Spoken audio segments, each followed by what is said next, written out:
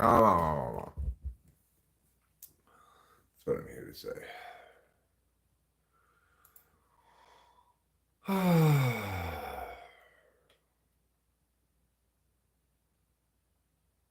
Sometimes, life can be challenging. Other times it can be easy.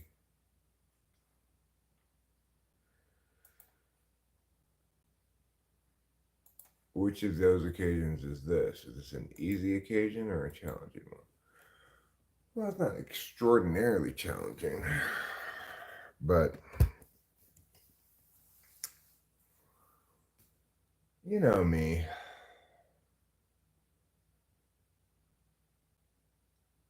It's always a matter of mood, right? What kind of a mood am I in right now? And the answer is I'm not really in a huge mood to do anything. I definitely have some chores I need to accomplish.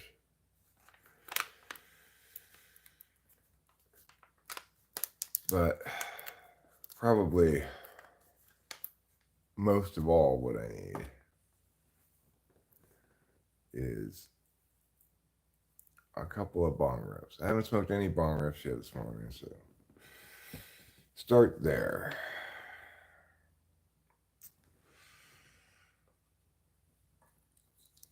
After multiple nights of sleeping peacefully together, trouble returned yesterday, and Rachel and I were unable to sleep together.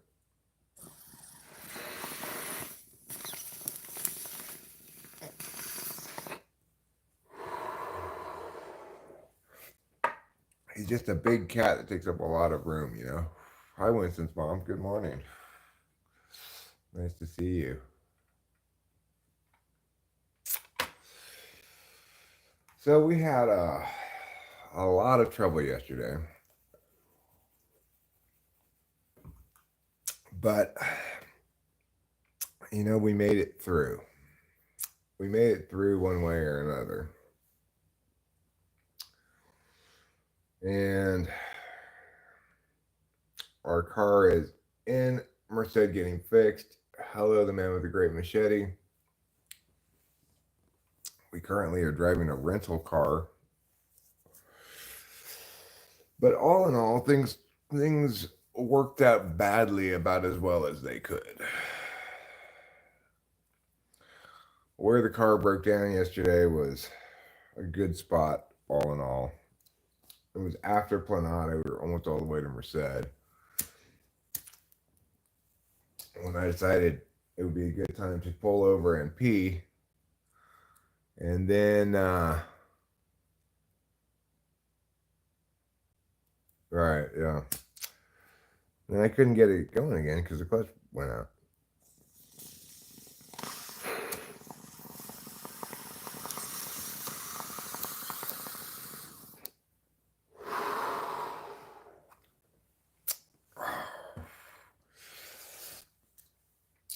So,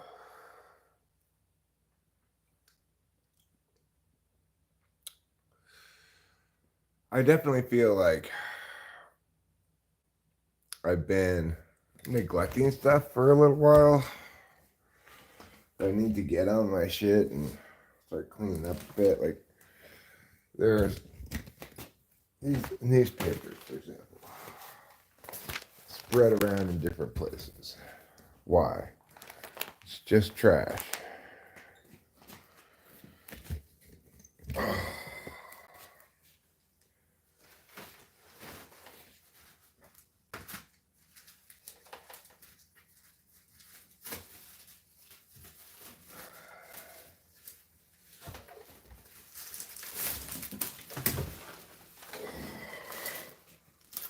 Let's get a couple bags of trash. Let's put them out in the trash can. That's a good start to our chores.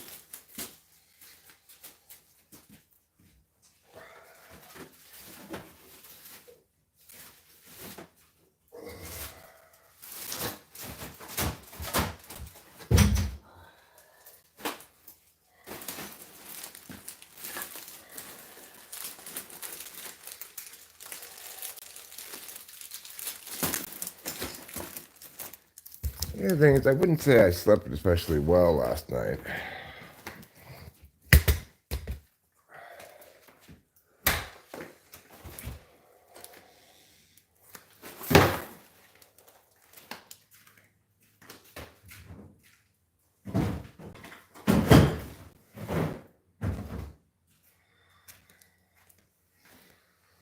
All right, well, that's a start. So it's hard to explain exactly why I didn't sleep very well last night. Hi, Jeremiah Fix. Yeah, it'll always be there.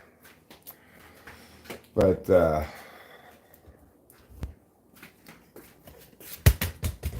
mean, it won't, though, Jeremiah Fix, right?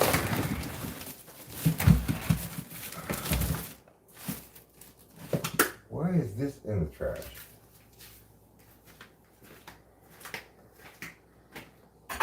How exactly that knife ended up in the trash, I do not know.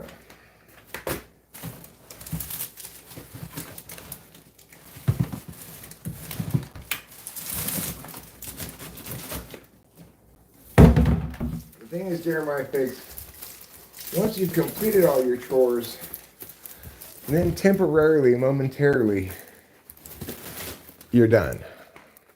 Yes, they will recur. It's true. But for a brief moment, you will be complete with your chores. And it's that brief moment of satisfaction that I'm looking for.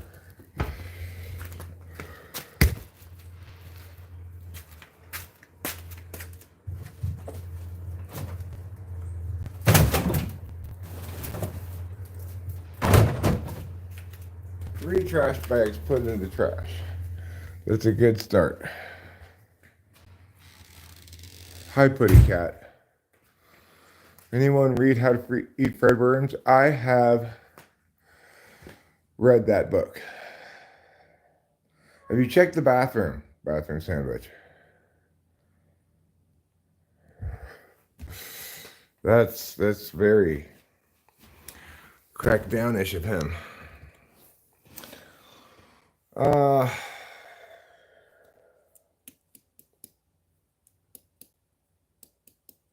I have read the book How to Eat Fred Worms when I was a kid. Naturally, it made me want to try to eat Fred Worms.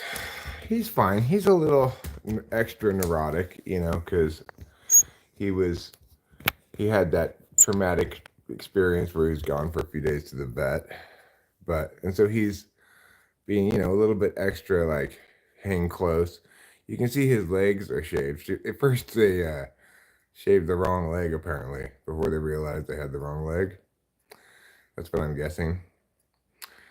Because you can see that one spot on his left leg that's shaved, but it was his right leg that was hurt. So I think they must have shaved the wrong part first.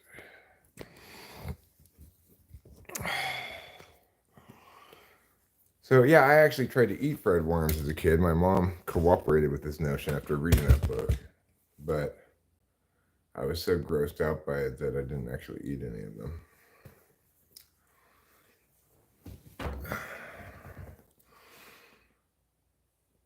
Yeah, he's got some antibiotics I'm supposed to give him, but the thing is, he's already had a few days of antibiotics. He's probably fine.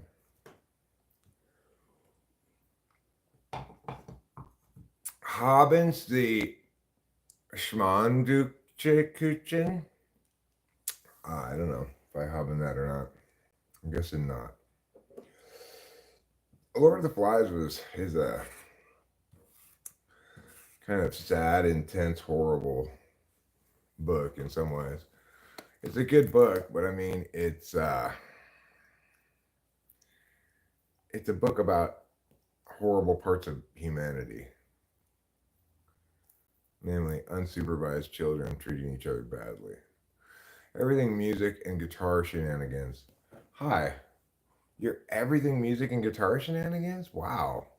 I like guitar. I have guitar shenanigans sometimes.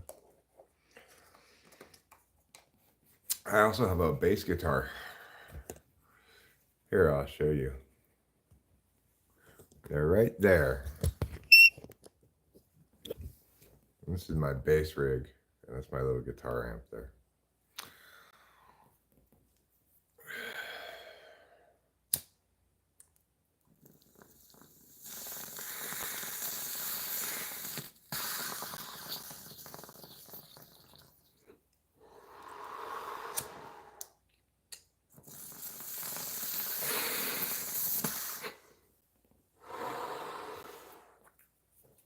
Well, maybe, since you're in charge of guitar shenanigans, yes, I've read The Great Gatsby. That's like Rachel's kind of favorite book, but not like in a positive way. I think Rachel understands that book as one that reveals the horrible truth about humanity. Oh, you like gear, huh? I don't have much gear. Not that much of a gearhead. I've been playing the guitar for a long time, but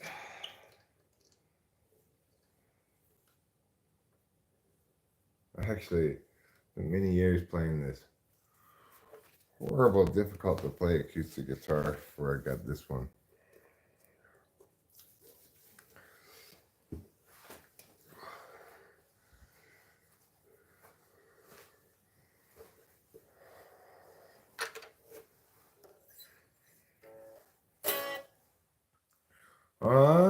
You might call me a rambling man, get to do a lot of something in the kicking game. But won't do an answer, get to call me name. My daddy wasn't well, there was no. I wasn't born and raised no good. Just white boy looking for straight to do nothing. I'm gonna find me a wealthy woman in a line of work. Don't take no diploma, cause I ain't got much to lose and lost the game.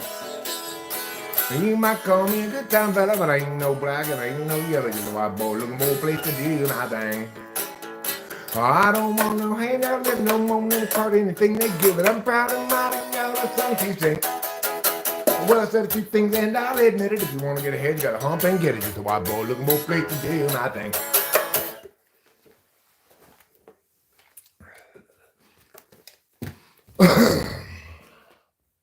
There's some guitar shenanigans for you.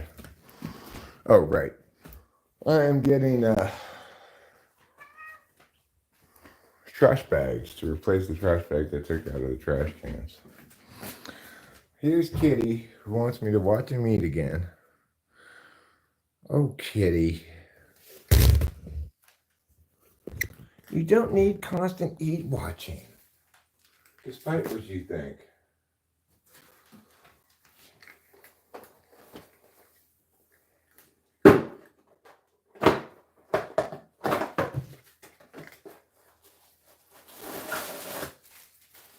One, two, three trash bags.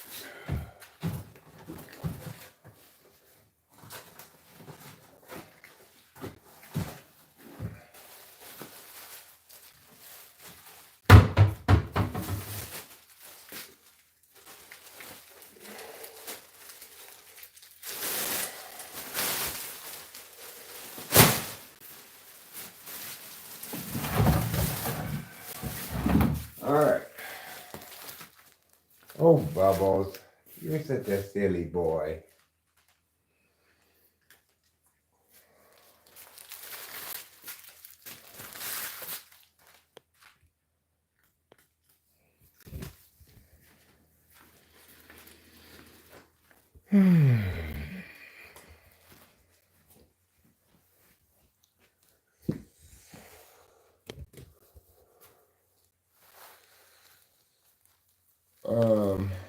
Yeah, I got that cat too.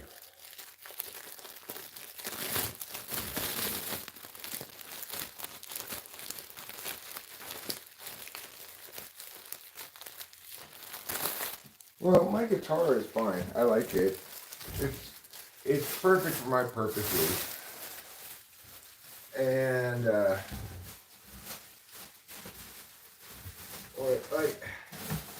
what Bubba Fett doesn't understand is that you can't know that, right? You have to evaluate it on its merits. So in that particular instance, I absolutely fucking killed it, right?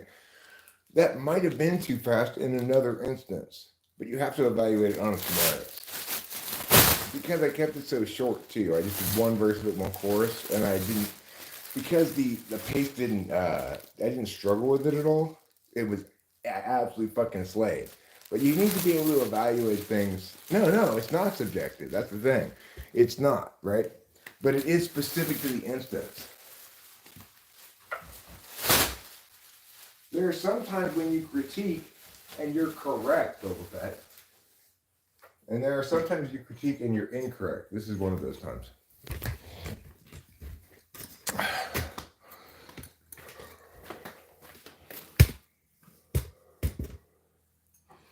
Because it's wrong to assume that every song necessarily has the correct tempo.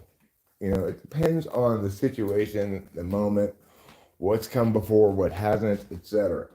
You've got to understand the role that framing plays. You would probably love that guitar I just played. It's from Indonesia. It's an LTD brand guitar. And it's got, what I like about it in particular is that it doesn't have any knobs on the front of it. I don't like knobs and shit on the front of the guitar because my right hand moves around a lot.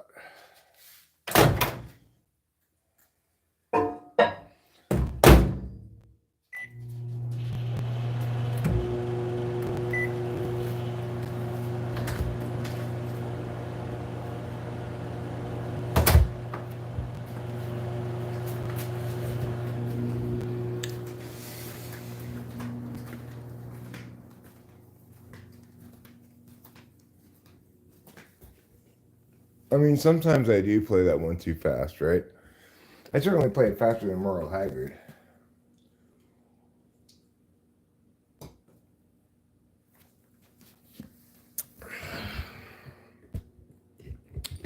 I mean, it depends how much I kill it, right? And whether it's too fast. That's what you're not taking into account. Like,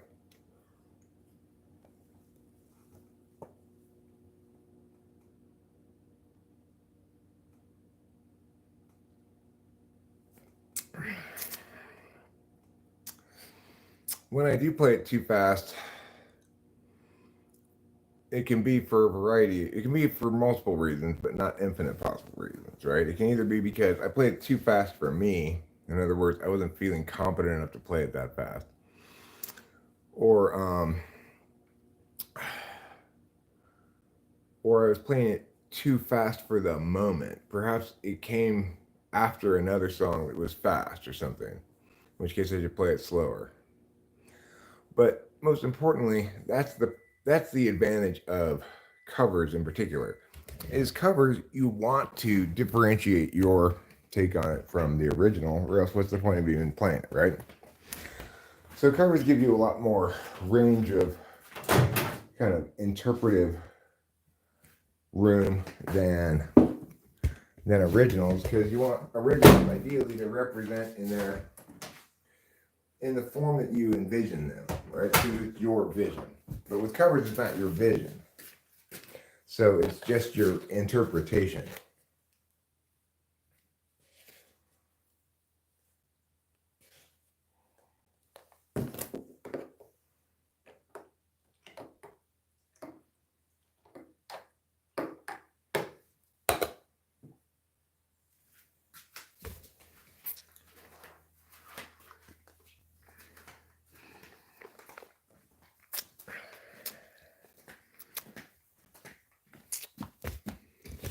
So yeah, I like that LTD guitar a lot. I like it. I like to plug it in sometimes, you know.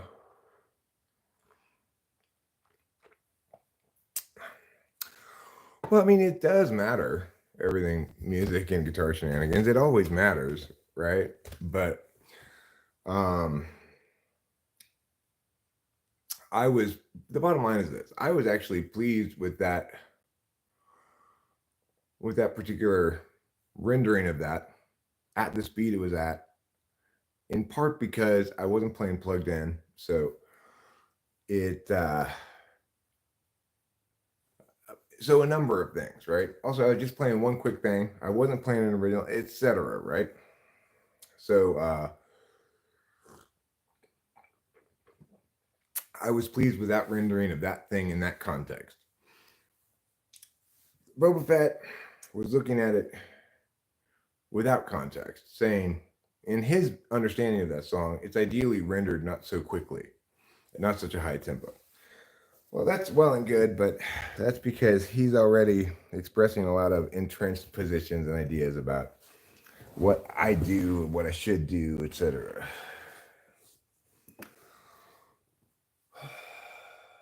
Okay, so chores. We've got a lot of mess around. That's true. We do have a lot of mess.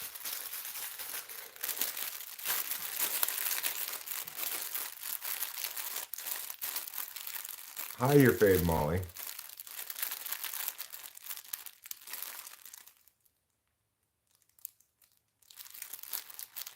Start reading the ancient Greeks, pal. Your awakening beckons you. I don't believe myself to be asleep.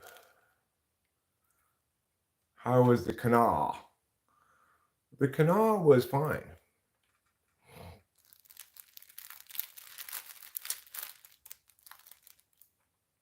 Chelly Chell, I'm going to put you on timeout for presuming that I'm broken and hurting. Hopefully, it breaks and hurts you a little bit.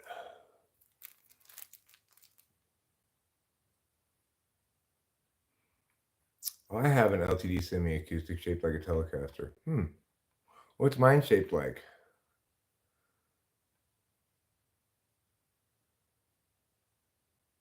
Right, well, that's the original. As I tried to explain, Boba Fett, there's a difference between originals and covers.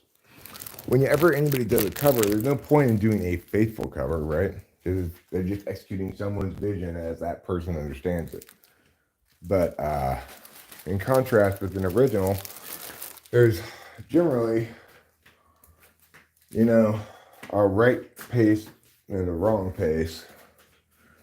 You need to have a vision about it. I'm not as, I guess you'd say, reliable about that with my own songs as I should be, probably. But that's the difference between originals and covers. There's no point in faithfully covering a song. Just at that point, you might as well just play the song on the stereo,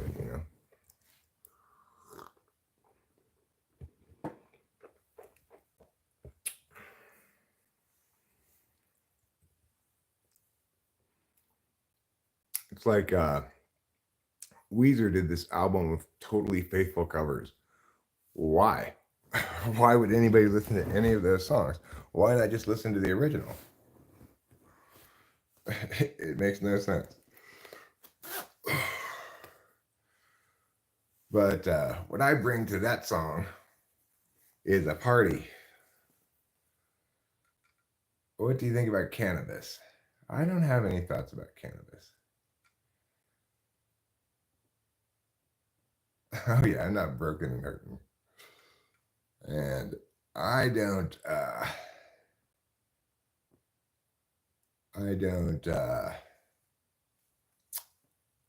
feel like putting up with this shit today. So what is the score of the Why Don't You See?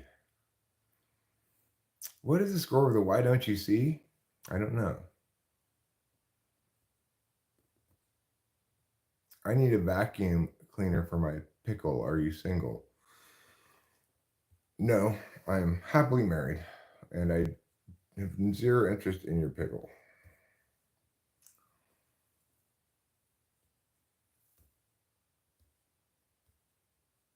And all right, well, we're just gonna have to agree that there are multiple instances in which I successfully execute that song to my satisfaction, and they're not all the same. One of them may be the instance you're talking about.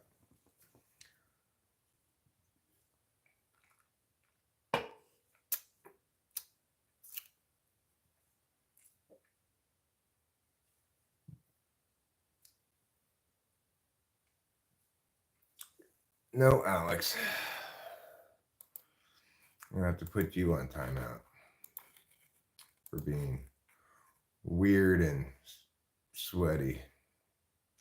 What do I think about X allowing porn? I think it's just gonna become uh, a mostly porn thing, right?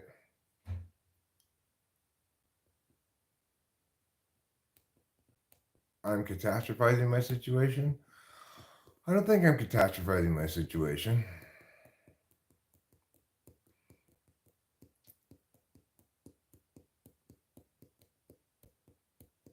Well, Alex may have forgotten that he's been here before, you know.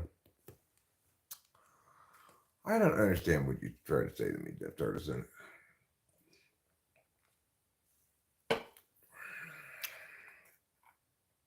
Are you just doing like quotes from movies or something? I just really don't know.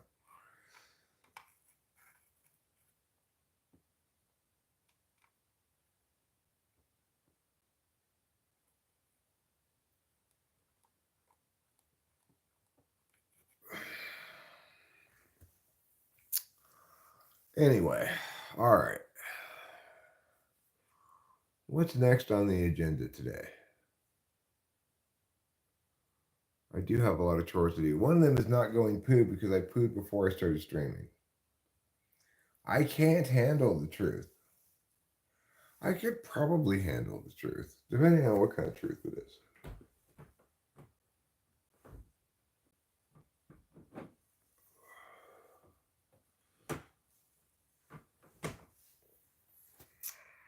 Rachel's in bed upstairs.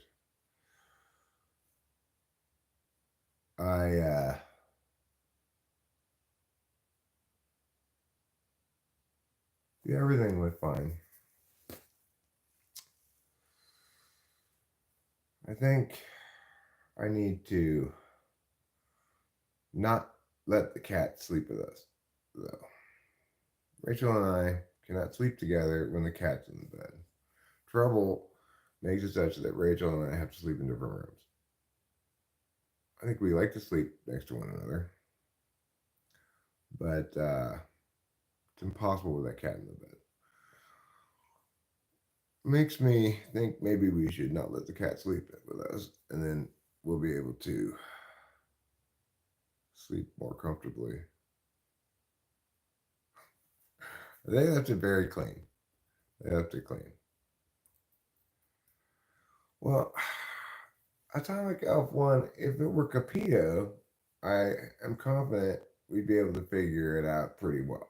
Because she's, uh, like, she's not a hog, right? Like, she curls up and, yeah.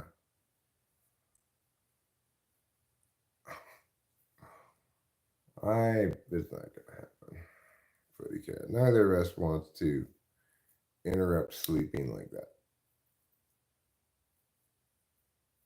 But Trouble's a big cat. He's constantly pushed against one of us. Like, he can't tolerate the idea that we're not touching while we're sleeping.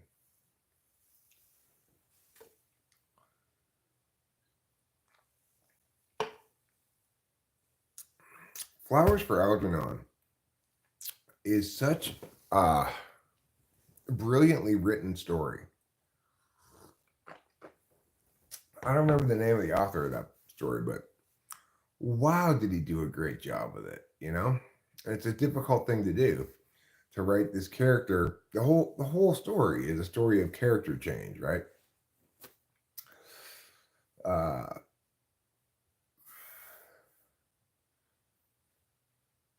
You missed your cats. Yeah, really, really well crafted piece of work.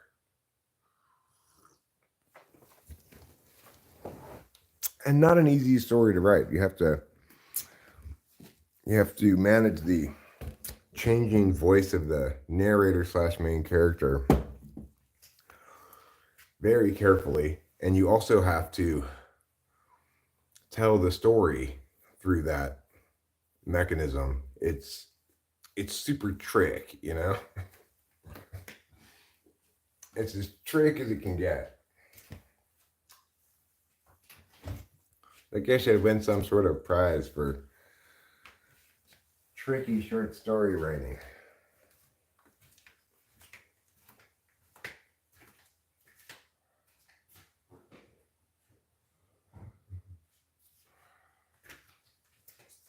You know what else is a super tricky, awesome little story? It does a lot in a little time.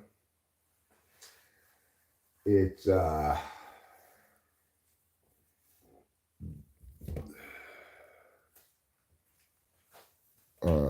The Open Window by Saki. The author is Daniel Keyes, huh? Huh. What do you know? Saki. The Open Window by Saki is also very clever little story like that. It's way shorter. The Open Window is not long at all. Okay.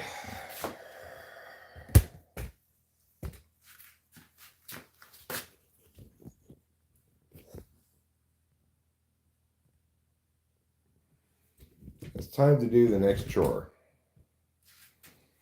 Are you ready? Are you ready for chores? Are you ready to do some mores? Are you ready? Are you ready for chores? Because now's the time for chores.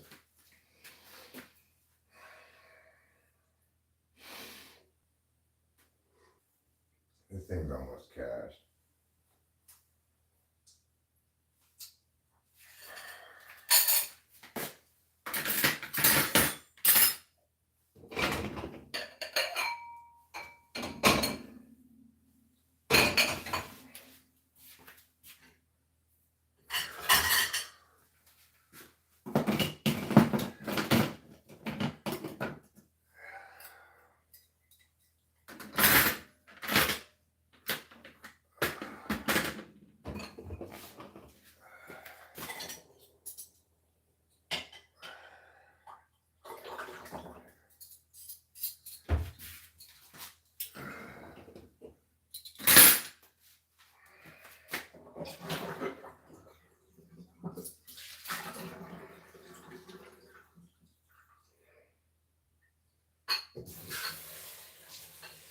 Kitty, get down, please.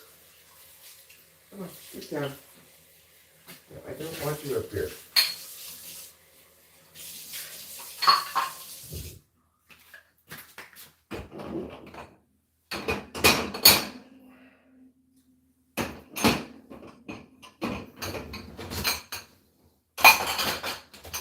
Okay, Kitty, down you go. Thank you.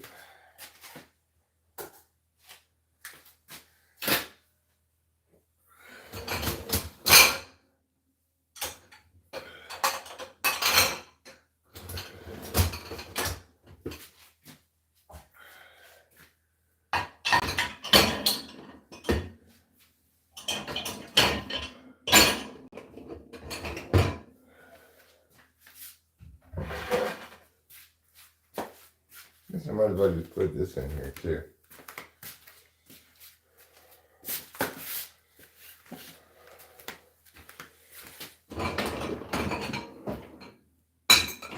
It fits. Does it fit? It does fit.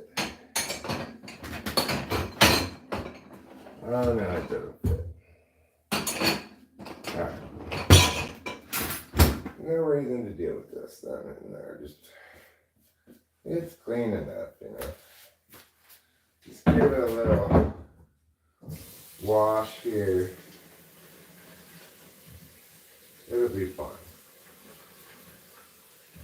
It'll be fine, everybody. It doesn't have to be perfect, okay?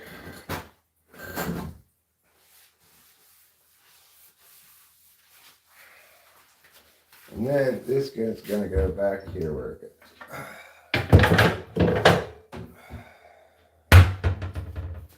Alright, we've done a little cleaning. Let's go back in the living room now.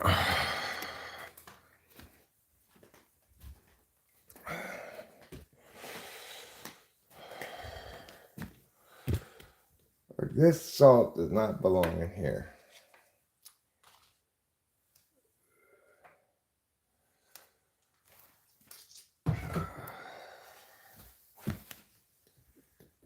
Such a mess. Pluralism is a merciful narcotic. What an amazing quote, right? What an amazing quote. Put it wise ways and use the hole at the bottom to help you lean it towards the door. I could have done that, Jonathan Earl, but I chose not to. Mother, may I go in Maffick, tear around and hinder traffic.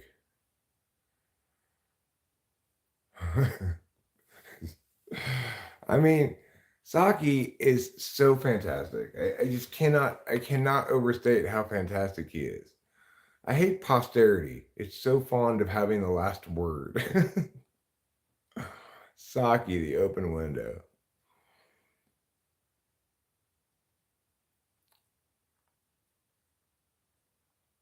Is a book I recommend by Saki. I mean, a story I recommend by Saki. I mean, I recommend everything by Saki.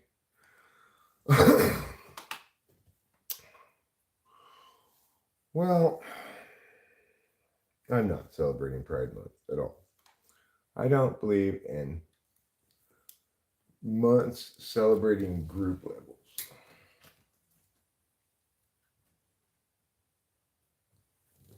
I think we should just get over this whole group label thing already.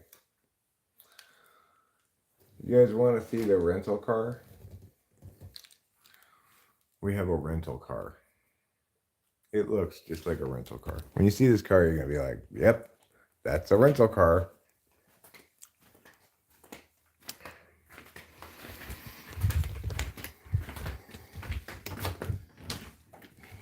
Like, rental cars are always so just bland, you know?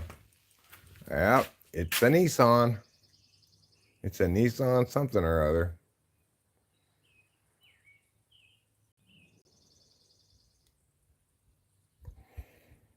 It's just, it's like, it's a Nissan Versa. I've never even heard of a Nissan Versa before. It's the kind of car you get as a rental car. It's like Nissan made these one kind of cars that nobody wanted called Versas, so they sell them to the rental car company.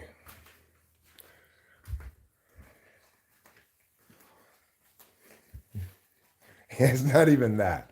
If I mean, we should be so lucky to have a Sentra Putty Cat. That would be, that's way too fancy for a rental car. We have a Nissan Versa. You've never heard of it? I haven't either. You and your Sentra lifestyle with your caviar and your rental Sentras. No, Putty Cat. That's not the real world, okay? I'm sure they do get them for cheap.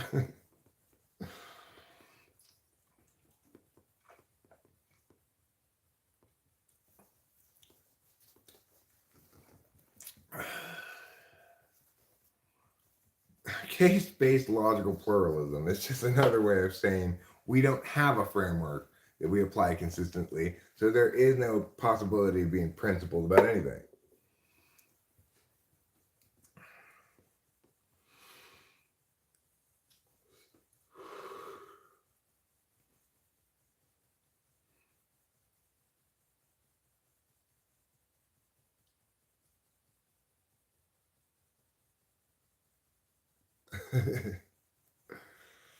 Well, you don't seem to get it, Ruben. He uses the power of cuteness against me.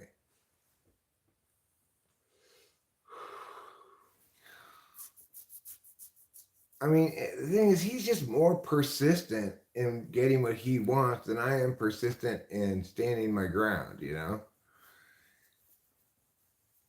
He's got no quit in him. I've got a lot of quit in me. I don't doubt he misses the turbo toilet. Who wouldn't miss this toilet? It's the greatest toilet I've ever sat on.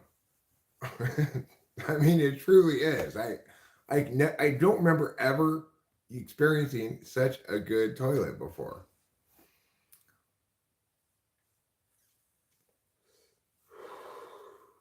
I'm a bit of a pushover, yeah. Well, I can't stand to see like when his leg didn't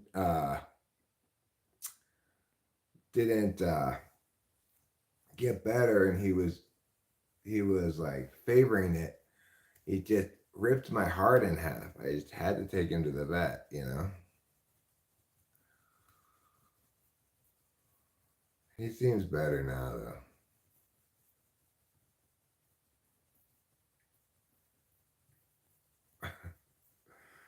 I think instead of closing the door, we'll just have to put him on the floor, you know. But if we're gonna do that, we'll have to do it. We'll have to be persistent about it, right? We just have to keep putting him on the floor.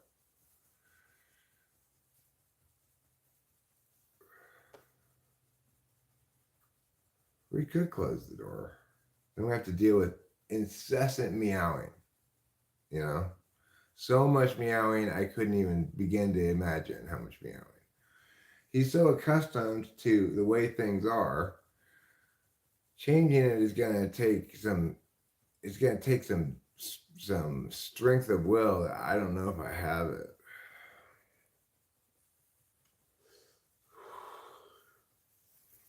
Yeah, is it hot in San Antonio? Ruben, it says it's 88 here. That's really hot for here. I got my jacket on. Probably should take it off. If I get earplugs, we won't hear the meowing. I guess after a few nights he'll get used to it, but he won't like it.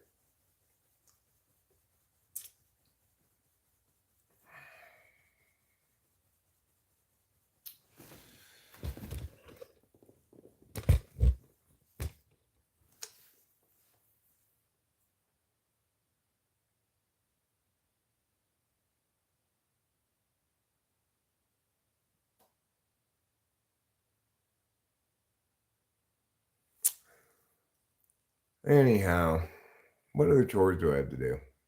I should start the dishwasher. That's what I should do. Happy Hate Crime Month. I'm pretty sure it's not a hate crime month. Quid pro quo?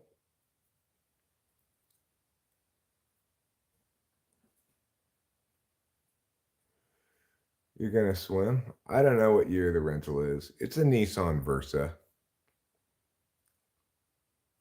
I remember when I called it the tone the time will be lady. I don't remember it calling it temperature lady. I don't think I ever called any temperature lady, but I did call the tone the time will be lady plenty of times. That was a regular occurrence during my childhood, my teenagehood even. Like, what time is it? Call the time lady. At the tone, the time will be 8:51 and 30 seconds.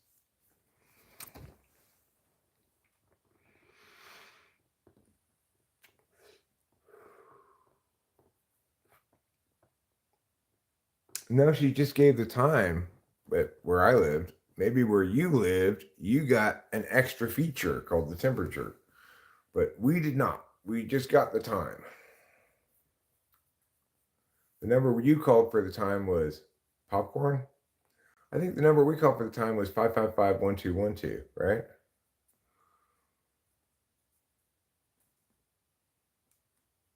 You missed jury duty while in Cali. Aw, that's sad. Jury duty's so fun. I want jury duty. Can I go to the court and tell them to give me jury duty? Hey, Mariposa County, why have you not called me for jury duty? Does the rental have a sunroof? No, it's very bare bones. It has a USB thing in it, but it doesn't work. You can't actually charge. No 411, Putty Cat. You call 411 for information.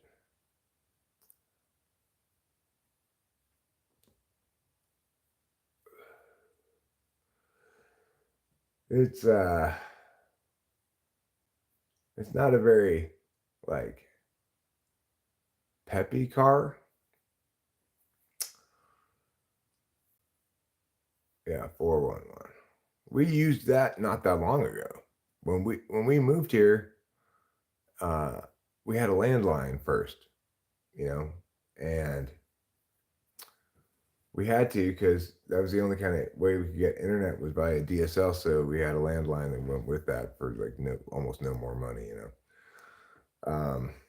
And when the power went out and we had no internet and we didn't have a generator yet, we used 411 to make calls. Like there's no other way to know what the number was, right? So we just called 411 and said, "Hey, what's the number of meow?"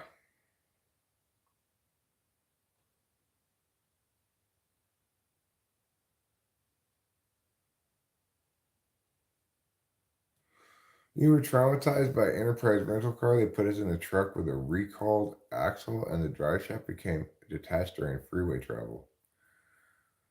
The last time I called up for a trial was interesting. A couple of guys had died in a VW that caught fire and the family was suing. I had to bow out because I was looking for work. Hmm.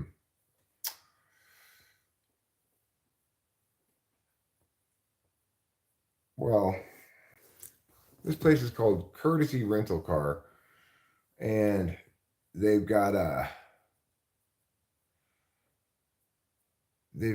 some kind of like deal set up with the auto place that I got to fix my car. I had my car towed to the auto place. I explained to them what was going on when we lived in Mariposa, etc. And they said, "Well, we have a. You want me to call the rental car company for you?" And she's like, "Because I can, if you call, I'll call courtesy for you, and we have a deal or whatever between us." So it just basically meant I didn't have to put down as much of a security deposit, which I don't really care. I think I got a little bit of a discount or something too, but whatever. The point is, I got the cheapest rental car we could get. We have to have it for a whole week, so it's still going to cost like $500. So it goes.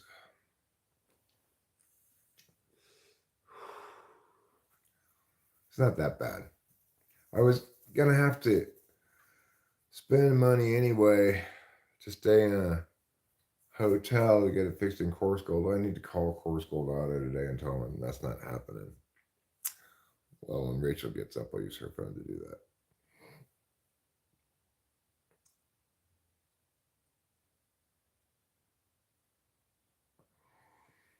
that. It happened right outside La Cruz, New Mexico. It started a 24-hour bullshit-a-thon that took I and my best friend to the very edge of sanity.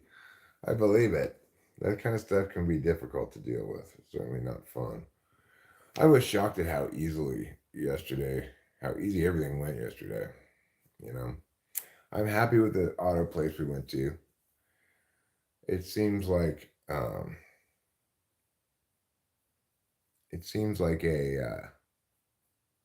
honest place. I don't know. The guy, I liked the guy and the lady. The piano was fine. Rachel seemed to like it a little bit more than I did.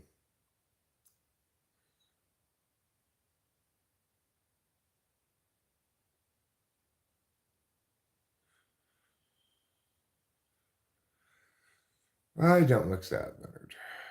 Hi, Brown Monk 10. What is good?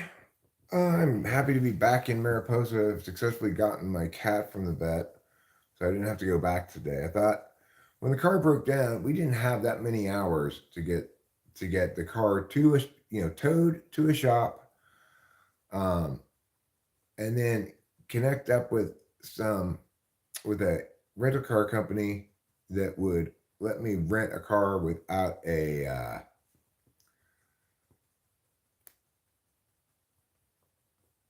um, without a credit card. I don't have a credit card. I just have my debit card.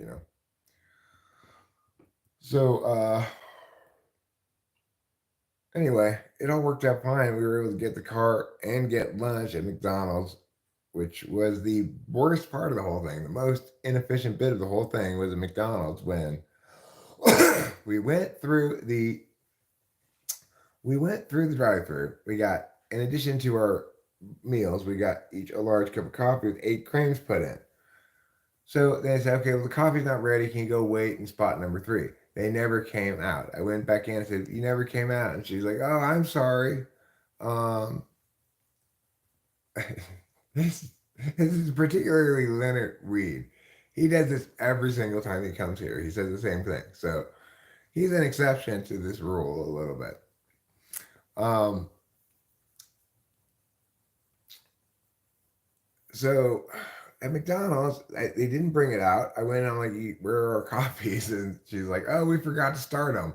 We'll bring them out. They didn't bring them out again. I went in and she had them there. She's like, oh, sorry, I forgot to bring them out. I'm like, oh my God. Fine, just give it to me. And then she gave me this bag. I'm like, this isn't for us. She's like, no, your creams are in there. I said, are you kidding me? What? Okay, fine.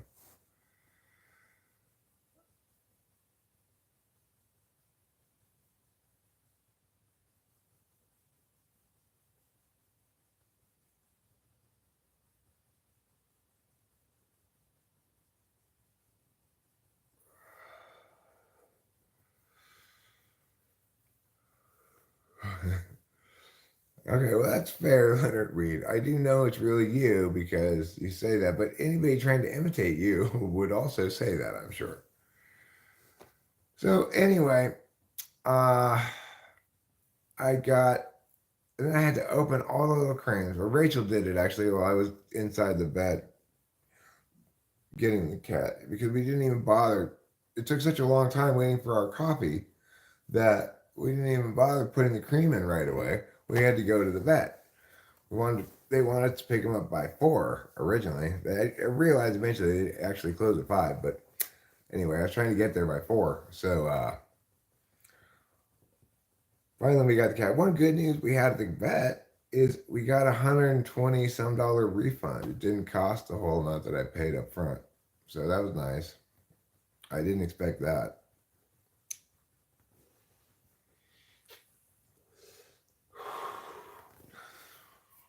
So anyway, that was my story of yesterday's mess. But somehow, even though we didn't leave till like noon or something, so we broke down maybe 1 o'clock or something. Hi, Jess Colonel. Um, he's supposed to get it at 6 o'clock,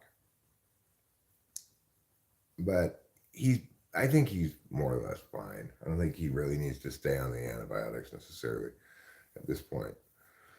Hi, Jess Colonel. What's up? Not a whole lot. Doing some chores. Did I give them a tip? I didn't give anybody a tip. No.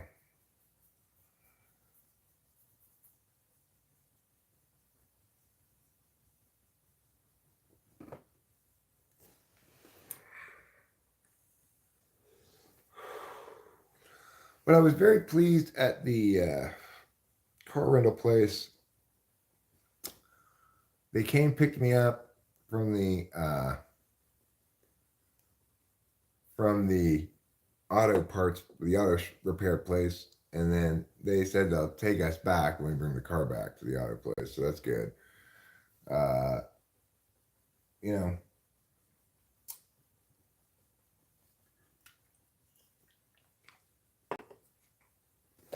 I don't think I have any liability insurance on my car right now. I think I just let it lapse. And you're supposed to have liability insurance, so I have to pay extra per day for liability insurance. If I had liability insurance on my car, I could have applied it to the rental car somehow. But whatever. Was it a urinary tract infection? No, there was no urinary tract infection. Do I work out? No, I don't work out. I do chores. Does that count as working out?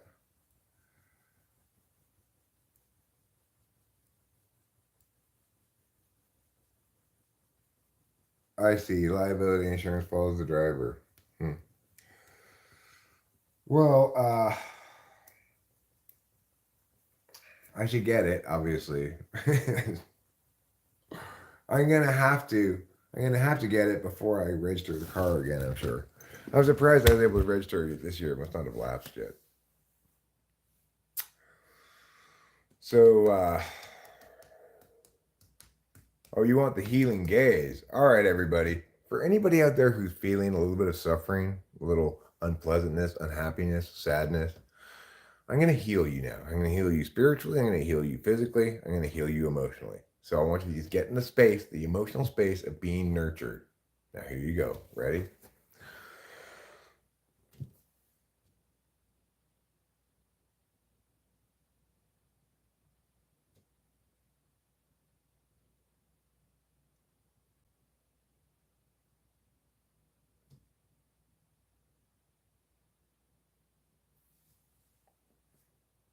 Namaste.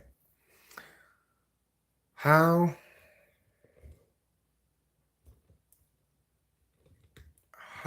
healed do you feel right now? Why don't you learn computering? You've got a lot of time. Make iPhone apps. I'm doing this. I'm doing this important work right here.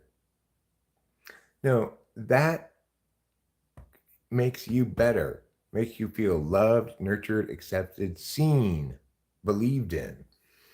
You can glean all of that from my healing gaze.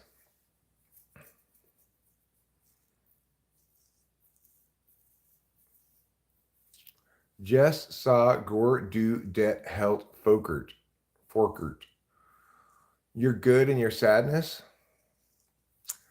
You're welcome, Michael LeBron. Because it has the healing power of gaze. Gaze. Now that would be a good app for your phone, right? It's an app where you push a button on your phone and you receive 30 seconds of my healing gaze.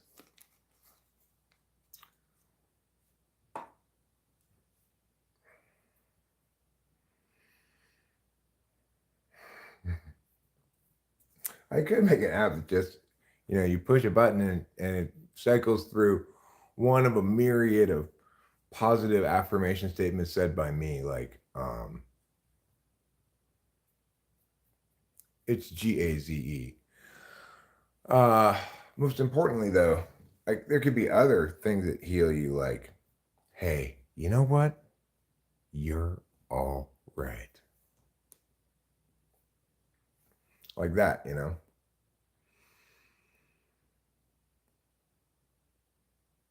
Yeah, I am kind of exactly where I want to be right now, which is to say, I don't feel like I've got too much time on my hands. I feel like I've got all I can handle, even though it's almost nothing. It's crazy, but that's how I feel. I feel like I'm still recovering from a whole lifetime of having to set aside my subjective interests in favor of something else.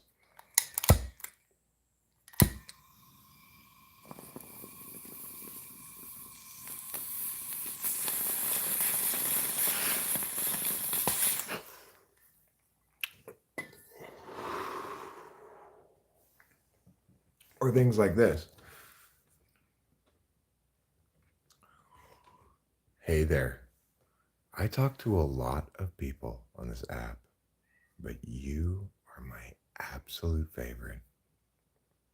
It's true. Like that, right? Who wouldn't want that?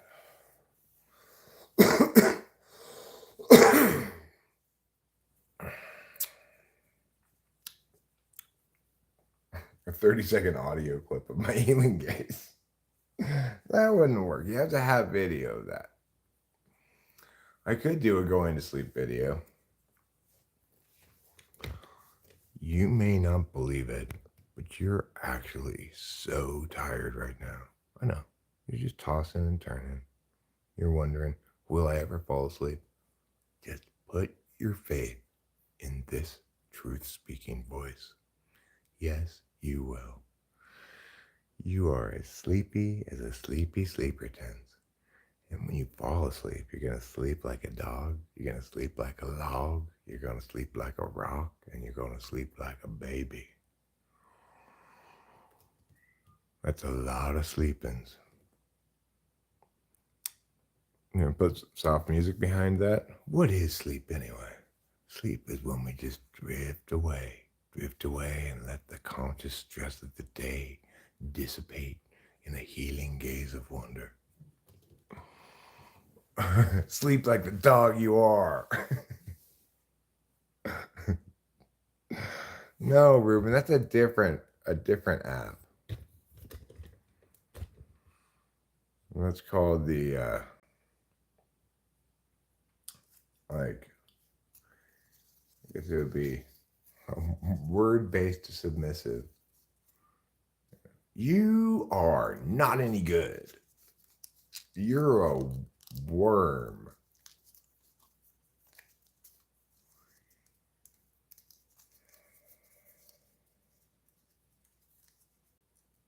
So what medication do you think you want to take, Jess Colonel? If talking's no good, only medication.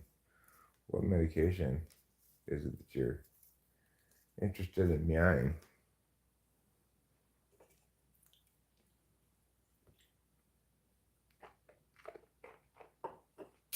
Rise and shine, maggots!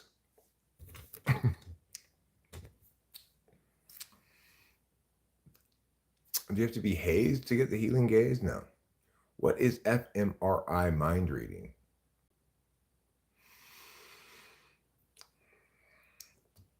Is it the Female Mind Reading Institute?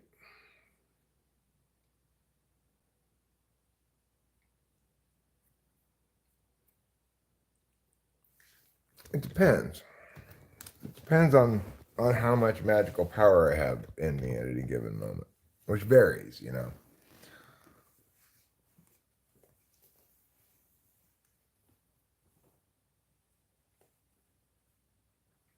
Oh, you think that James Ortiz entered his Google search into the live chat? You think that's what happened? What's the Female Mind Reading Institute? It's like one of those pickup artist things. I think he might have entered his Googles. I think it's quite possible. When you said that, I was like, oh, that's probably what happened. I would suspect that is what happened. Now I'm going to Google search it. Along possibly with Edward Snowden.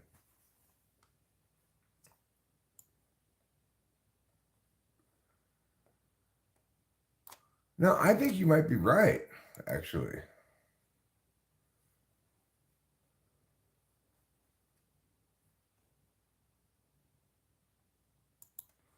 Well, here's a story about it. Mind reading machines are here. Is it time to worry? Neuroethicists are split on whether a study that uses brain scans and AI to decode imagined speech poses a threat to mental privacy.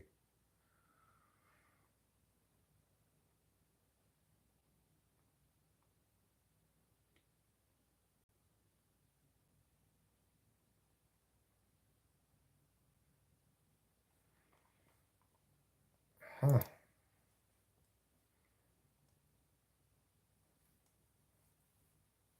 Hi, Liam Icky.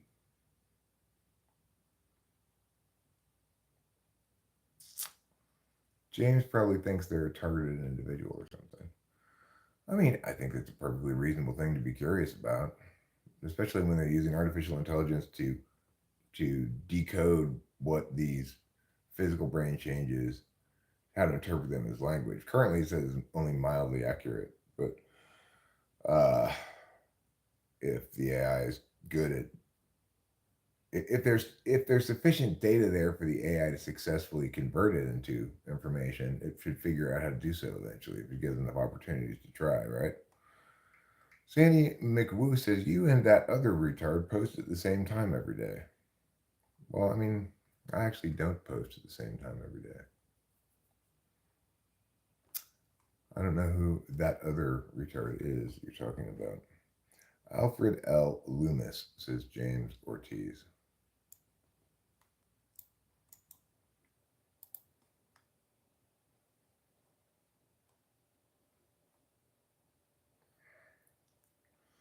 You know what's absolutely fascinating? If you want to watch an absolutely fascinating video, okay, okay, what are you meowing about? Meow, meow, meow. Okay, so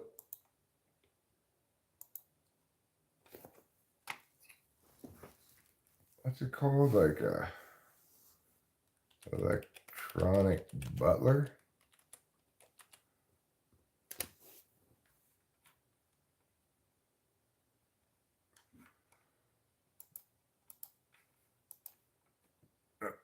No. Electronic butler. Watched. Aha. It's this one.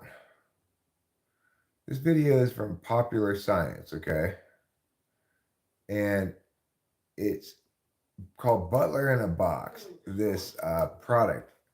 This is an absolutely fascinating video. I want to know about the guy who came up with this shit. There's a guy who invented this thing who's done all kinds of crazy things. Here's the video, okay? If you want to watch it.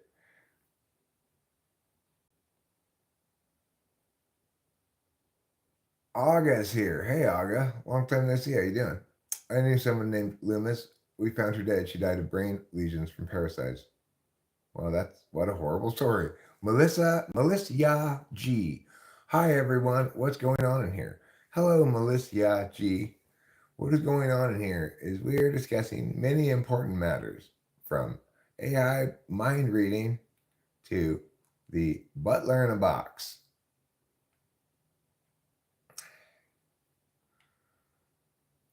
So, Jonathan Earl says, no, I'll just continue to be asexual. I swear I'll reproduce any day. Reproduction at this point in history is a questionable endeavor, I think, is the wisdom of it. So this Butler in a Box first came out in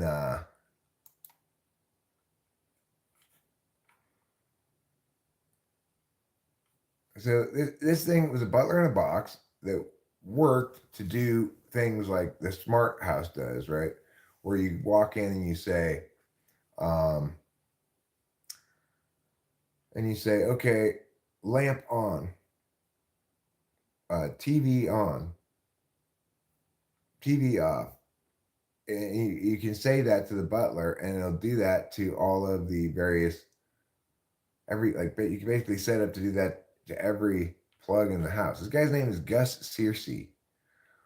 And the thing is, it works. Okay, it's not a scam. This thing works, but it's incredibly difficult to get it to work. It and it's from 1983. Okay, it's from 1983.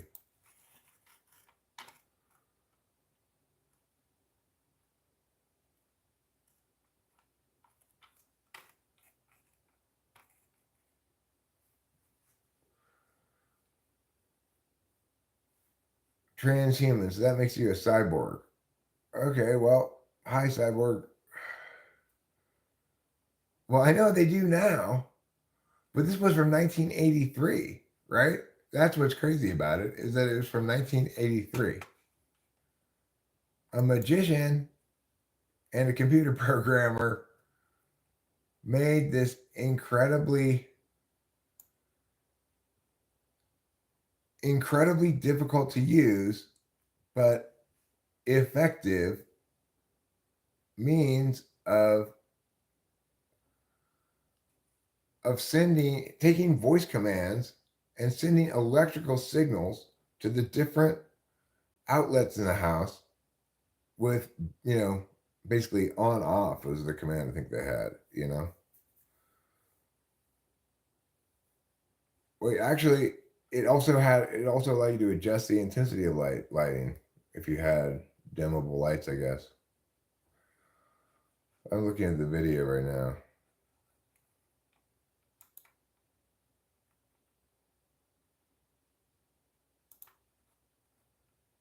So this guy eventually gets this thing so that he can turn on this lamp. If he wanted to do it again, then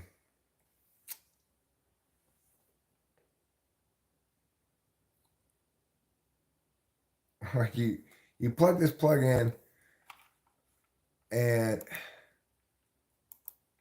you gotta set it up like this, you know. You gotta have a bunch of different plugs, each of which has settings like A1 through 16. Okay. And then you fill it in like this.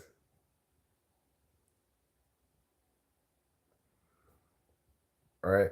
This is how you have to set it up. So to get a whole house set up on this thing, it would take forever, right? I mean, it's a big undertaking. The manual is incredibly dense and hard to understand. You can control virtual reality. It's a laser with LORAN. I don't remember them myself, but I know of their existence.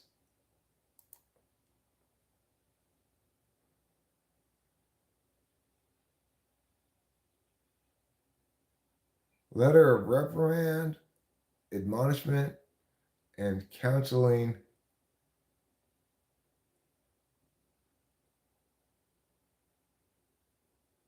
No, I don't know what LORAN stands for. I don't see anything about it.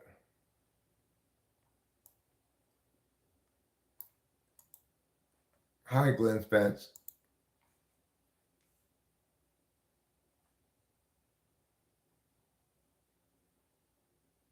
I don't know what you're talking about. I even Googled it and I still don't know what you're talking about.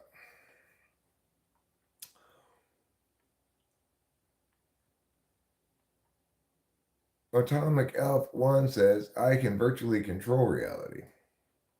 Also, nervous system manipulation. Who's manipulating whose nervous system for what reason? I got a Nim. I just want an AI boyfriend. I already flirt with ChatGPT. Really? Well,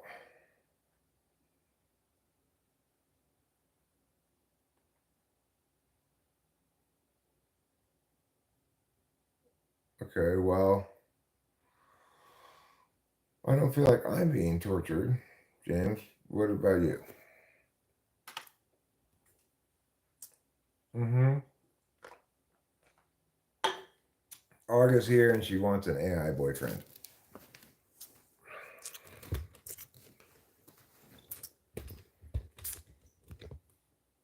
Right, the clapper is yes, it is kern nectar. The clapper is kind of the same thing as that butler, but obviously you can only have one clap thing per room, and it's the same command for everything. Whereas, like at the end of this thing, he demonstrates it working. He says, uh, like I forget the exact set of words he uses, but it takes him like a command to get the butler to be hearing him and ready to receive a command, I guess. And then he says, like lamp on, and it turns on. You have a new housemate. She's an NE Dom. I think ENFP or ENTP. It's been a hilarious week. I bet. My sister used to have a clapper keychain. We used to play hide and seek with it.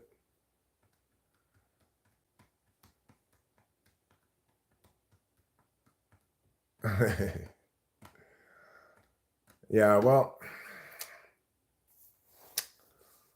that doesn't surprise me that you feel very similar. So I quit smoking about more than a month ago, but obviously I still have every day moments like the one I just had right there where I feel like I wish I had a cigarette. But, you know, I'm happy to have given that up. I'm not going to take off my shirt and flex, okay? Luminami. Is that the new name for the Illuminati? Is the Illuminami? That's the Hawaiian name for the Illuminati, is the Luminami. Illuminamini manami numanamine. Illuminamini manami numanamine. Booty Cat says, I tried phone sex once, but the holes were too small. That's a landline joke. Wait till she steals your man, Aga.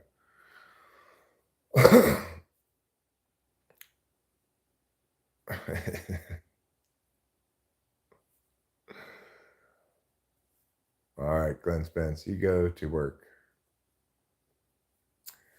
Atomic Elf says 3 years sober and I still have moments when I think, oh, a drink would be really good right now. Yeah, that's when I don't really think anymore. I'm now 10 years plus, and that one doesn't. I don't feel that way anymore.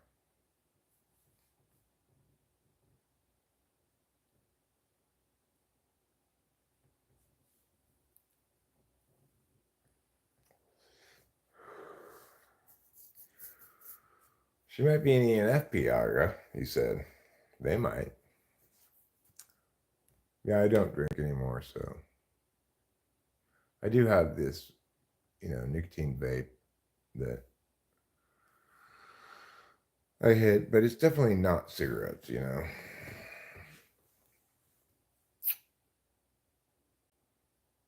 How long did I feel that way? A few years? Yeah, I don't remember exactly how long I felt that way, but it was at least a few years with alcohol.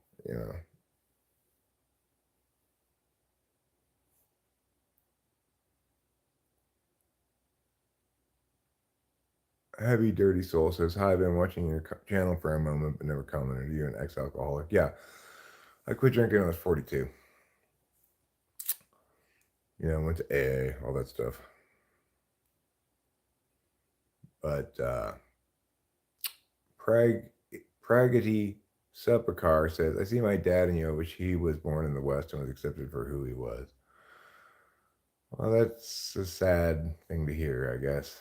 I'm sorry that it worked out poorly for your father.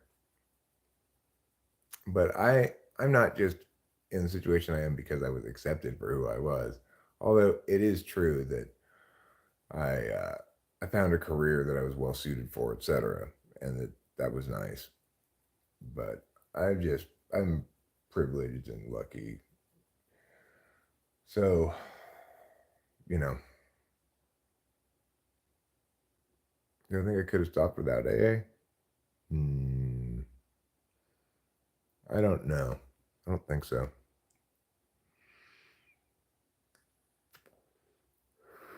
William, you want healing, huh? You're going through benzo withdrawal at the moment. This is pure hell. I'm afraid I have brain injury.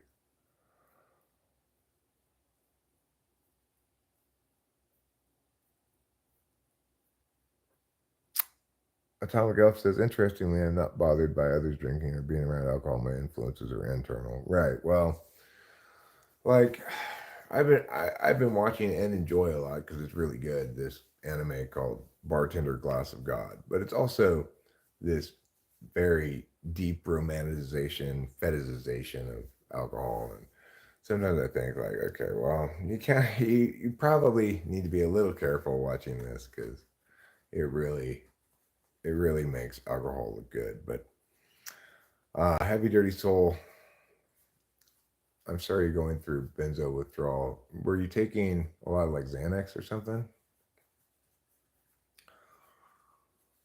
My wife takes half a Klonopin every day at bedtime. It's part of a combination of meds that she needs for her bipolar. But she's going to be on it for the rest of her life, so it's not really a big deal. And she's not taking it recreationally or anything. I've never quite understood how. I mean, I get how you take some of them are more euphoric than others, right? Like Valium and Xanax are fairly euphoric, whereas uh, Klonopin is not very euphoric.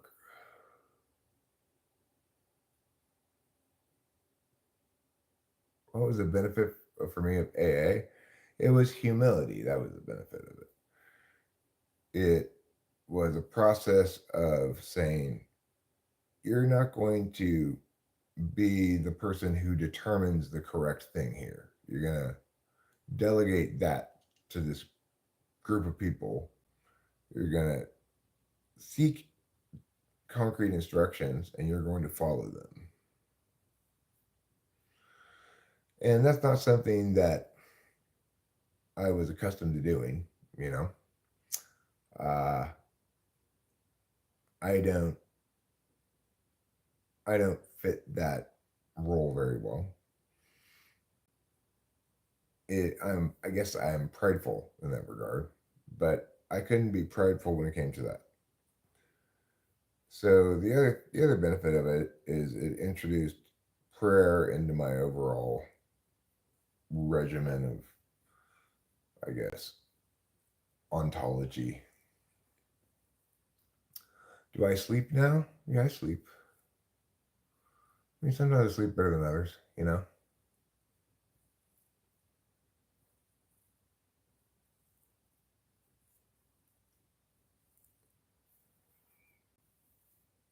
Yeah, well,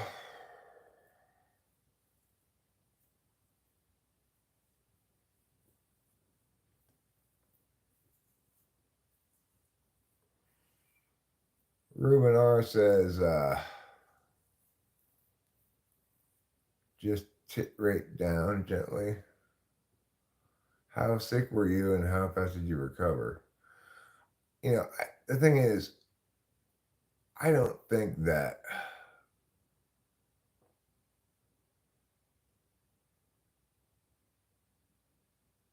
I don't think that like Rachel, if she say skips a day of Klonopin, which she does sometimes, she doesn't seem to experience any symptoms of withdrawal or anything. Every once in a while, I'll take half a Klonopin if I want to sleep really well. If you don't sleep, then you're moving into psychosis, James Ortiz. And you need to go see a doctor. That's what happened with Rachel. She didn't sleep for at least a week, and she was in a complete fugue state, psychotic break. Yeah, I've heard of Mortal Kombat. Sure, I've played Mortal Kombat before.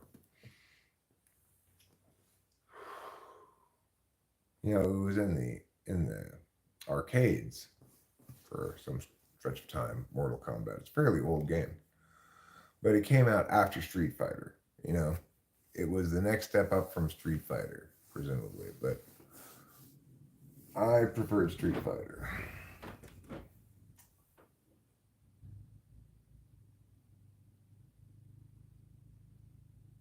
What's going on? I hear some kind of truck. KO. Oh, it's the mailman. Thank you.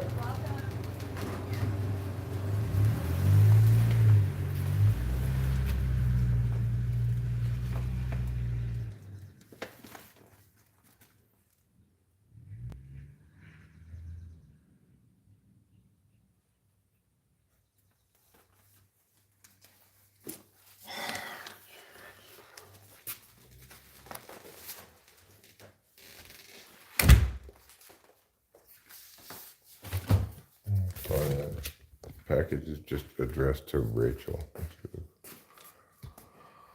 Having a last name. Yeah, finish him is from Mortal Kombat. It's true.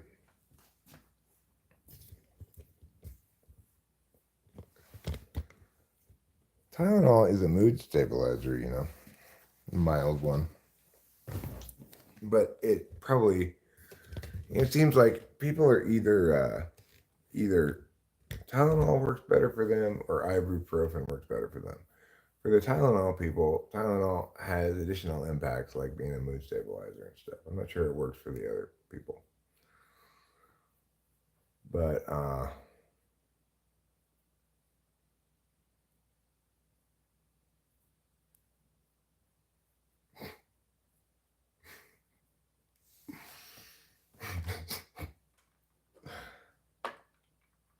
Pepe, I am removing that, okay? Right now.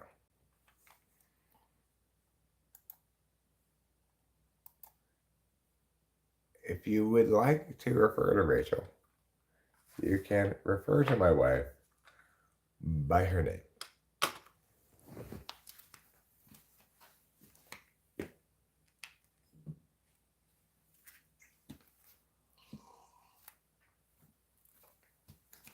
If you are not sleeping at all, James Ortiz, then you're probably having a psychotic break. I know I've been around somebody experiencing that. I've dealt with that.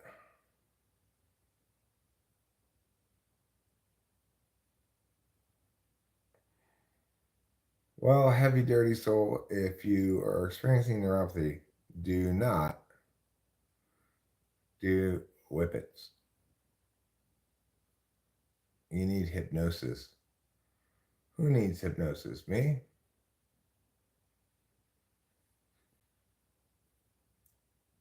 Goblin had a gang stalking CIA psychosis for 2 years.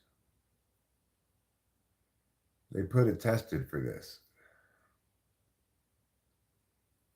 Okay. Well,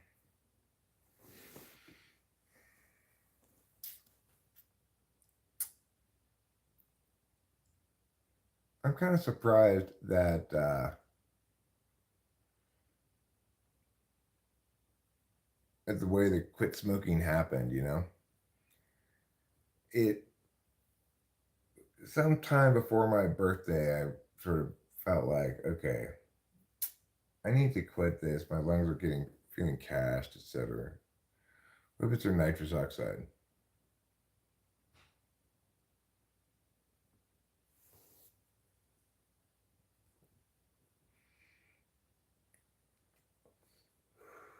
What does psychotic brain mean?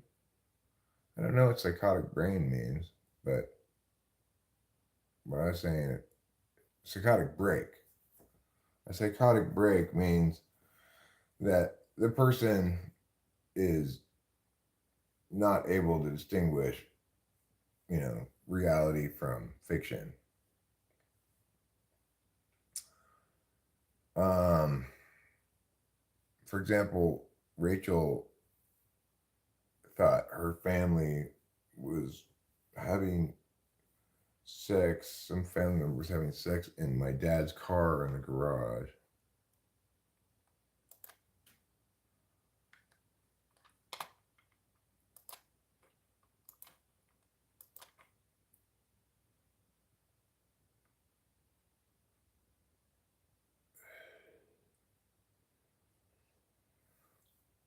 And she squirted a hose into my dad's car in the garage.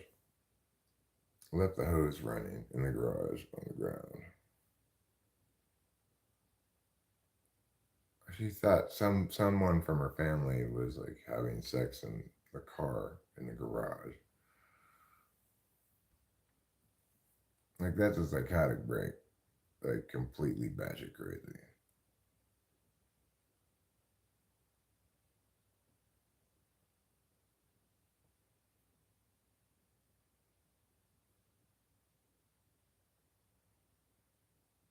It was nuts, I'll tell you. I didn't understand what like crazy was before.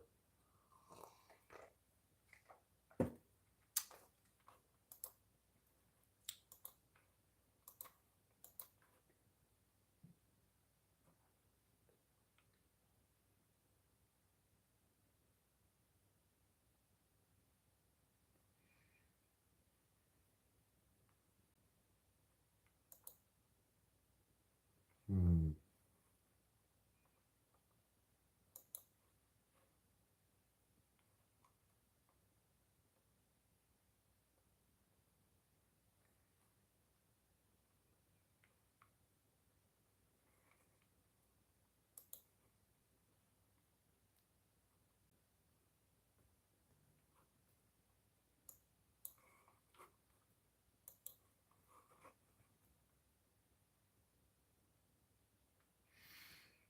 I'm hard to hear. Sorry to hear that. I've heard this complaint from multiple people. I need to get a. I need to get a. Uh,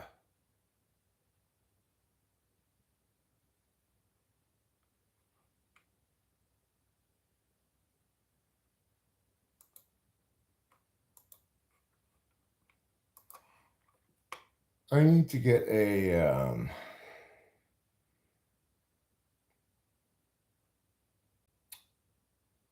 Lost my train of thought.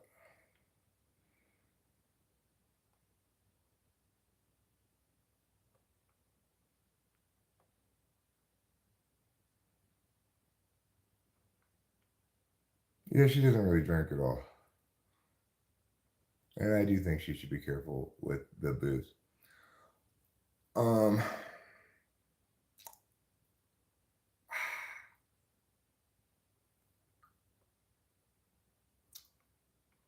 voices the fray effect. I don't know what that means or what that refers to.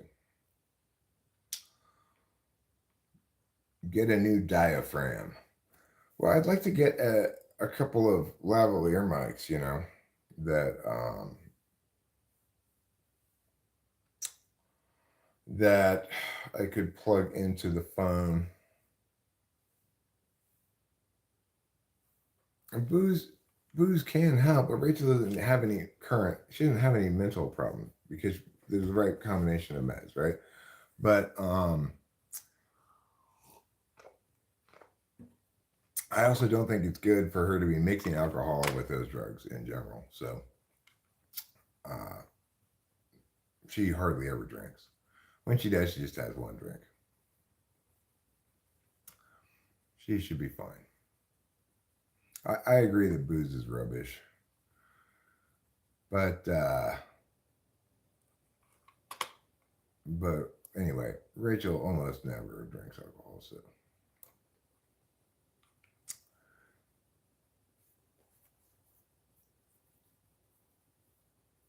She does smoke a lot of pot. That's true. And plenty of people say that smoking weed is bad if you've got these kind of problems, right? If you've got bipolar mania. But Rachel, that's not Rachel's experience at all. And she really likes to smoke weed, and she smokes a lot of it, Or smokes a lot of concentrate anyway.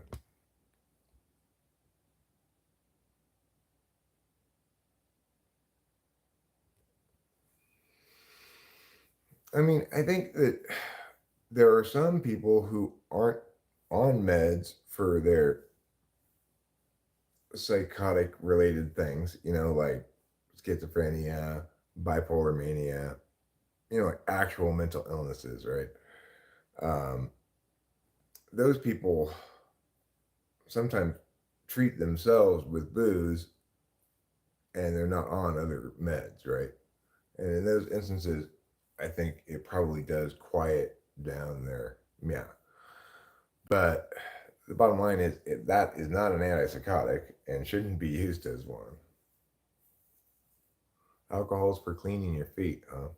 Some people who have issues with anxiety don't do well with cannabis. I agree, but Rachel doesn't seem to have those kind of problems. Middle Eastern religion tradition. Okay, well, Thanks for your ridiculous and divisive statement. She's had a gin and tonic, and she had a jive turkey, or part of a jive turkey, I think. Who's better, Mike Tyson or Jake Paul? Well, I mean, Mike Tyson can't even make the fight because of his ulcers. So I'm going to say Jake Paul, I guess, at the moment. Bimba Barhalev is from Siberia, apparently. Good for you, Bimba Barhalev. I like your name, Bimba Barhalev. Bimba Barhalev really rolls off the tongue. Where is Rachel? Is she okay? She's upstairs sleeping. Is she okay? As far as I know, she should be fine. She was fine when last I saw her. Would you guys like to go peek in on her? We could. Want to go peek in on Rachel? Let's go. Please wait. What? Why should I wait? Bimba Barhalev. Why should I wait before I check on Rachel? Hi, John. How's it going?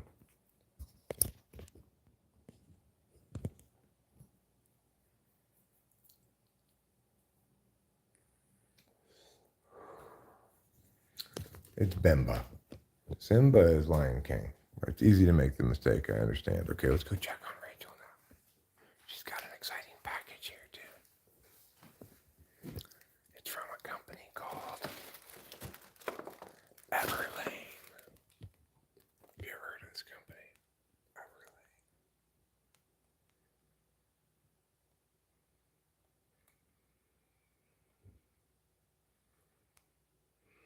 The canning yesterday was it was interesting. Rachel liked it more than I did. To me, it was a little bit too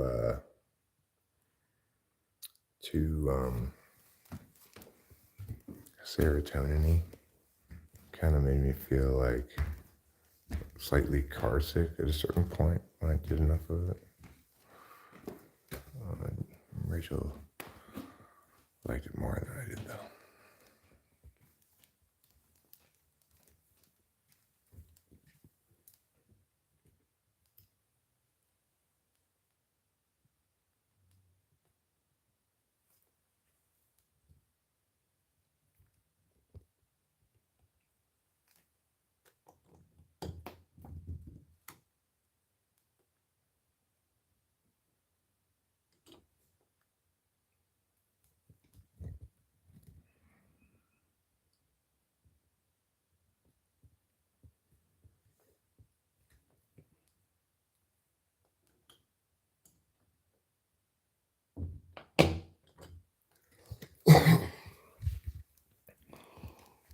I think Rachel minds me showing her sleeping, but I think she minds me showing her room when it's messy. And she thinks people are going to judge her. I just think, well, maybe I should get in there and help her clean her room or something. Anyway, she's sleeping like a little angel. She doesn't go to sleep till super late, you know. She doesn't really fall asleep till like 2 or 3 in the morning, it seems like. She's sleeping on her side.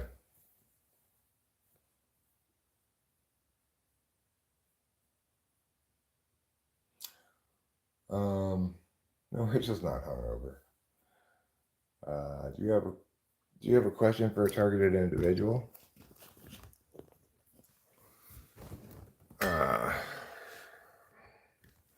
Okay. What similarities between these different parties make you think they're targeting you? I mean, she sleeps on her side. She's sleeping on her side in that instance. Sort of on her stomach, sort of on her side. On a lighter note, these new basketball shorts by Nike feel like $1 million. I'm so glad to hear it, Casey Jones. And Jacob Harris, I'm not hungover either. Neither of us are hungover. We just have kind of an odd sleeping schedule. Casey Jones only needs tender loving care from a woman.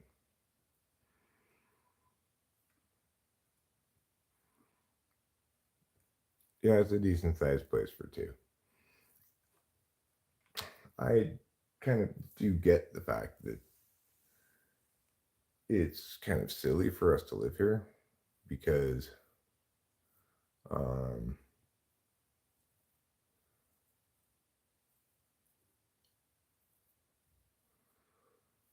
because we have two rooms that we just don't even use at all. But I don't know, we really like this house. I just really like this house. Ruben R., how can I stop myself from being emotionally attached to a person? I don't know. The gays are targets. People on meth are targets too. Well, um, when I was a meth addict back, 20 years ago, my friend who I did it with, he believed himself to be a targeted individual. And I have one experience that I can't really explain. Um, like one time we were driving and he was saying that the person behind us was following us. Well, I'm telling my story here, Goblin. This is the actual thing that happened. And I do not mean to encourage anyone's delusions at all, but this is what actually happened. Corey's like, that guy's following us. He's following me. I'm like, that's just some regular guy in a car. He's not in a regular little car. He's not following us. You're crazy. And Corey's like, I'll prove it to you. And I'm like, fine, prove it to me then. Like, turn right here. And he turned right. The guy followed us. Turn left here. Turn left here. The guy followed us. We were going. This guy was following us every single turn the whole way.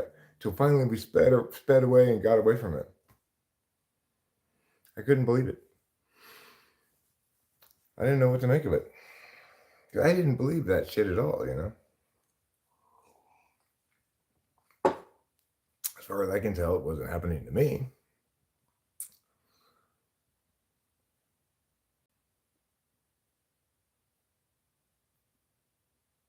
Well, my friend wasn't psychotic. He may have been wrong. He may have been delusional or something, but he wasn't psychotic.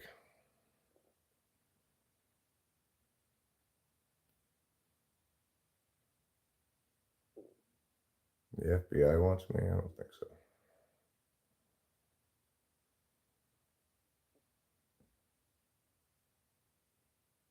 I mean, look, Corey was never psychotic. Okay, he was prone to believing in some kind of crazy stuff, but um,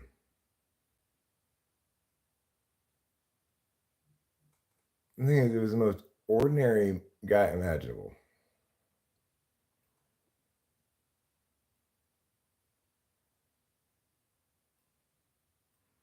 I understand that Americans consider themselves gods or the coolest. Let it be so. I hope you will be serious and not show a smile with white teeth like you paid a lot to the dentist here in Russia.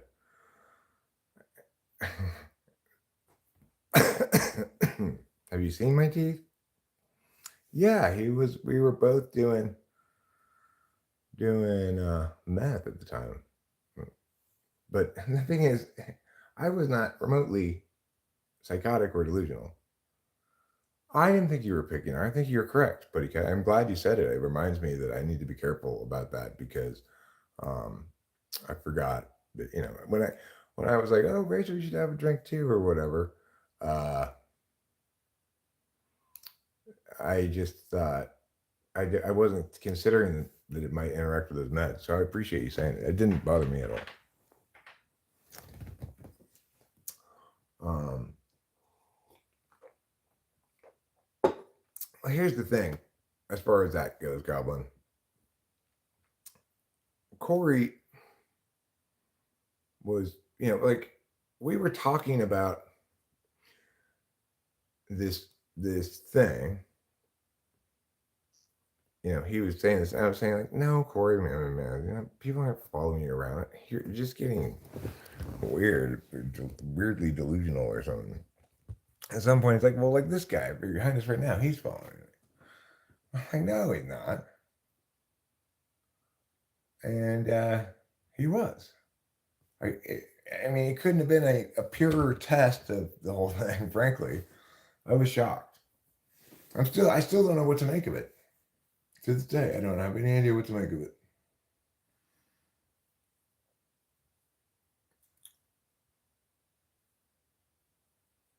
Where is Rachel? Forgotten 102. She's asleep upstairs.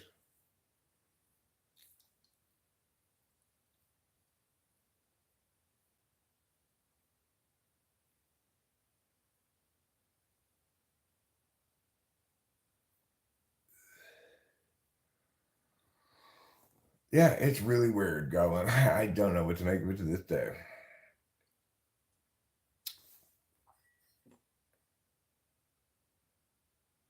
Lots of people attract the attention of certain agencies will check on them from time to time.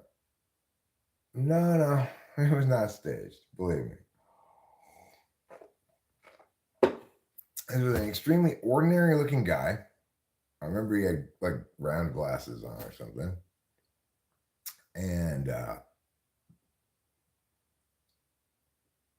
in a regular, super ordinary looking car.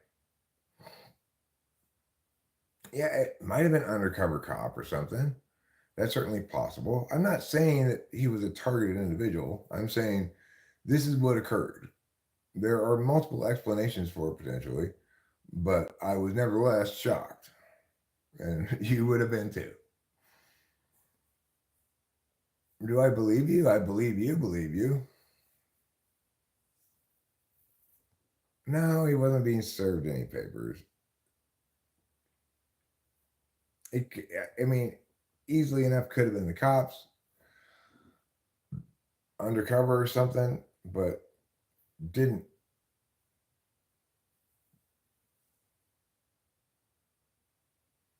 I don't know what to make of it. I mean, plenty of possible explanations. Nevertheless, the story I tell is what happened. Cody Lee, hello from Black Flag. Hi, Black Flag. Hello from California, America. Hi, Carl Ventura.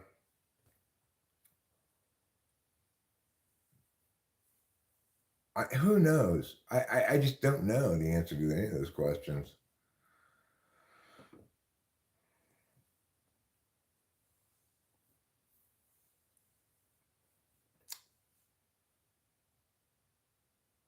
Well, I mean, he was not homeless. He had a good job.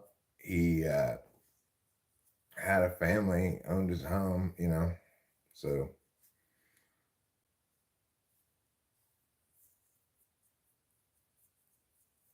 right. I'm not afraid to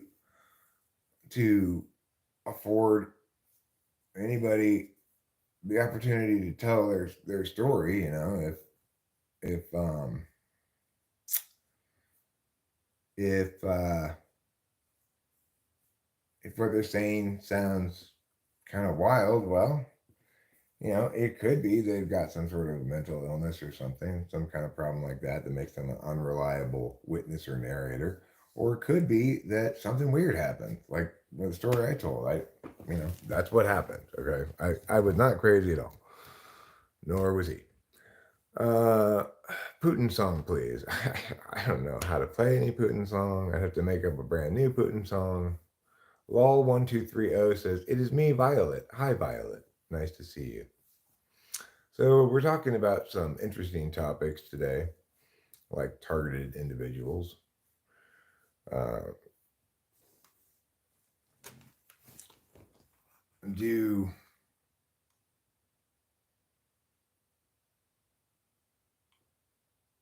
I do remember this? I do remember you somewhat, Violet. Let's see. Are targeted individuals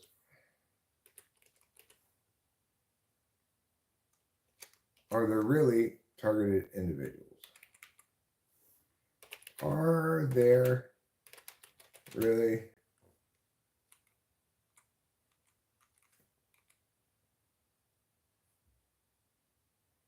are is there really something to targeted individuals? Or how to put that?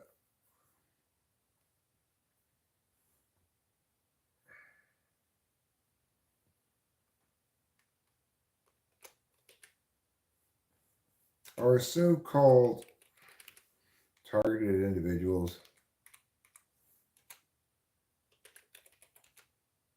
just delusional?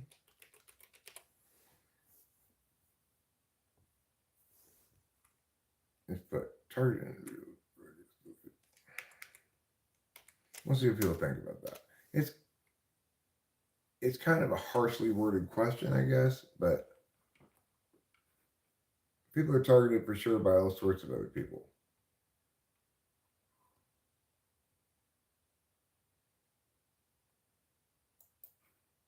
Well, we'll see what the people say. I would probably answer this question no, as it's stated. In other words, it's not the case that it doesn't say all, but it sort of infers all or implies all. Sorry, I got that backwards. I consider myself pretty grounded, and I had an instance of what I can only classify as an out of body time traveling incident. Really? Tell us about it. I'd be curious to hear it. What you need to ask yourself is, are you really that important? Well, you can conceive of a world in which you've got intelligence agencies, using budgets to perform a variety of possible operations involving some components of the general public who are perhaps already disenfranchised. They could just be doing training missions. It could be like they train new agents by following this guy and putting together a dossier on him, right? It could be, it's conceivable that you don't have to be important, that you're just disposable or expendable.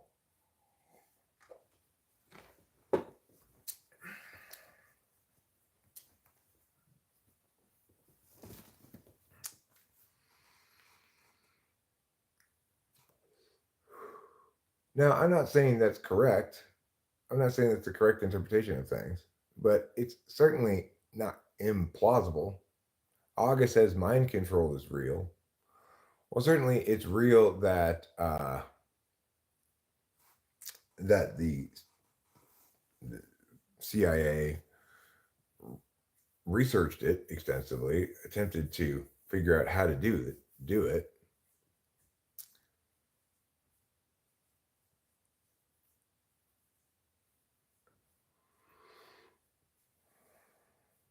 So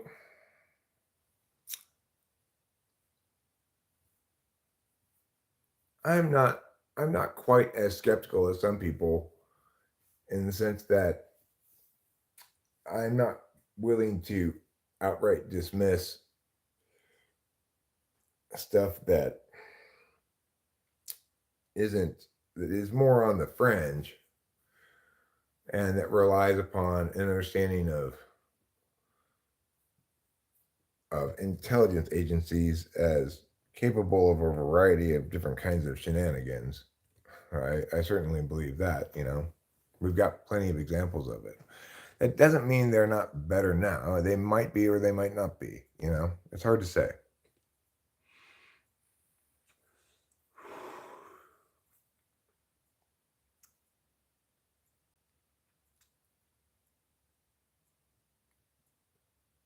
But when you fund a whole bunch of cloak and dagger shit,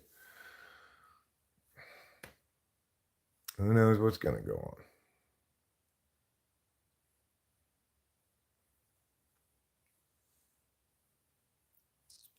If they were going to, for example, um, if they were going to do what I was saying, like you have some sort of training program involving regular American citizens, well, then obviously they want to do that kind of stuff on populations that have mental illness or homeless or whatever, because then you wouldn't have to worry about them being credible. When you were a child, you saw a fleeting glimpse of what?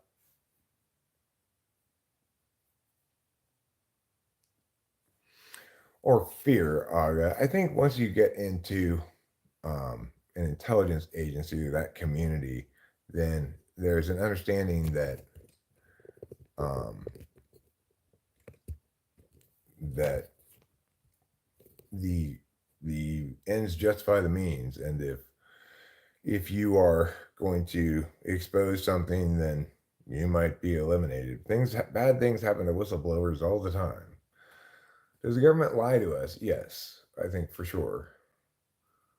But I don't think they always lie to us. I don't think everything the government says is a lie.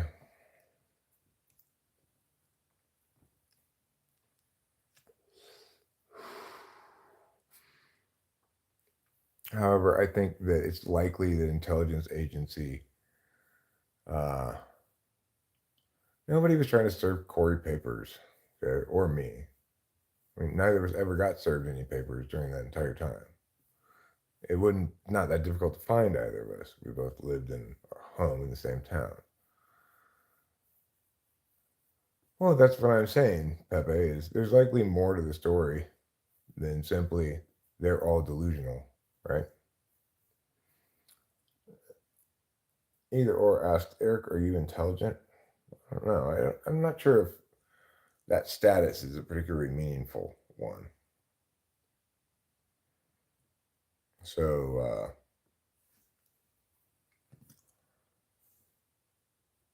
I don't know if I'm intelligent or not. What's the answer to that question relevant to?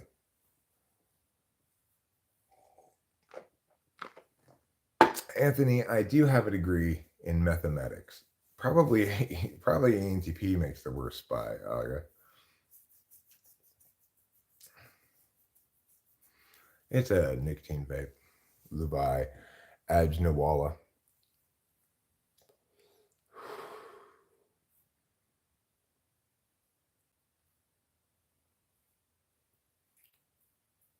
Well, good for you, James Ortiz. Hmm. You want to transfer some heat to California? Anthony says I'm brilliant. Well, thanks, Anthony, for your high regard. It's a hard subject to traverse. Calling anything or anyone crazy is just an excuse to not use critical thinking. Except sometimes people are crazy. Okay?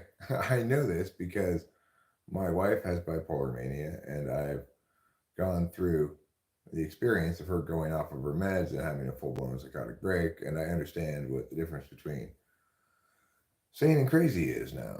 I had to learn it from personal experience like that, or else I didn't quite get the concept of it prior to that. So sometimes people are crazy, but usually they're not.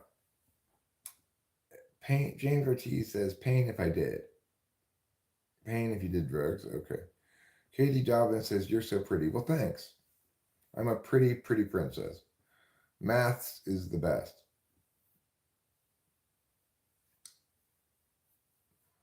Even then, crazy is reductive and vague, right? But the thing is, it's only actually useful to do that if you're referring to things that somebody said or that happened when they were actually crazy, right? Then it's a good idea to use that term and say we don't need to pay attention to what you said then because you were crazy.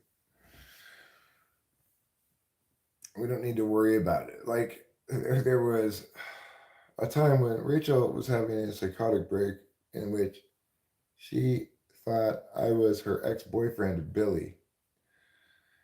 If she had said to me, like in a sane state of mind, Billy, mama, mama, ma, I would probably make a lot of meaning out of it. But because she was completely crazy, I didn't. I didn't. I realized, okay, she's totally insane. Society itself has become insane. It's normal to reject modern society. It isn't normal to be a wage slave for 40 years making other people rich. That is truly crazy. Well, the thing is, Pepe, there's never been a time period in which people didn't have to work hard in some way or another in order to just stay alive and sustain themselves. It's always been that way. There was a time period, a brief period like post-war America, in which there was so much abundance and prosperity for a variety of reasons that now that we've retracted from that period back into, you know, stuff that a life in which requires a lot of work just to stay alive and stuff. It's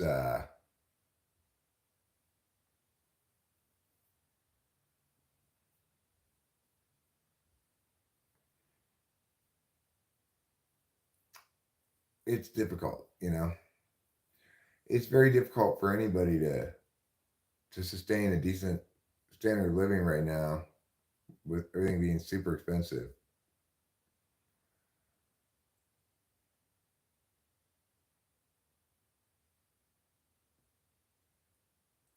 I'm happy to live in America, but Navigator Island says, "Sorry, I'm late to the party. Find targeted real quick." Well, I guess what I'm saying is there's a community of people who refer to themselves as targeted individuals, and the question basically is asking: is there anything to this, or are they all just delusional?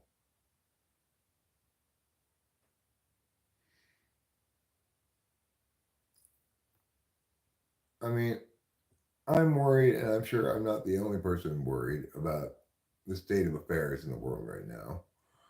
The economy, inflation, etc., cost of living increasing, housing costs, etc., are all very concerning. Psychotic break equals time of mental anguish.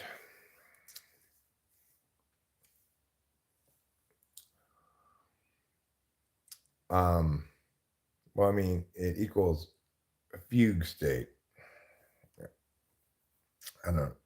It may or may not include mental anguish. There may have been times when Rachel felt great during that. Have you ever played Simon Says with a dog? You will never win.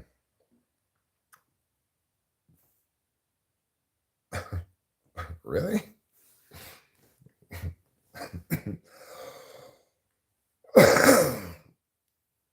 Hey Eric, have I imprisoned or enslaved any people or nations lately? No, not lately. How about you?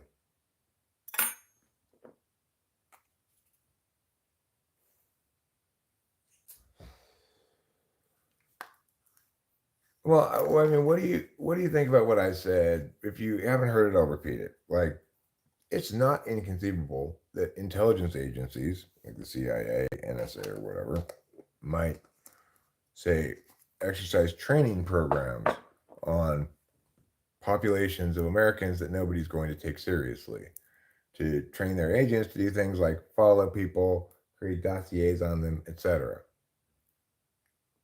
If they were to do that, they'd pick populations of people that no one's going to take seriously, people with mental health issues or history thereof, etc. People doing drugs.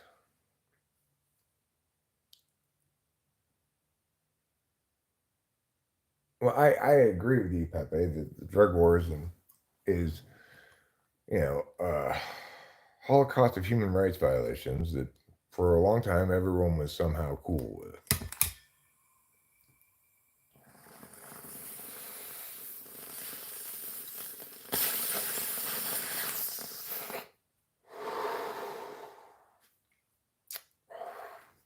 Yeah, I don't have a lot of faith in secret power, secretly funded and secretly spent money by a secret power group. I don't have a lot of faith in that process to create good results. I think good results occur in the light of day. Transparency helps people.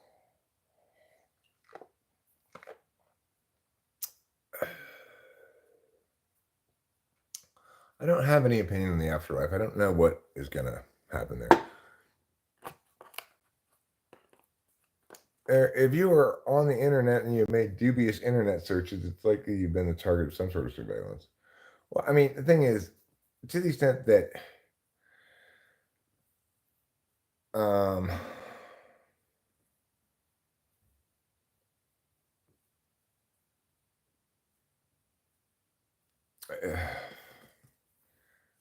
it's like I remember that I was a professional debate coach prior to this current incarnation of life, and accordingly, I made internet searches all the time um, about weapons of mass destruction and different kinds of link stories to terminal impacts and stuff, chemical weapons, biological weapons, etc. I'd be Google search all that stuff. To the extent that the government is keeping track of individuals who make dubious searches, they've already identified me as what I am, which is somebody who's a reasonable intellectual who's engaging these ideas for those purposes. I'm not radical at all in my discourse, nor am I an activist in any sense. What I'm saying is correct, true, just, and good.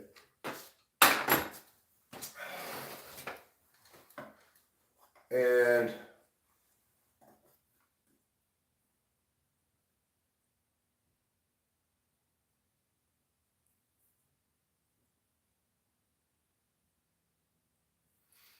at least ostensibly, these organizations are tasked with protecting, defending, and preserving the American way of life, right? I'm way too much an example of what even the most calloused individual in those agencies must uphold in some place, in some sense in their heart, you know? It's like these agencies are populated by, staffed by fellow Americans, you know? It's going to be pretty hard for anyone to justify going after me given my exemplary display of what it means to be a force of discourse in a citizen democracy.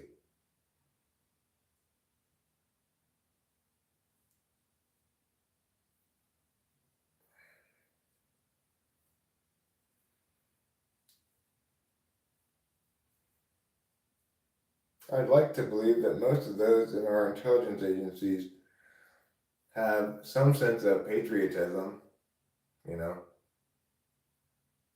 some sense of America as home and a place to protect.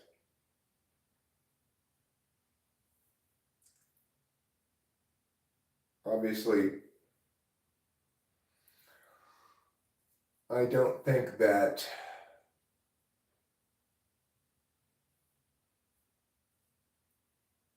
our intelligence community's hands are clean at all.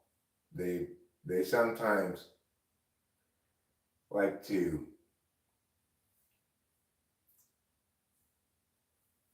they have a history of that's established of at least considering false flag operations in which Americans are sacrificed for some policy objective.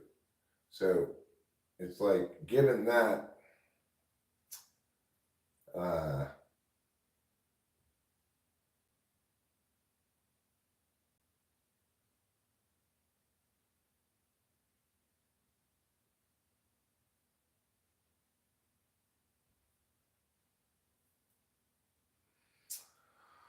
I don't know.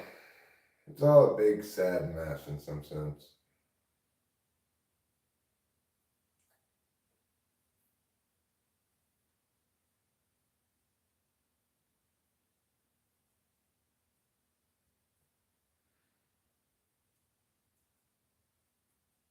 it seems unlikely that elected officials can substantially reform anything in that domain either, you know, for reasons obvious and otherwise.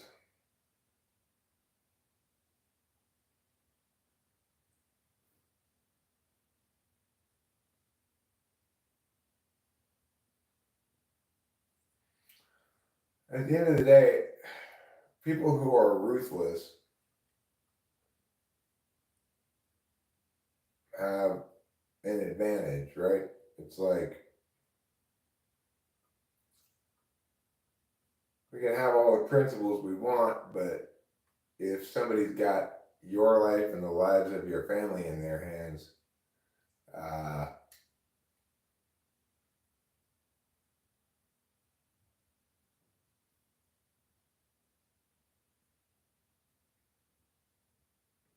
it becomes increasingly difficult to, I'm sure, sustain that level of stubbornness, right? You're trying to be stubborn and just use appropriate mechanisms, and they're saying if you do that, if you try to do that, then we'll replace you with somebody who won't try to do that. And the replacing part involves you dying.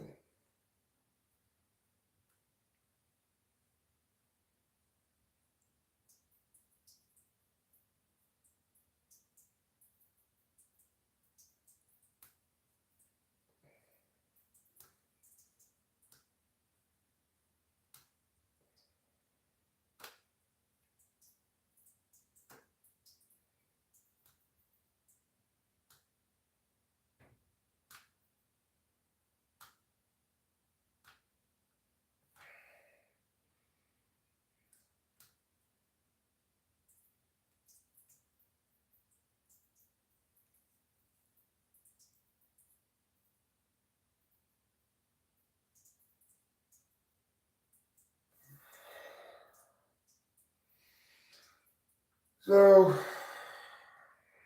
I guess we'll see what happens in 4 years when I run for president. Meow. I've had plenty of people tell me, like, they will never let you meow, meow, meow. Well, I'm inclined to believe that instead of messing with the electoral process, they just, to the extent that there's a they, that they just define and limit the scope of what elected officials can do with various procedural barriers and such, you know?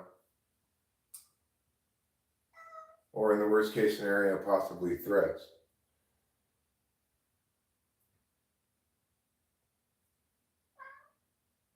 Combination of both, you know?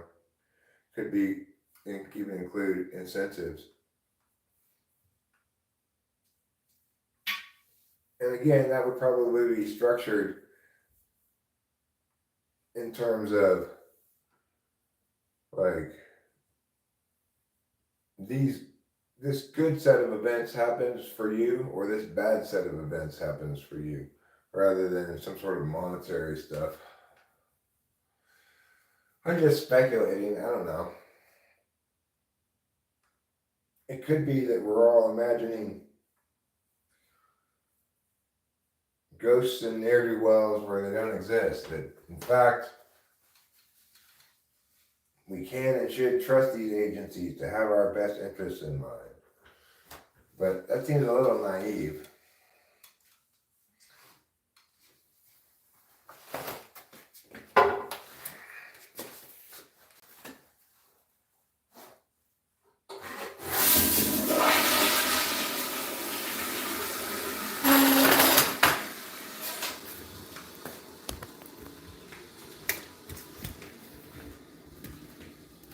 A little bit naive. Your phone is dying to answer the question.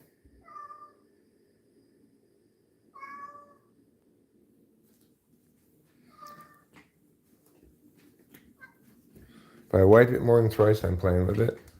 Well, not when the first wipe comes back with a little bit of brown on it. Then you have to wipe again, you know.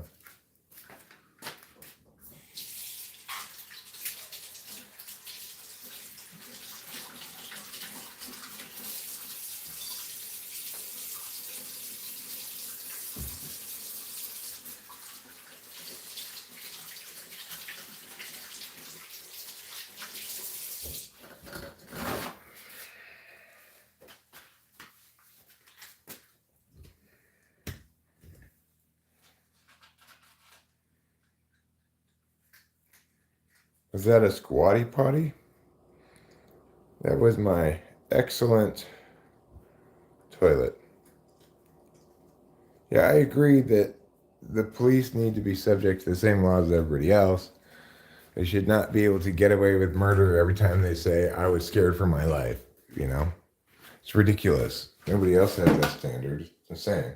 This is the wonderful toilet that we have here in this house. It is the best toilet ever. It wins all the toilet prizes. No, we don't feed the cats wet food. And why don't we feed the cats wet food? Because they don't like it. Occasionally, I'd feed them tuna juice, though, which they do like a lot. They're very fond of tuna juice.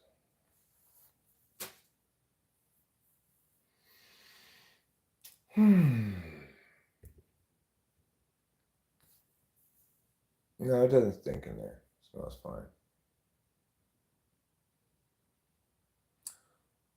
41 people were taken into custody during Operation Red Rooster, an investigation targeting criminal street gangs in Merced County, the CDJ announced Thursday.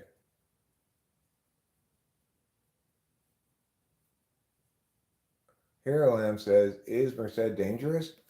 I heard from someone from Tulare who used to be in a gang said Merced has active gang violence. Really? I mean, I don't know. There are parts of it that seem nice, other parts that seem kind of trashy. I'm not sure what to make of it.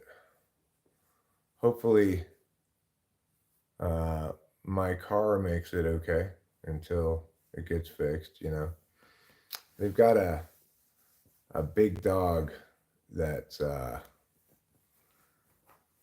I don't think it has any salt in it. I mean, how do you know if it has salt in it? Would it say on there salt added or something? You know, tunas live in salt water, don't you? Atomic Gulf one. That's where they live, in the ocean. It's full of salt.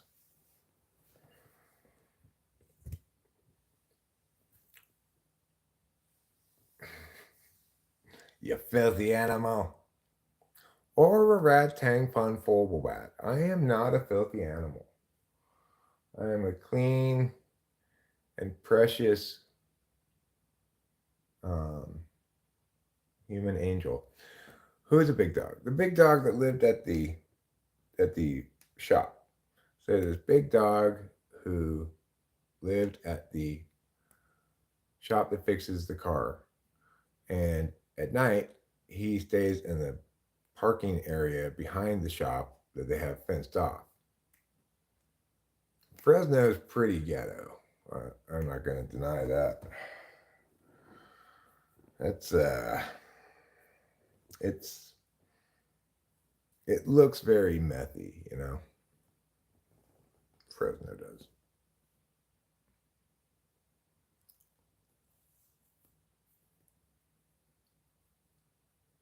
My mother-in-law must be from the ocean. She's always salty about something.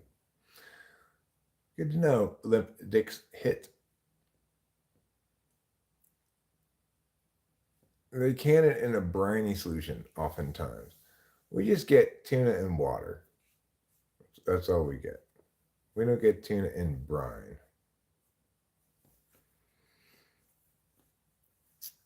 mostly they just eat iams. That's their preferred cat food. No one likes a salty cat. True. Trouble is being the opposite of salty right now. He's being kind of like needy. Like, why did you send me away for a couple of days? I hope I don't know if I'm helping at all, James Ortiz, but I'm trying to at least be open-minded about the subject. I have had my own experience that was, frankly, shocking. I couldn't believe it. So, and besides which, I just generally don't like the idea that notions are dismissed as conspiracy theories or whatever. However, at the same time, something like flat Earth is is appropriately rejected on the grounds that it requires a massive conspiracy involving massive numbers of people to sustain the same lie, with bits of false information here and there.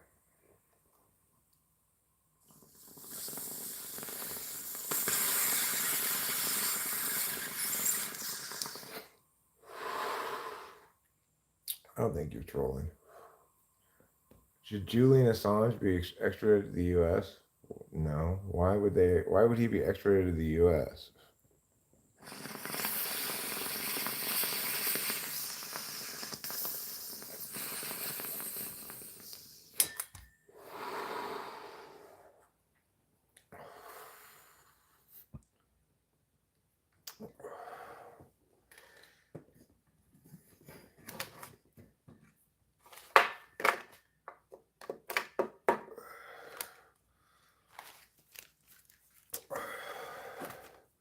I understand a lot better now than I used to how weak I am.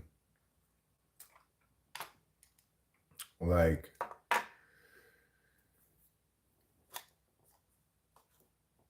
I understand, for example, where my weaknesses lie as an opponent, in a generalized endeavor of some sort, a non-specific endeavor.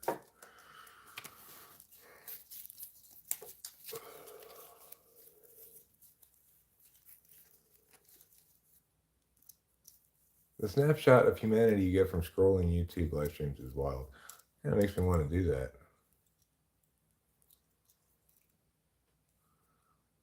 My cats don't get tuna more than once a week because we don't eat tuna more than once a week.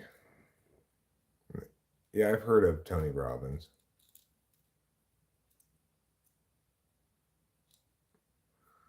They had mercury poisoning from eating a lot of albacore, huh?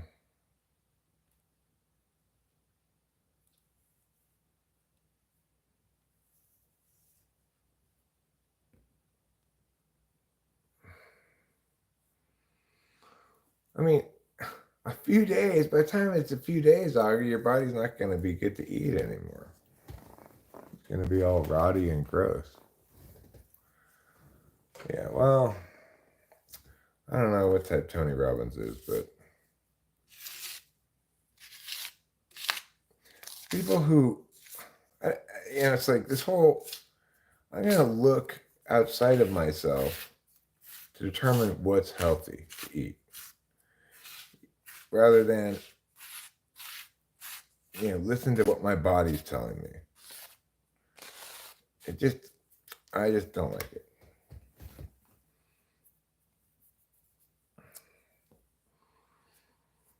I don't have a problem with my cats eating me if I'm dead because at least they're making good use of my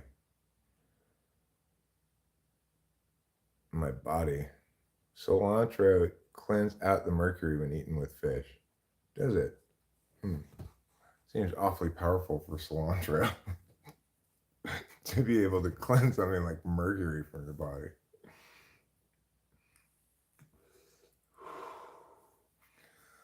Actually, chicken doesn't taste like chicken. Chicken tastes like beef.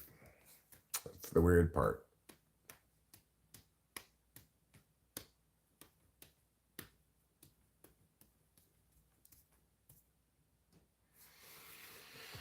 My eyes will be very salty. Why are my eyes going to be so salty? Now, I want you to do something here for Miyaga. I want you to look at my healing gaze and tell me these eyes are salty.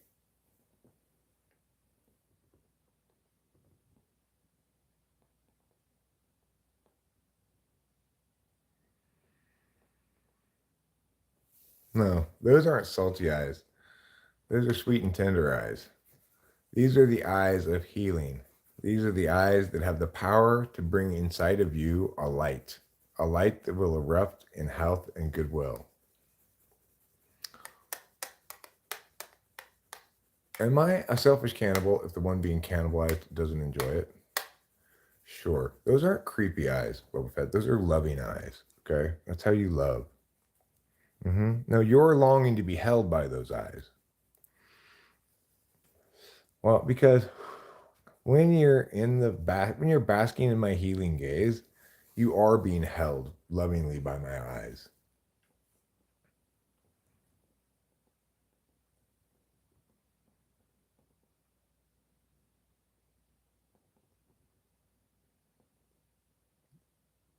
Do you feel my tenderness?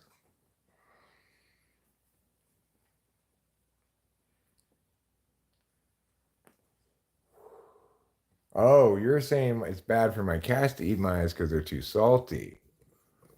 I understand that then. Okay, that's fine. Except my eyes aren't salty. I have magical, sweet, and tender eyes. How was your night? Are you still awake? No, I'm not still awake. I woke up this morning at like 10 a.m. or something. 9 a.m. Whenever we started this, not that long before I started this. I did watch one cartoon this morning before I started this.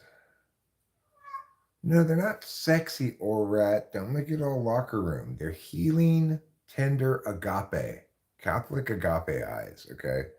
Agape is the love of, like, the most good and pure love. Has nothing to do with your sweatiness.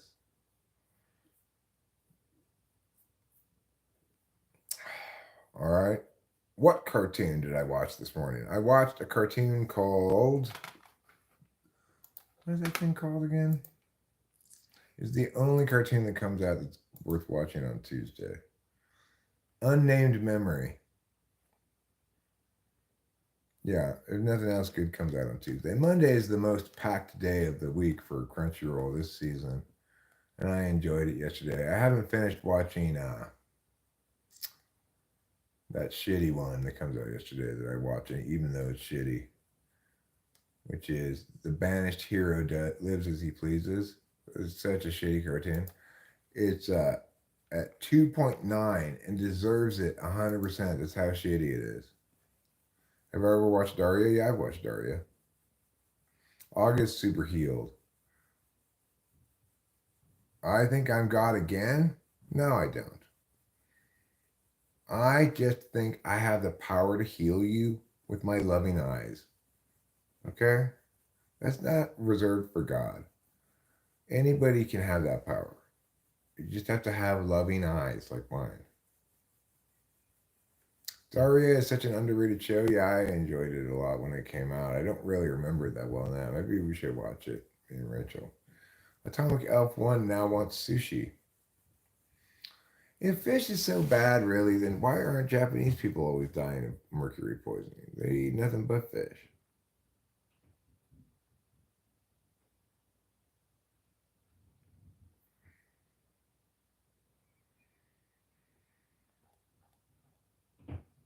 You know what? God is a made up concept to do wrong. Okay. Well, so it was made up in order to empower someone to do wrong? That's what you're saying? I mean, it's more likely to be made up to explain things, if it's, if you're going to view it through the through that angle, right? You'd be better served to say that it was made up to explain things. If God is everywhere, maybe we were all God, says Aurora.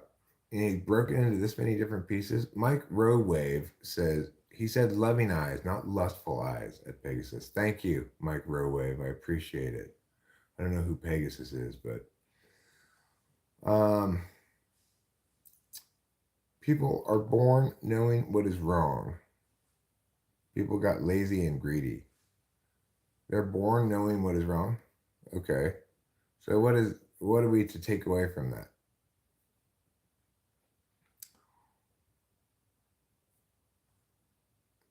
Personal favorite SpongeBob SquarePants, Mr. Crab rules.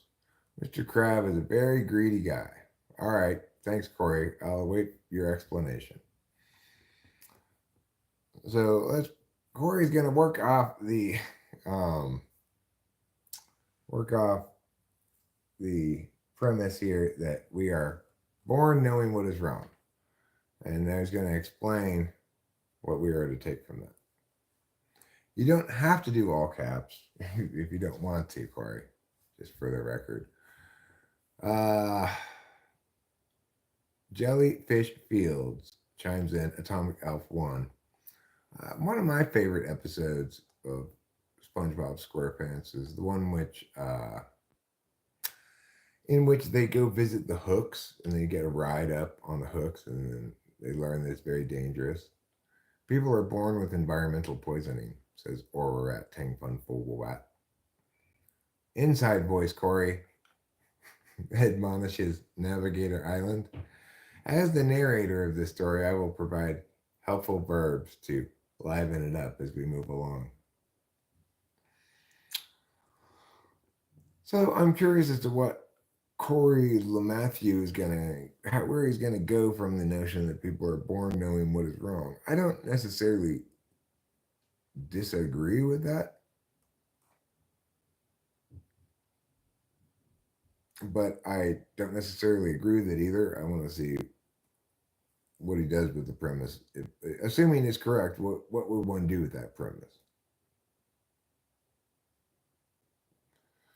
Okay, but that doesn't follow from the premise I asked you to explain. People are born knowing what is wrong. So, what can we conclude from that? That when people do things that are bad, it's because of God, it's because of religion. It may be in the instance of Israel and Palestine, but it more often is not that, right?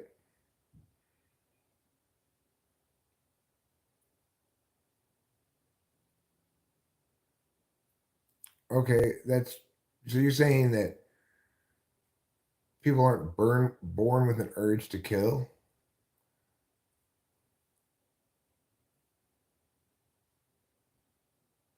Okay, so what do you make of little children killing bugs or something?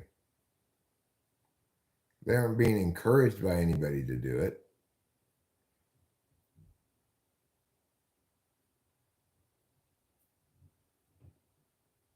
You sprinkle a few here and there, and you'll have one spicy sentence. Explains Atomic Elf 1 in a delightful fashion. Most people don't know shit from clay, says Oral Rat Tang Fun Full Wat.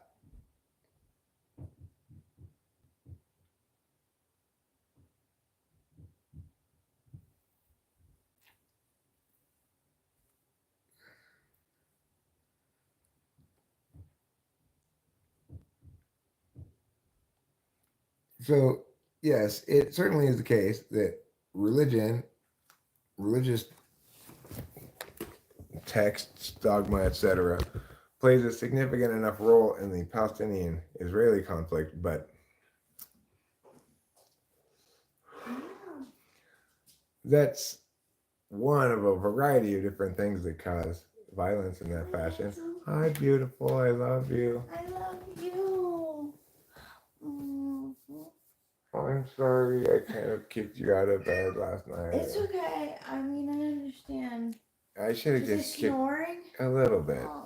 but not even in a bad way at all. It just Well, I mean, if I was snoring. it's like if trouble hadn't been there, you probably would have rolled over, and been in a position where you weren't doing that. But because trouble was there, Kitty, will you not? Can you please not? It's tough. It's tough sleeping with him in there. Yeah, I know. All right, well, can you watch him? I've already watched him Yeah. a bunch. He wants you to watch him now. Well, This go kitty, ahead. he's such a baby. Oh my God. It really is.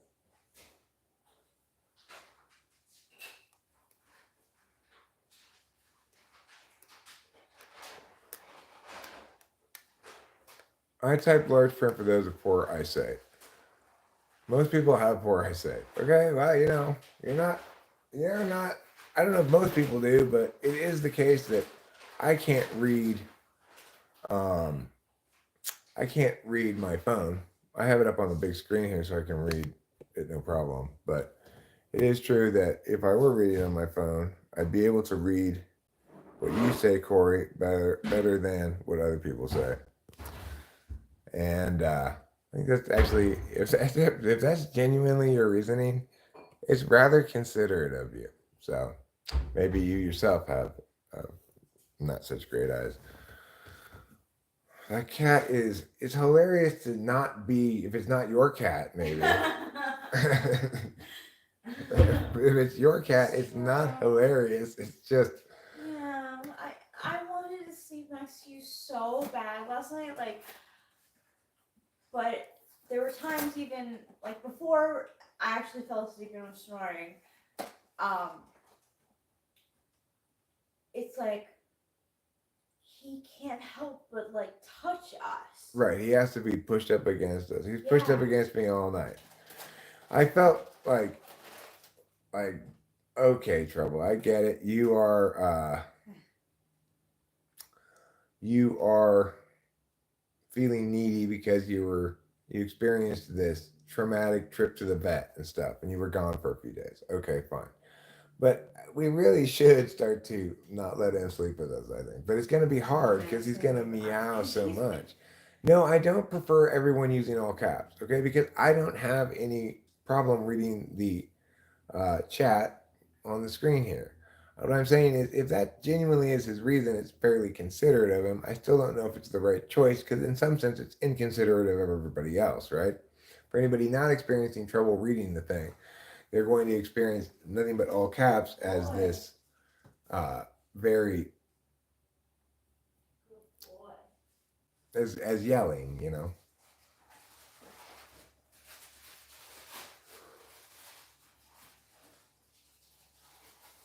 So it's both the case that it's helpful to some people, considerate in some regards, and also other people don't find it helpful because they're not having any problem reading the text. They've adjusted on their end, and so accordingly, they don't want someone else to adjust on their end because then it's just, instead of being helpful, it's just shouting. It would be incidentally helpful to me if I were trying to use my phone without my glasses, but again, that would highlight the problem here. It's my responsibility to fix that. If I want to read my phone, I just put on my glasses. So, um, we operate in a space that assumes everybody's adapted on their own end for their own needs.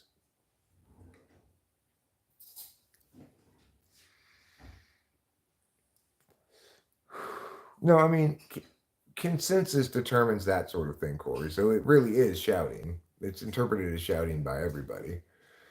But that's okay. I get that.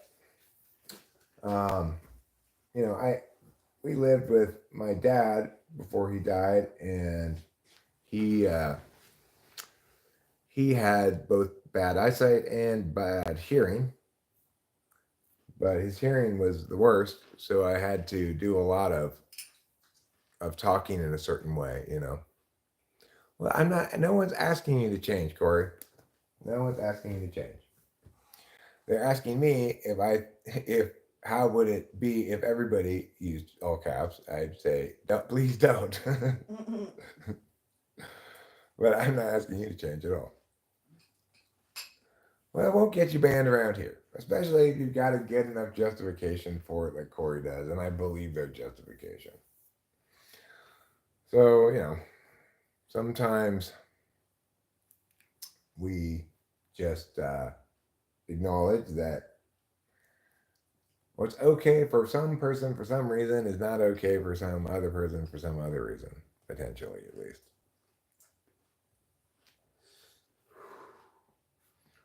However, if people want to push that thing and be like, okay, well then fine, I'll prove that if you're gonna apply a different rule to him, all right, at that point, just be like, okay, then fine, we'll apply it across the board.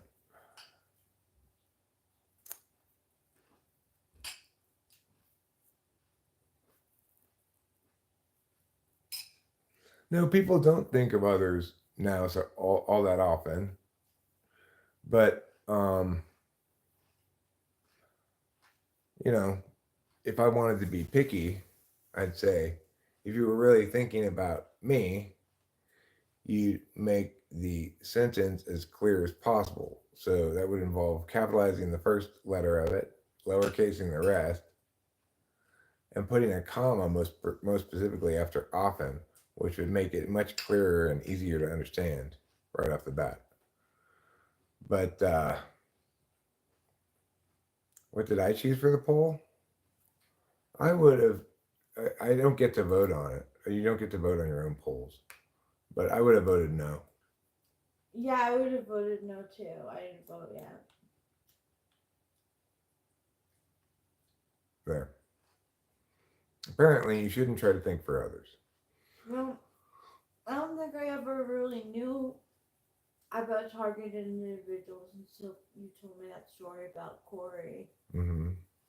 But it makes it for with Corey, it sort of makes sense, I guess. Silly kitty. You're such a silly kitty. You're right back to Your ways. yeah. Well, I also voted no. Have you heard of selective hearing? The old man probably has heard enough from you. Hello, Julius Caesar. I like your name. No, it's a name too. It's a funny name.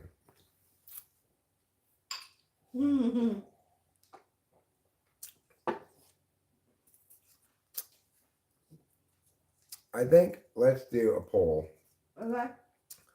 for who should be president of the USA, and then we'll pick people from history, like Oh. Julius Caesar will be one of them. Okay. Napoleon. He was good. We could put Napoleon. I also thought Napoleon was also the second one I thought. No, Right? that's funny. But I was thinking that we could put like Aristotle on there, or Voltaire potentially. Like, okay, so we'll do. See, Julius Caesar and Napoleon are both like conquering general types, Yeah. right? Yeah. So let's do more. Okay, so who should we put on this? A Native American? Okay, we'll put a Native American on there too. Like Chief. Who are some famous chiefs of the Indians? Who should be Sitting Bull, right? Okay. The president of the USA. We're going to start with Aristotle. And we'll go to Julius Caesar.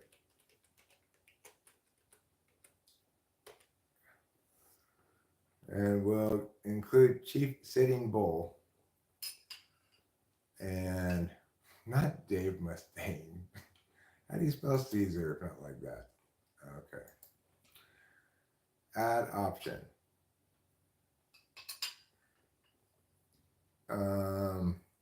What about a woman? All right, a woman. That's a crazy idea. How about Joan of Arc? All right, we'll have Joan of Arc, and then we'll have Chief Sitting Bull. He would be the only one who's actually eligible, though. So I think that's an unfair inclusion.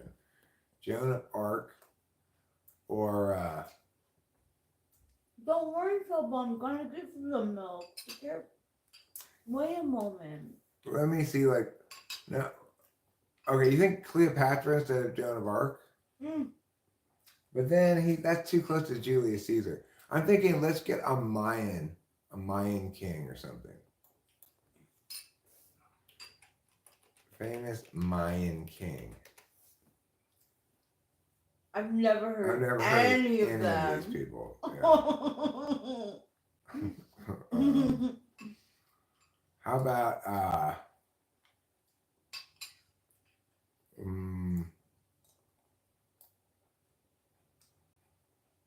okay, how about Montezuma? Yeah, Montezuma. That's a good one. That's a good one.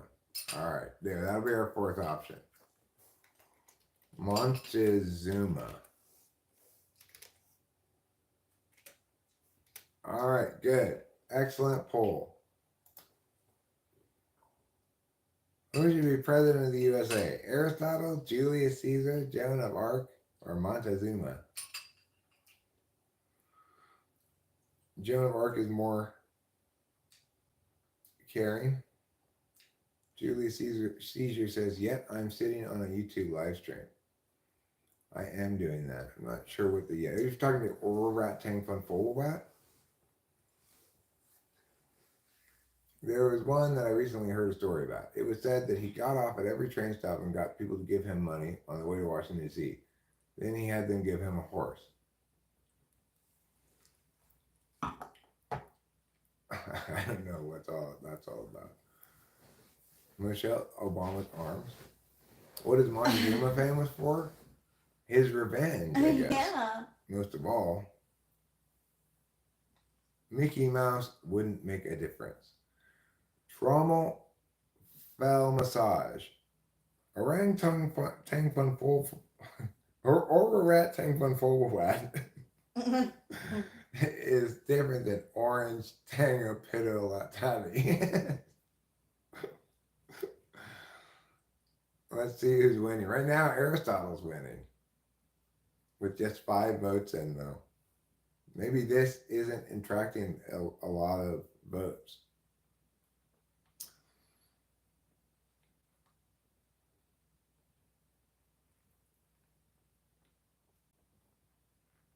Yes, I understood who you were talking about. You just call him OT if you want, Julius Caesar. I prefer to call him Oral Rat Tang Fun Fogelbat. You're not sure Aristotle would accept? You think Plato would accept? What about Socrates? Would he accept? Are you eating enough? Your upper arms are so thin. Trommel fell massage? Trommel fell massage? You don't even know how buff I am. My arms are not thin. No, he's got guns. I'm cut like orange slices at a soccer game. Oh, yeah. Look at that. Those guns. Look at that bicep. There's enough bicep to curl a Mack truck.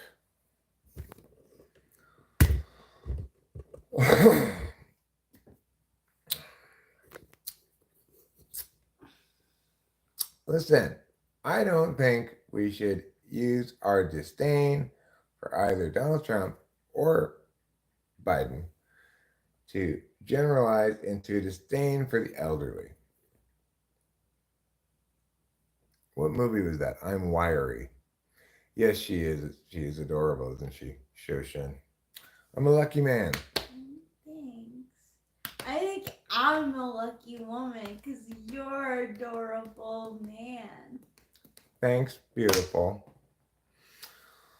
So, we'll find out which historical figure people would prefer to have as president.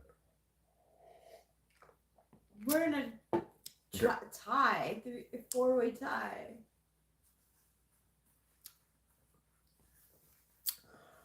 God loves us. Me specifically or everybody, Shoshin? If me specifically, it seems that way. I certainly am very fortunate in life. Unreasonably so. Can you predict the future? I mean, you can predict it. Whether your prediction is correct or not depends on how the future ends up manifesting. Some futures are easier to predict than others. Like very likely the sun will rise tomorrow in the east. And it's possible it won't if the whole planet were to be like destroyed or something in between by a massive asteroid or something like that. But it's most likely that the sun will rise tomorrow and that it will rise in the east.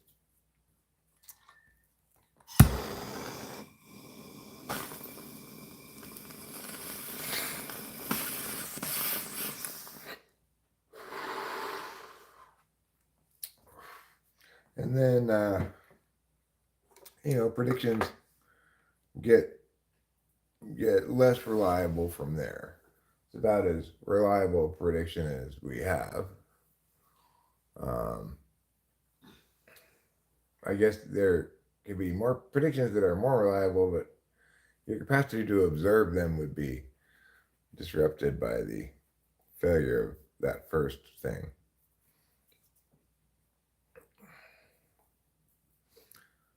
Atomic Elf One says, "I'm not a smoker, but there's something sexy about the sound of a blowtorch." It means you mean business when you bust out the blowtorch. I am pulling this bone rib. It will be pulled through.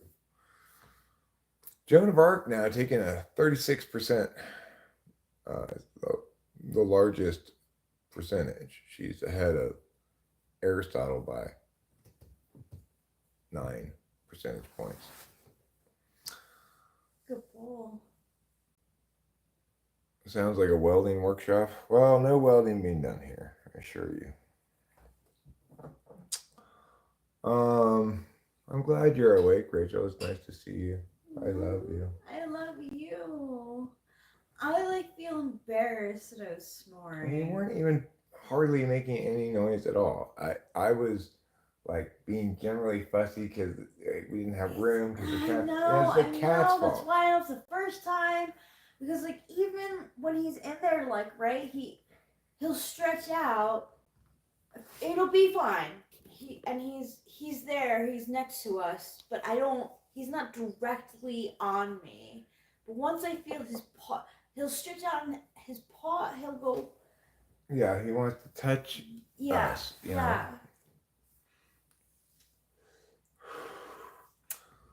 Planet Niribu will return to collect all the gold we stockpiled, huh? I don't think that's probably a great explanation for things. I've heard this explanation before. Joan 24. I don't know what that means. One thing I would suggest is that it's plausible that there were human civilizations from a long time ago that we don't really have any record of, particularly, that pushed back the date of original humans some distance from our current understanding of it. I think that's quite plausible. I think that in the status quo, archaeologists have placed the date of the first human. Oh, I get it, Brenna. Thank you for clarifying. I was being dumb. My bad.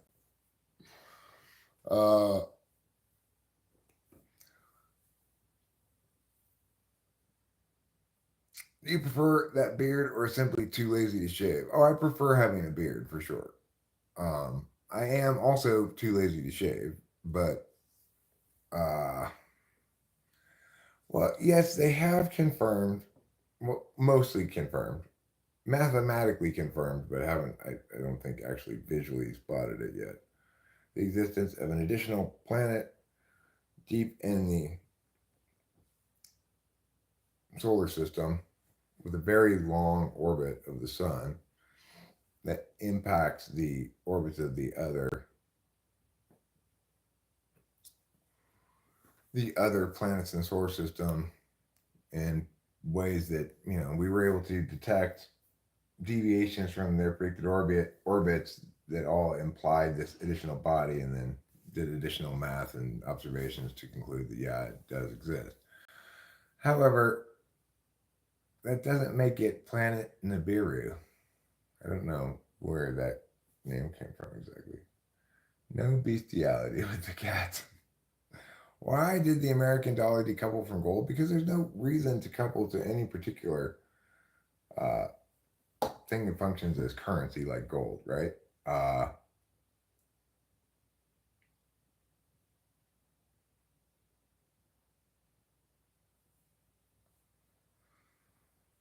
um, like all currencies are fiat currencies. Okay, there are no non-fiat currencies, including gold and silver. It's the difference between gold and silver and other fiat currencies is simply the physicality of it, right? But the reason gold and silver work so well as currencies is because they meet all the qualifications of something that works as a currency. They're divisible because they're soft metals. You can melt them into smaller pieces and stuff. They are uh, they are additionally scarce, hard to acquire, and impossible to counterfeit.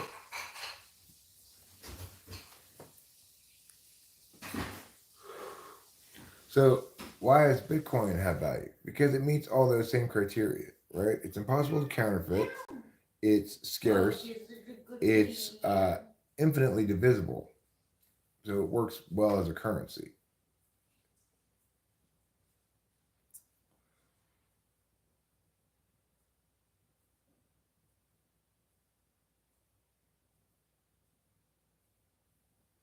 Well, it's true that gold as a currency has more permanence. There are advantages to gold.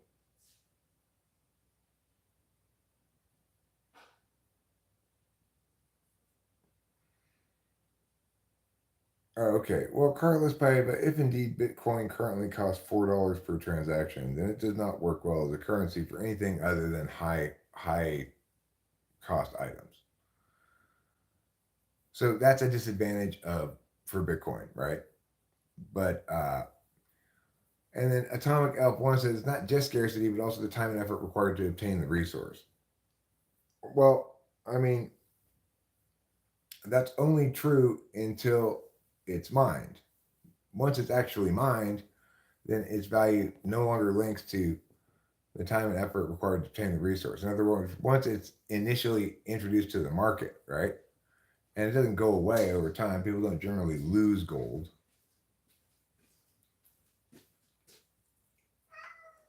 Meow. Meow. So the thing is, you've got all these different things that could be currencies. It could be money printed by a government. It maintains its uncounterfeitability by a bunch of uh, physical distinction tricks, you know?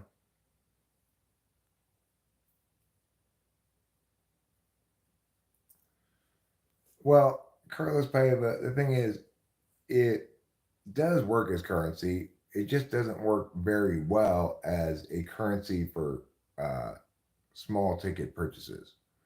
And I think there's a Bitcoin token designed to deal with that, you know.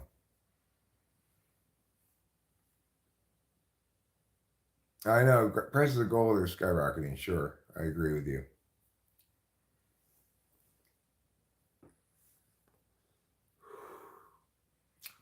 So there's a variety of, of different economic sort of scaffoldings that link to cryptos.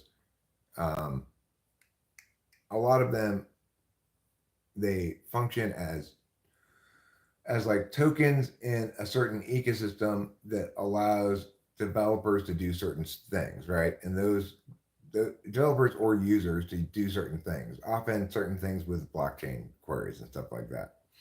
And in the sense that in the cases where they're just doing things with blockchain queries, it becomes a kind of a circular justification for it.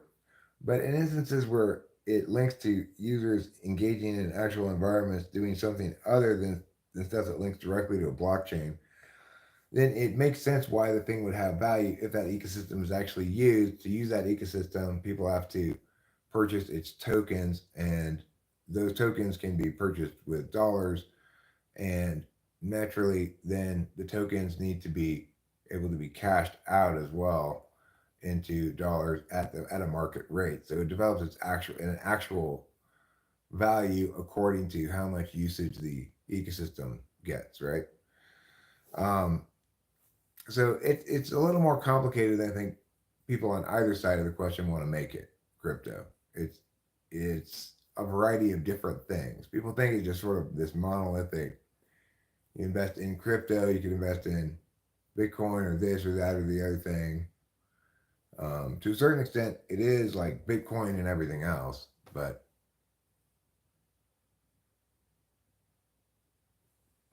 have all ecosystems been put on people without asking? I mean, the ecosystems I'm talking about are ecosystems that are created hoping to attract people because of something that they offer that people want.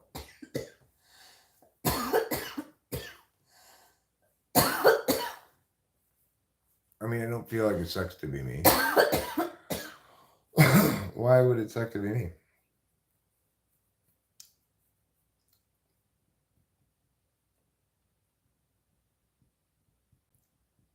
Anthony is weed free, huh? Well, congratulations. If that's what you want to be, then good for you. Oh, I see. Corey's saying it sucks to be you to Anthony is. I thought so. I gotcha. They say, I wanted to get your opinion. They say that NPCs are like alcoholics and they smoke weed and stuff.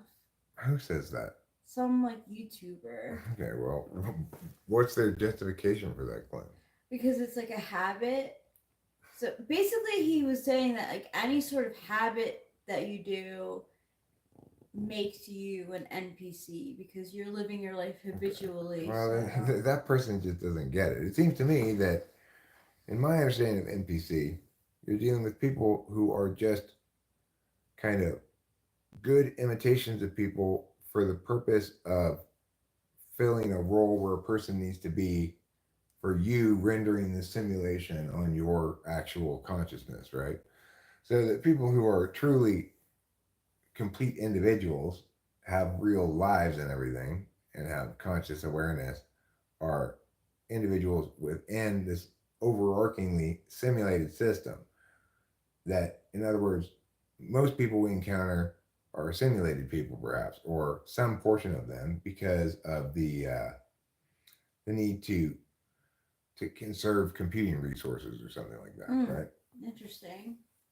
In that model, then so those of us who are having it simulated, we have some kind of matrix thing going on where our bodies presumably are someplace in a simulation pod and we're experiencing the simulation. In that case, the distinction between um, real person and NPC is one of whether or not they have a body someplace. Anthony says, I smoked for 6 years every day, so I just need to take a break. I'm not getting shit done in life anymore because I spend all my day smoking. Well, I guess you could say the same thing about me, but I could shift into more of a productive mode at some point. We'll see. Does a non-player character know? Presumably, no. Non-player characters just act out their programming. There's this one person more than any other that seems like an NPC to me, and I think maybe to Rachel as well. There's a guy who worked at a smoke shop in Arcadia, who always seemed to be acting out some weird like script, you know, like he was, oh hello, da, da, da, da, da. And then he'd be like on the phone when I walked in. Oh yeah. And he'd say like, oh, I just got off the phone with the people from Social Security about my immigration status. It would be like weird like that, you know. And like every time we went into there, he always seemed to be wearing this like the same like bright, colorful, clashing clothes that are like designed to make him look quirky. Like he just seemed like such a character, you know. And then that one time over by the same place, that guy that came up to us and was like, hey, have you heard about? He's like, what was He said on? he was the son of the king of Korea before North Korea and South Korea split or something like that. He told us his name. He's remember my name, remember it. He looked like a well dressed, like he was clean a few days ago, Korean guy who's had a very strange. Thank you, Anthony, as I appreciate Oh, it. thank you, Anthony. You're a wonderful friend. There, push that. There.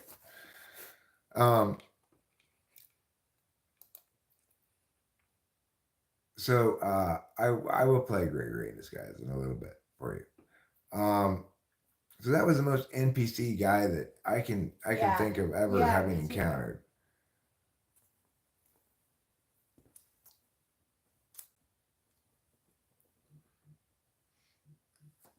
Talking to my dad. The last emperor of Korea, huh? Well, yeah, this guy claimed to be like the grandson of the last emperor of Korea or something like that. Told me his name. I don't remember what it was. I'm glad you're back, Julius Caesar. I've been bribed into playing a song.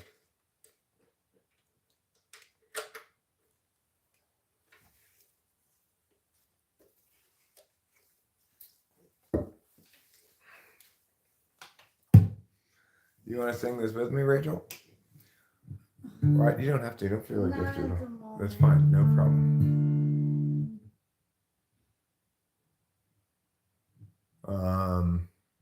What day am I on for not smoking cigarettes? Well, I quit on the basically 12 a.m. on the 27th of April. So whatever day that is, I'm not sure. He's Gregory in disguise, hands in his pockets. Now he's walking down the drive. Averts his eyes. He doesn't want you guys to realize that he's Gregory in disguise, hands in his pockets. Now he's walking down the drive. Averts his eyes. He doesn't want you guys to realize that he's Gregory in disguise. He hates the lies, wants to confront the men, always telling them, but every time he tries, they only run and hide. Again he is denied the chance to yell at them, until the bridge brings a new approach. Sneakily he'll try to encroach up on the guilty, then perhaps he'll get the chance to yell at them. He's Gregory in disguise, hands in his pockets. Now he's walking down the drive. Averts his eyes. He doesn't want you guys to realize that he's Gregory in disguise, hands in his pockets. Now he's walking down the drive. Averts his eyes. He doesn't want you guys to realize that he's Gregory in disguise. He hates the lies, wants to confront the men, always telling them, but every time he tries, they only run and hide. Again he is denied the chance to yell at them, because he's Gregory in disguise.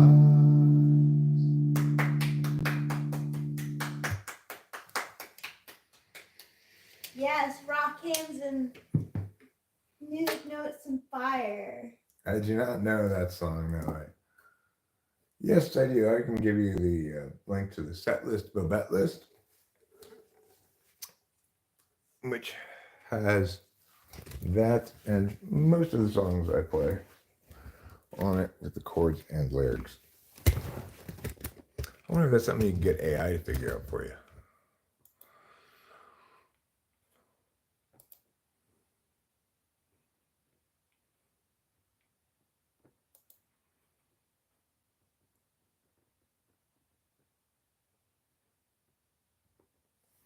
He hates the lies, wants to confront the men, always telling them, but every time he tries, they only run and hide.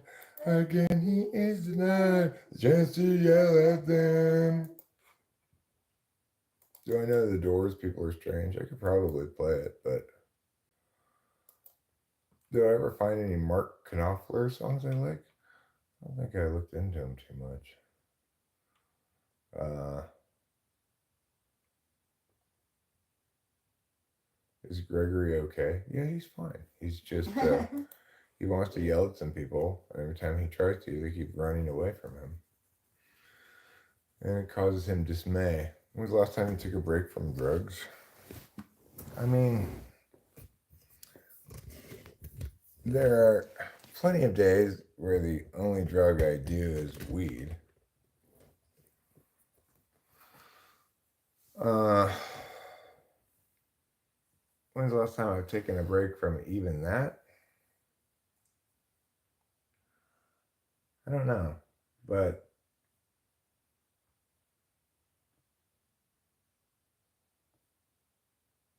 certainly I'm not going to do that anytime soon. I'd be more likely to cut out the nicotine vape than I would cut out the weed, I think. I don't know. It's like some say heroin's a drug. Yeah, some do. You got a good point. That's a really good point, no name. Right. Well, I'm considering. I don't think sugar is a drug, but I do think that it's something that is biologically difficult for your body to deal with. So I think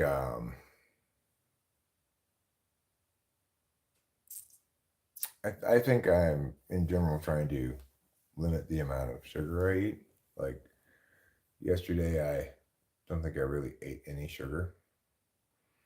Hi, cars and stuff. How's it going?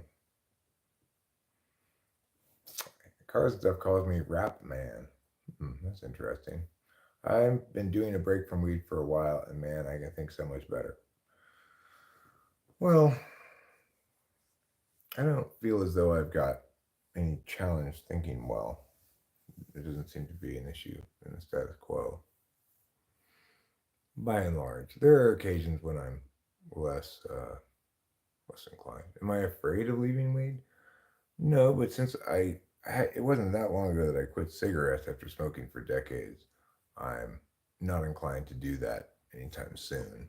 I I might do that at some point. I do know that whenever I quit smoking weed, I have vivid dreams for a while afterward, but then it goes kind of back to normal after that.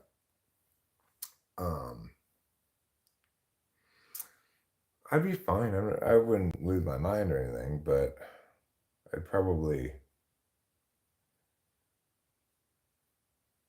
you know, what would be difficult is if I both had no weed and was not hitting the nicotine vape. If that were the case, then I'd probably feel quite fidgety about wanting to smoke something or inhale something. Yeah, You know? I would. Yeah. Honestly, like snorting the canna reminded me of huffing a little bit. Like I don't know. I like the like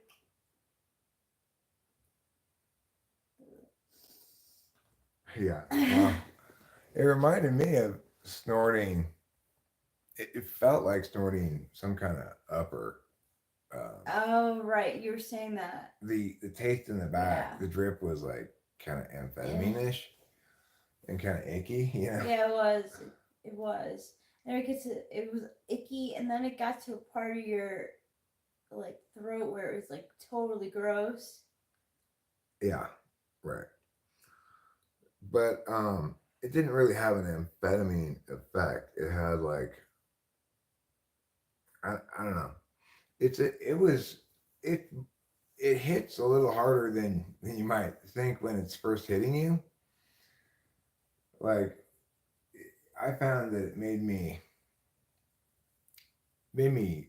like quiet, basically unable to respond to people very well, not having a lot to say, very slow, kind of stuck in this physicality of it. But also, if I did a little bit too much, it made me feel kind of car sick. So in that regard, I didn't really love it. Rachel seemed to like it a little bit better. But it's interesting. If you're gonna go for some kind of legal high, you might want to try that stuff. It's perfectly legal. It's called canna. The stuff I got is this extract stuff that you. It's snuff.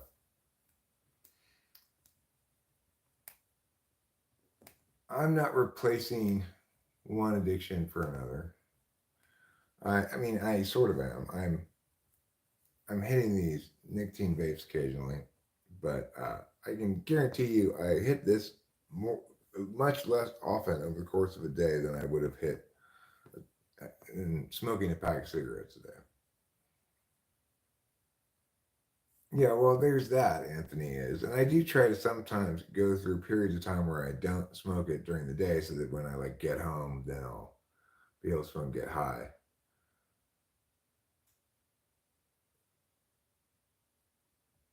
No, it's not. It's not garbage or a rat tank fun full of wet. I don't think it's anybody's gonna get super addicted to it or anything, but it definitely has an impact on you. It makes you kind of like it's kind of like drunk a little bit, but not really. Yeah, I can't. it's hard to describe. It. Yeah. It's really hard to describe. That can of stuff just makes you oxygen deficient. No, I don't. I don't think so.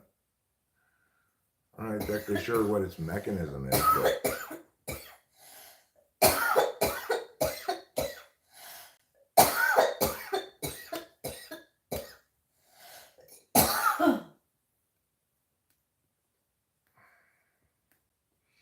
Navigator Island said, I quit smoking weed and alcohol and became a gambler, then quit gambling and became an alcoholic, then gave up booze, now I can't stop eating. There you go. Well, yeah. Yeah, she's hitting the vape. We got some more cartridges yesterday. You can take, as much as you like. Thanks, darling. Of course. Or at Tank Fun Fullbat says, people are all effed and doomed. Aww. Trauma fell massage says never do drugs. Okay. Well, some of us have more well entrenched habits than others. I mean, it depends on the individual. Some people don't have any problem with those things, and some people do.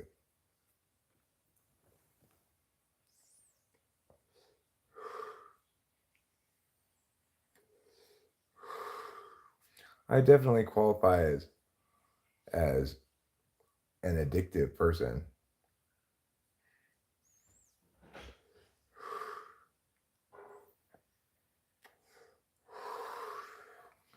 But some things are more well, like I'm into certain drugs, basically. I don't I don't get addicted to gambling.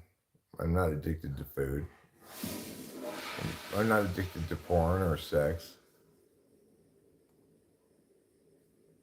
So there are only some things that I really can be fiendy about.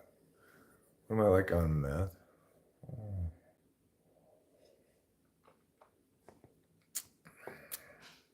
I want to soon talk to my dad regarding the inheritance because Okay. I really don't want my brother giving.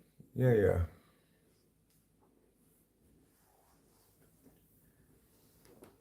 I'm addicted to mama's cooking.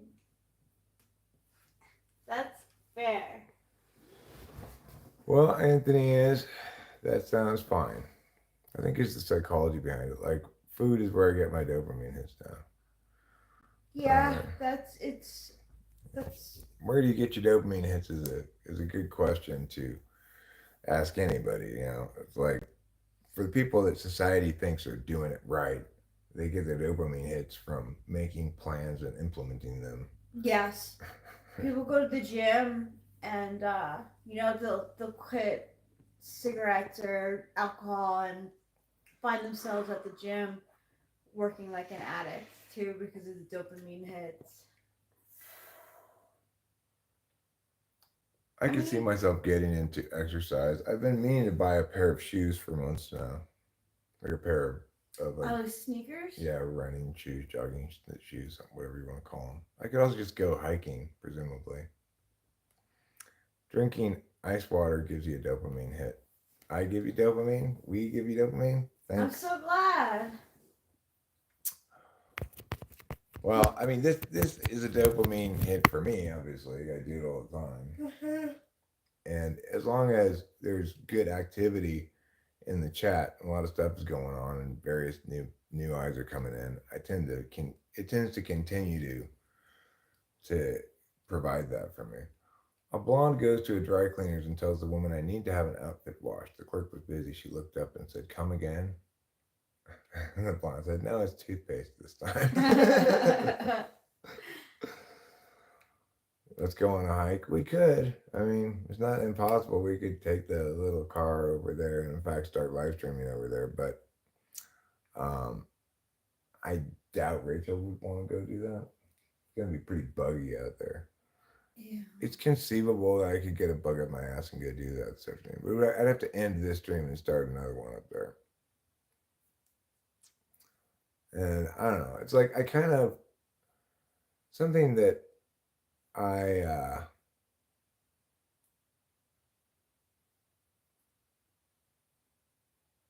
um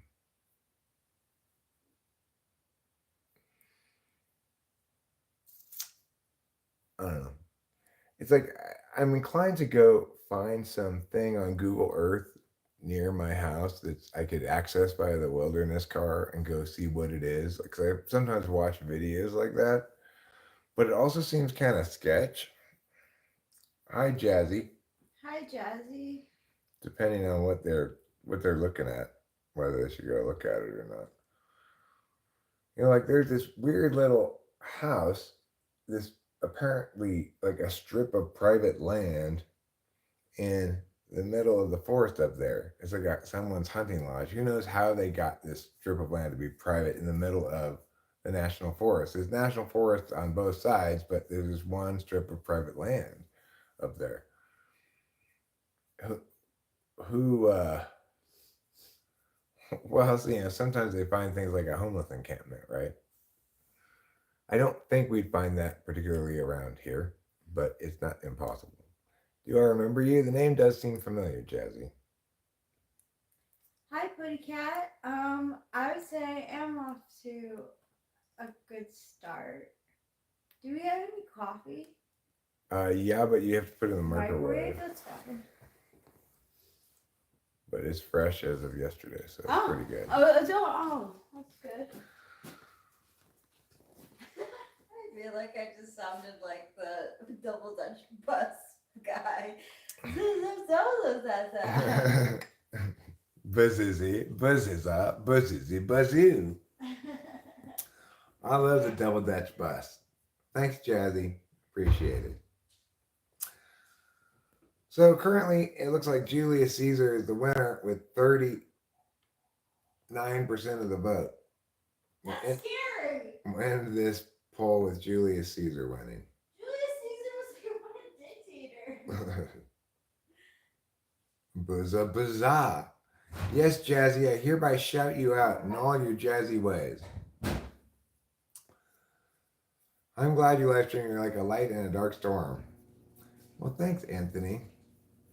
How many days before you have to get rid of the coffee, or you drink it fast enough so that it doesn't go stale? I usually get rid of it after day 3. That's assuming I'll probably turn it on. Probably turn it on right now. Do you want? Yeah, can you turn it on? Yeah, sure. Then it'll heat back up again. It heats up pretty quick.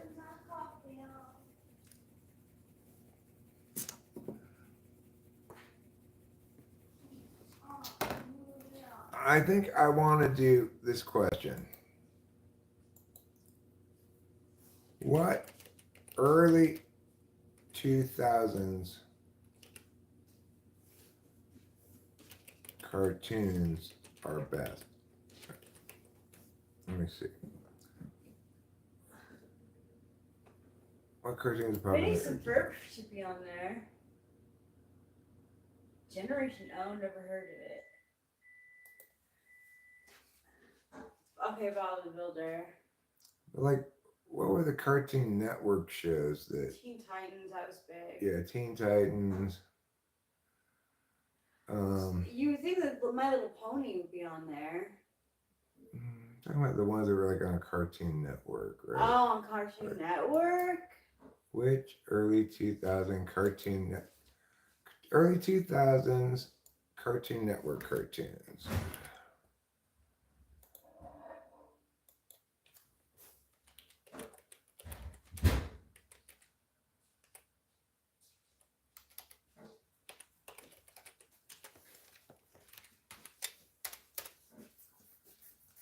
All right, so let's put here Teen Titans. Samurai Jack, yeah. Ew, Courage the Cowardly Dog? Are you fucking serious? I didn't like that one either, but you know, it played a lot. Powerpuff Girls, yeah. I'm surprised that's not like #1. I love Chowder. Chowder was good. I only saw a little bit of Chowder, but yeah, I like Chowder. Kim Possible, yeah, that was huge. Johnny Bravo. Invader Zim. Yeah, a lot of people liked Invader Zim. Alright, so now let's make a meow. Okay. Let's do this. Which, what do I call it? Old school Cartoon Network show is best? Which 2000s? 2000s.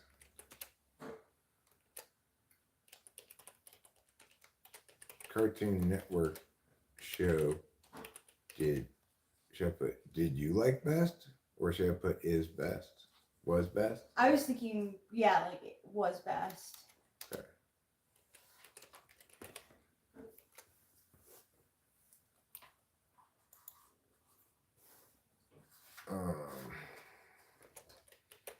Powerpuff Girls.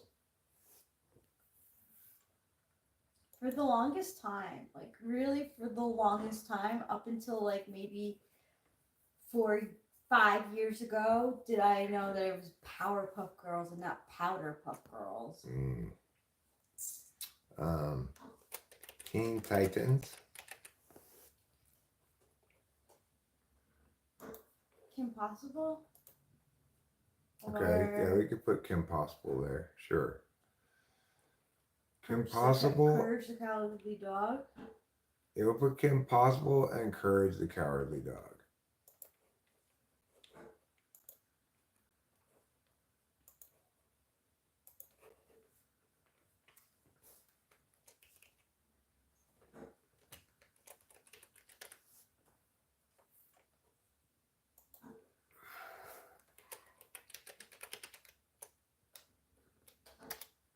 Courage the Cowardly Dog.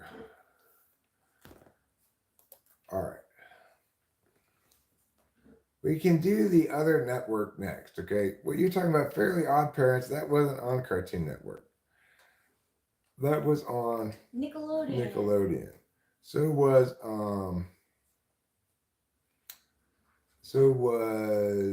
Rugrats. Jimmy Neutron was also Nickelodeon. Animaniacs, I don't remember what show Animaniacs I feel like was on. Animaniacs was in, maybe it was in 2000, but I remember it from the 90s. Yeah, I think Animaniacs And it would be was a on little older channel than that. 11 or something. Yeah, the thing is, I'm talking about the cartoons that I watched with Delilah when she was a kid. She was born in 98. Towards the end of 98. So, No, I voted for the wrong thing. oh. Oh no. I voted for Cowardly Dog. That's not my favorite. Well, my favorite was actually on that list. I didn't even put it as an option because I don't think as many people have heard of it.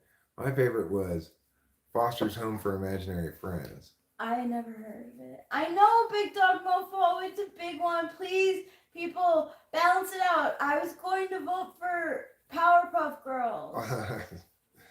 Or a rat tank phone full of what? Listen,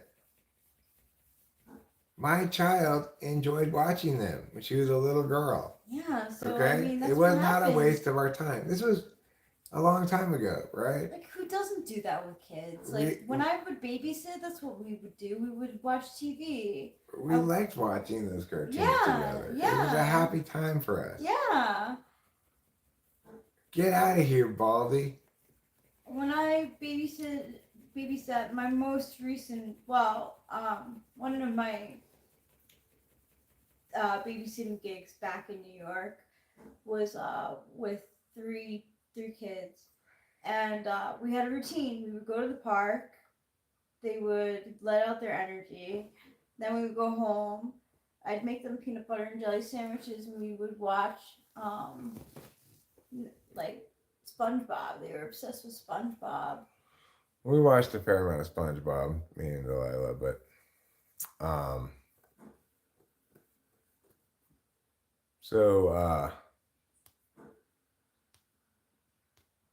there were a lot of cartoons that you could access. Some of them were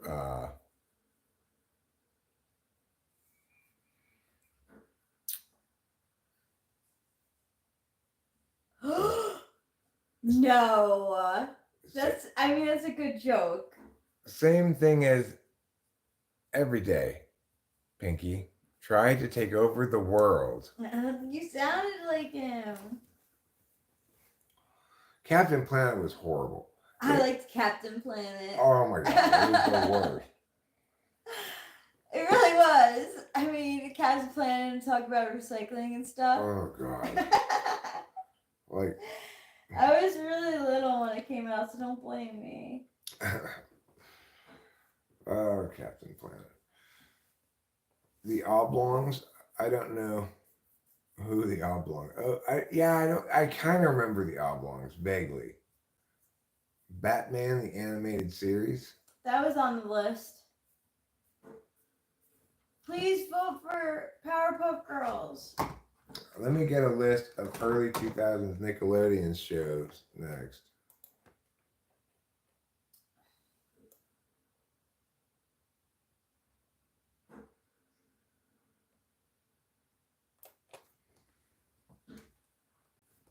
Oh, Brace Face is good too. Nickelodeon cartoons. All right. So, Fairly Odd Parents, Cat Dog, which I hated. Fucking Cat Dog was terrible. Horrible. But it was huge. SpongeBob would win any one of these, I bet. So, do you think that we should put SpongeBob on there just because he's like, you think he's going to automatically win? Well, I'm inclined to, from this list, do Fairly Odd Parents, definitely. Danny Phantom. That's less commonly known, probably. Yeah. Okay. Fairly Odd Parents, Cat Dog. Okay. Hey Arnold and Rugrats. Yeah. Fairly Odd Parents, Cat Dog, Hey Arnold and Rugrats. Isn't Jimmy Neutron here? It should be. All right, well, let's do those four. Fairly Odd Parents, Hey Arnold, Cat Dog, and Rugrats.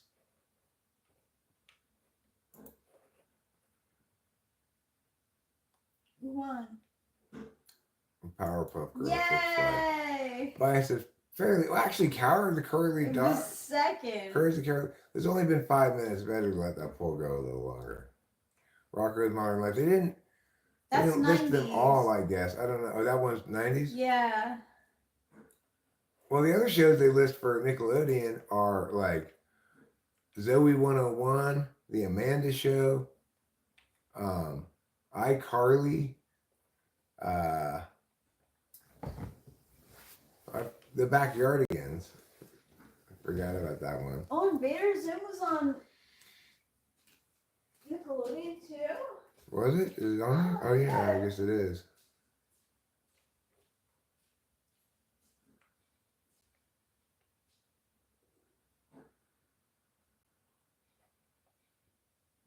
Hmm. Well, then there were some other cartoons too, I think, from that period that were neither Nickelodeon nor Cartoon Network. Maybe Disney.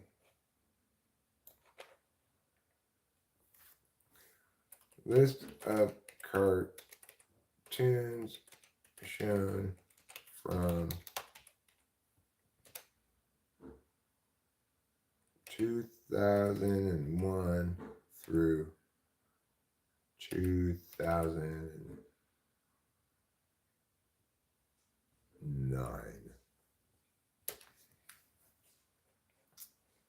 Cartoons of the 2000s.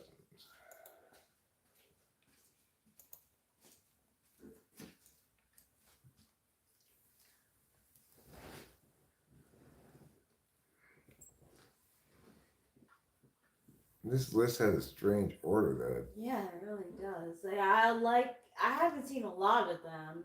These aren't any of the shows that we watched when Delilah was little, mostly. Sure, we watched Dora the Explorer. I never even heard of these things. This is ICDBM or whatever, though, so we want.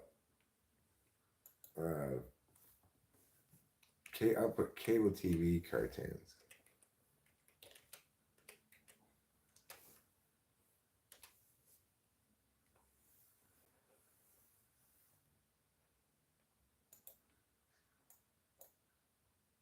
Animated series in 2000. Ren and Snippy was early 90s.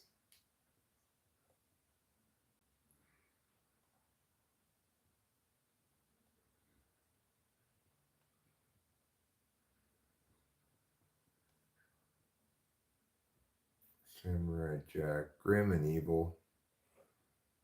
Remember? Yeah. Billy and Mandy. Billy It was eventually spun off to The Grim Adventures of Billy and Mandy.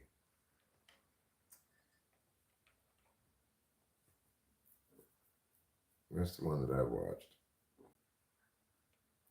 The Adventures of Jimmy Neutron Boy Genius. Yeah, it was Nickelodeon. It was on for 4 seasons.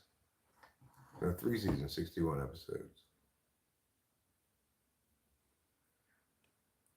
Codename Kids Next Door, 6 seasons, 78 episodes. That was a fun one. I liked it. That was on 2002 to 2008. That's right in the heart of cartoon watching time, right? Until the last 10 years old. Grim Adventures of Billy and Mandy was on 6 seasons, 77 episodes. 3, 4, 5, 6, 7. There's only 5 seasons. Teen Titans had 5 seasons. Pretty good show. Lilo and Stitch the series.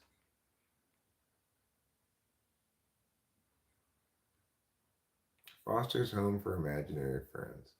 6 seasons, 2004 through 2009, 79 episodes.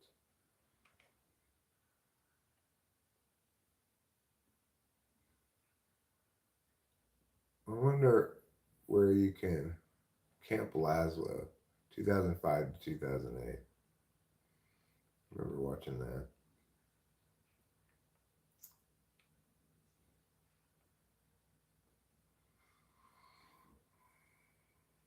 Ben 10, 2005 through 2008. I remember watching that.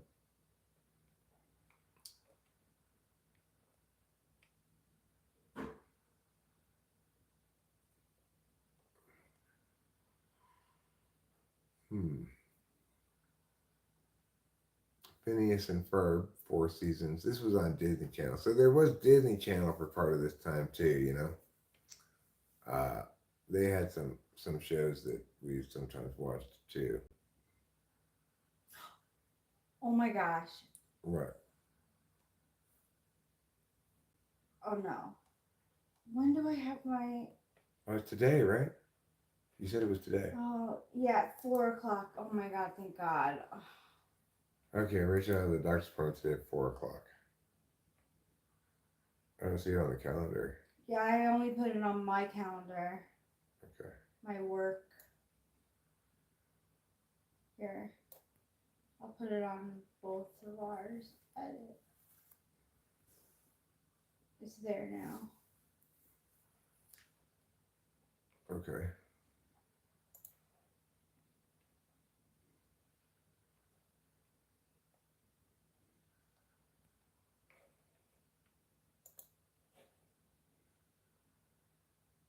I'm not gonna bring up ketamine. I'm not ready to. Okay.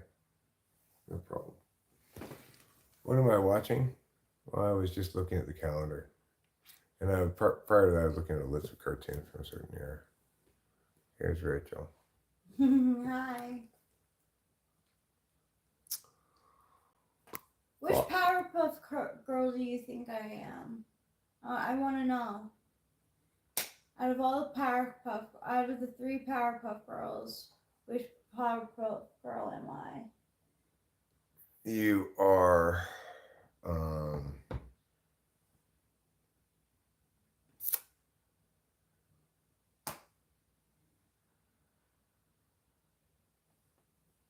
what are Bubbles, Blossom, or Buttercup? Mm-hmm.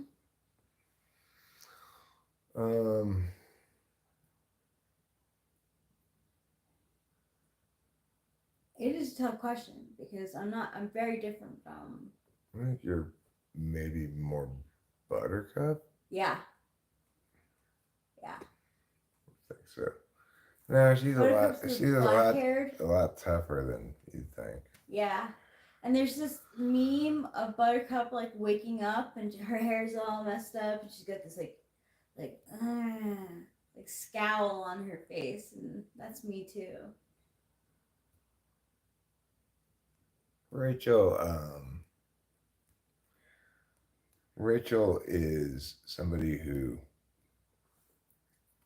people easily underestimate / don't really get how she is, you know. She's not somebody who gets pushed around particularly easily. No. To the point where I fought back when it came to my immediate family. Like I didn't let stuff just pass by. And then I would forgive them, you know? Like once I said what I said, I was getting stuff out, so things were settled.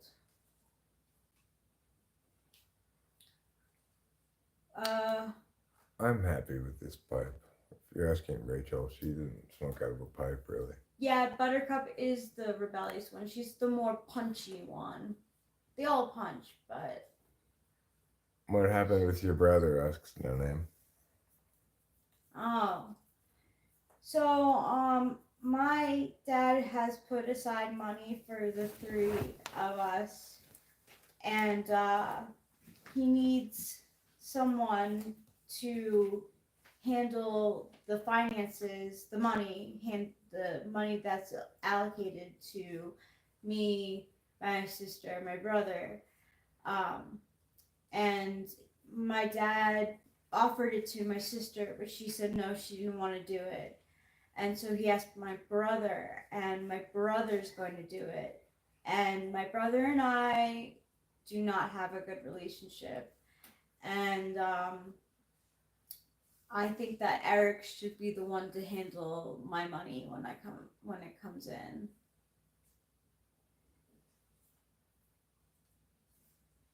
He's gonna say that I'm gonna die before you because I'm older, so that doesn't make any sense. At which point, you should say, okay, you have Delilah deal with it then. Yeah. Do you think Delilah would be okay with that? No, she'd be okay with that. Should we ask her?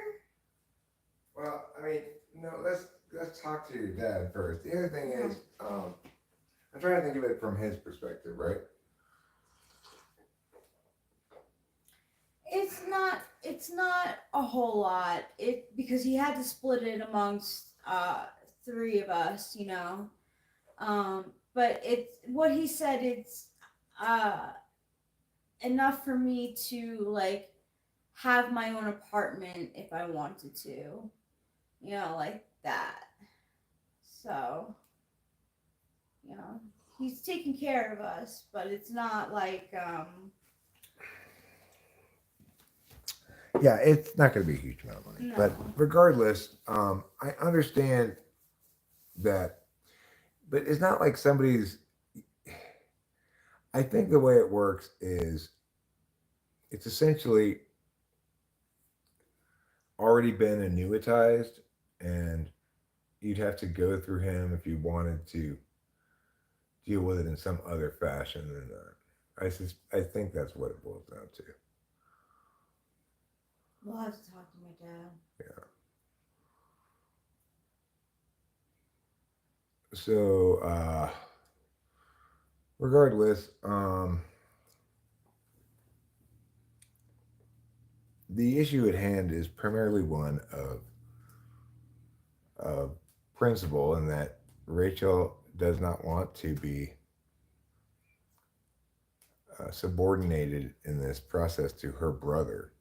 If she's going to be subordinated to somebody, that's fine. Uh, No name. I'm not trying to like I'm not trying to say that what is going to be given to me is not that much. I'm just saying like it's we're not talking millions of dollars. yeah. So,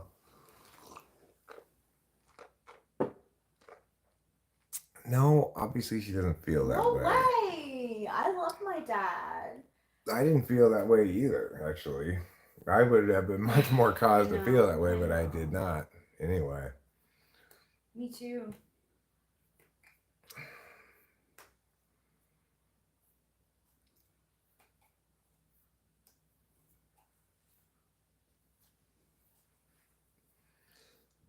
So, regardless, that's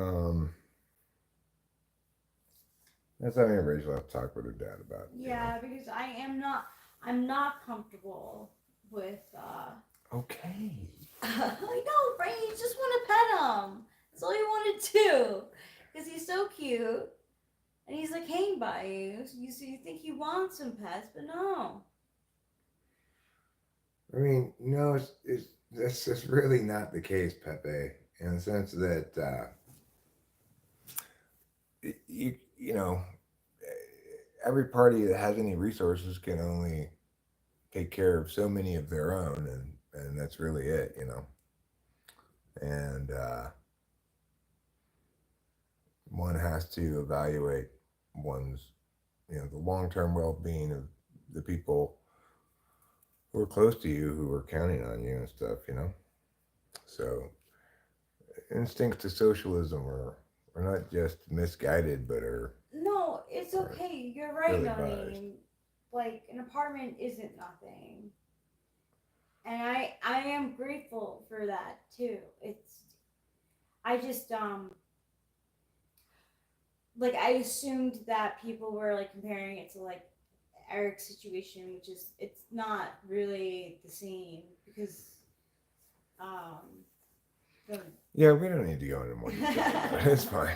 I think people get it. So regardless, the cat is not that he doesn't trust me; it's that he doesn't feel like being pet right now. It's so freaking He's still annoying. sitting And right look, at my feet, look, though. I'm gonna pet him right now, and you'll see he'll be fine with this. But it has to be a specific way. Oh, no, now he's going away. Now he doesn't want to cooperate. He's just being uncooperative. No, Rachel's not moving that into her own apartment. No. My dad is.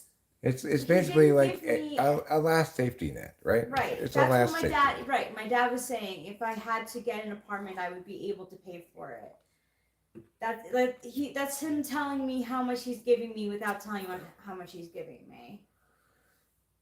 I mean, he doesn't trust me to do exactly what I want him to do at all times, which is what he expects of me, you know.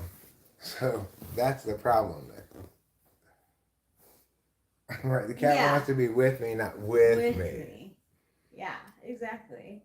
Why are you giving us those fat face? We just wanted you to be a part of our world.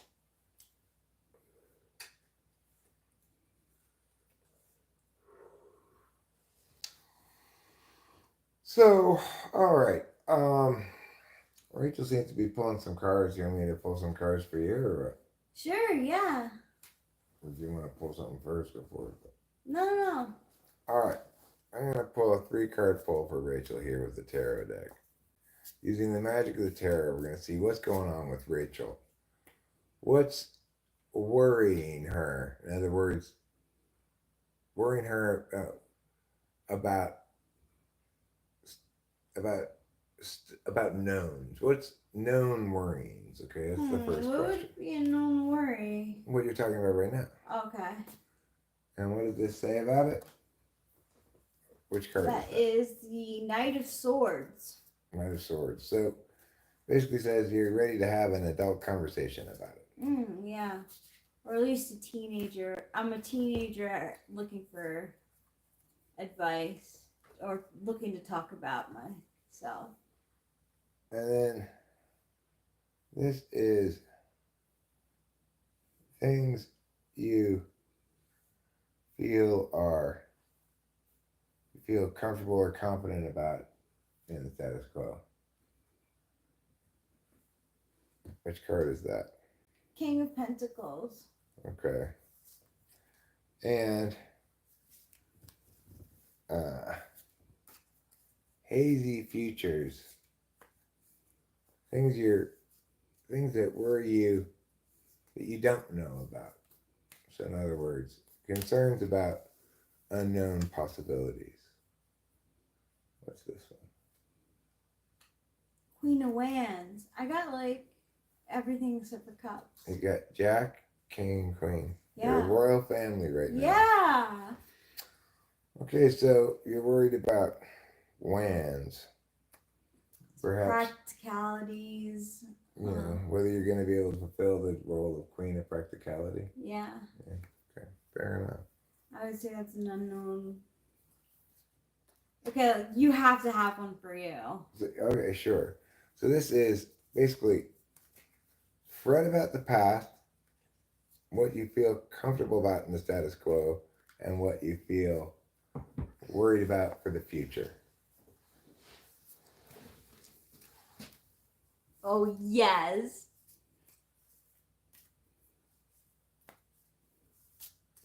It's a good point, Big Dog Mofo.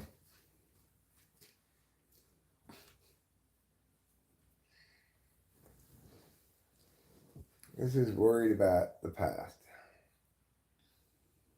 9 of Sticks? Yeah, 9 of Sticks. What do you think that means? That usually means like it's usually like that guy. Oh, no, 9 of Swords. Oh, 9 of Swords. What's that one? Anxiety. Okay, I'm anxious about anxiety. In the past. We don't have multiple homes, one to stream at and one to chill and relax at. That other house is a rental property. Okay? Now, what I feel comfortable in the status quo, we just haven't started using it as such yet. 5 of coins. I'm comfortable in the status quo about. Well, we can interpret it as it looks on the card or how it traditionally means.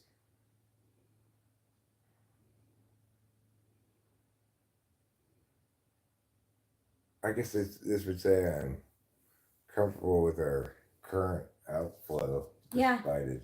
Despite its unfortunateness. Yeah. And then, lastly, who are you saying she's a minor about? Rachel? I'm not a minor. She's 39 years old. Thank you. But I'm not a minor. I'm 39. And then, lastly, anxiety about future unknowns. To the Ace of Wands. Ace of Wands. Interesting. I don't know what to make of that. I guess whether I'll be capable of meeting the demands of an uncertain future with new practical ideas. Right? Mm-hmm. Fair enough. She sounds young. She's 39. Everybody. I thought Rachel was a minor when you first saw her too. That's just nuts. She's 39 years old. Yes. If she's 39, I'm 53. Trouble bubble. You're such a silly boy. I know. Look at how much space he takes up on the cat on the seat. Look at that. He thinks he's smaller than he is, or no, not even that. He just doesn't care. He just takes up the space. So cute.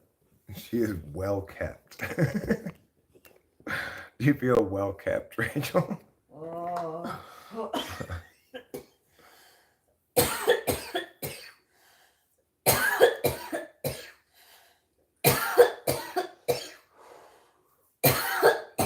Yeah, he's back from the vet, and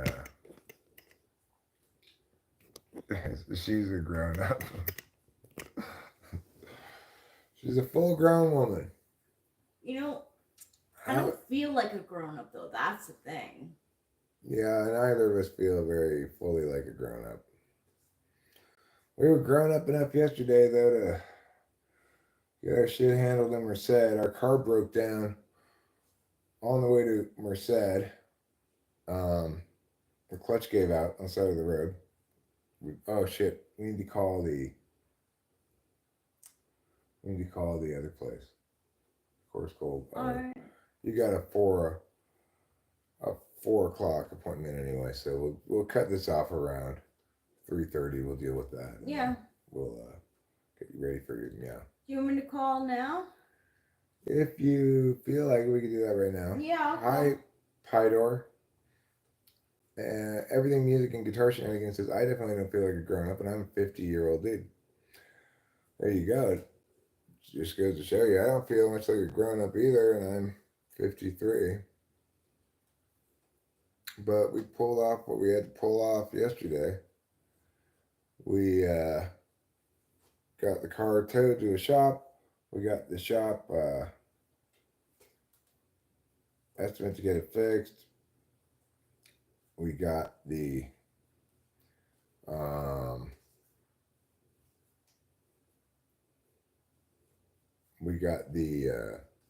rental car. We picked up the cap from the vet and got some lunch, and we managed to make it back here and everything. Wow, you're going sushi again. Pretty soon you're going to turn into sushi. Yeah, you are what you eat. Or a rat tank from full of what feels like chicken tonight. So,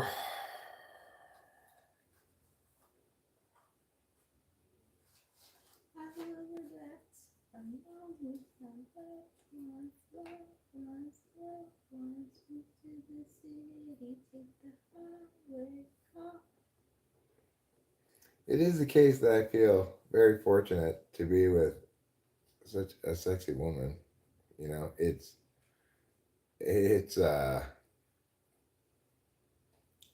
wonderful. Thank you for calling me sexy. Of course, darling. And you are. Thanks. You're welcome. The ears, microwave, auditory effect, the eyes, virtual reality, enforcer, nervous system manipulation.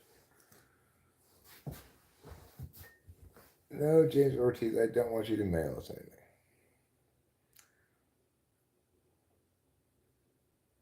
I don't care about it, Just Colonel. Everybody else cares about it so much more than I do. It's true. I don't want a wig. I had wigs. Oh I don't my know where God, my wigs please are. no. I like, okay, I'm going to say it. I like you the way that you are. Thanks. I sounded like that kid. Jess Colonel, I've said your name plenty of times. Rachel cares. How did you know? How do you know I care about what?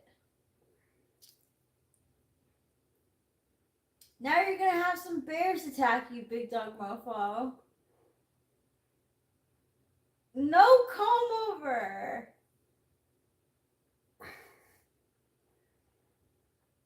Well, I am definitely talking from the heart. Why would why would he shave it?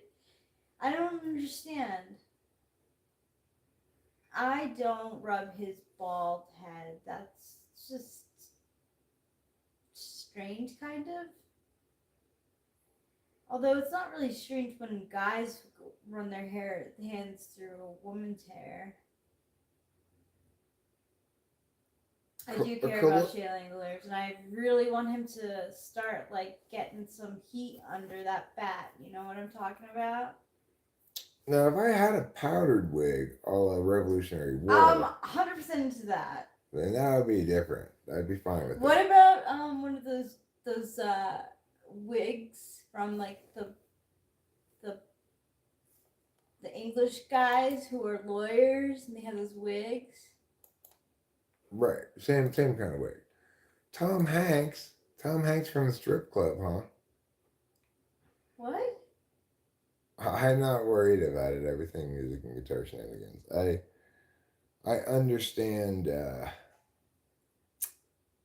I understand that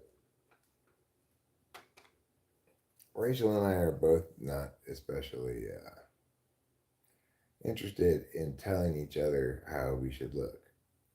You know, Rachel doesn't want me telling her what haircut to have, right? No. Wouldn't that be so controlling? Yeah, and I don't want her to tell me what haircut to have. Hell no. I don't want to tell you how to look.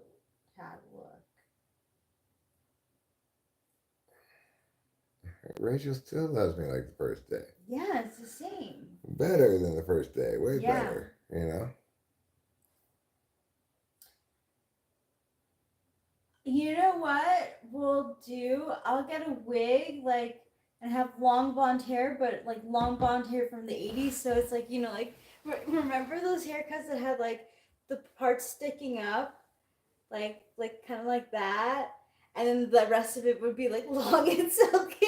That would be the 80s wig that I would have, the blonde wig. That'd be a good one. It would be.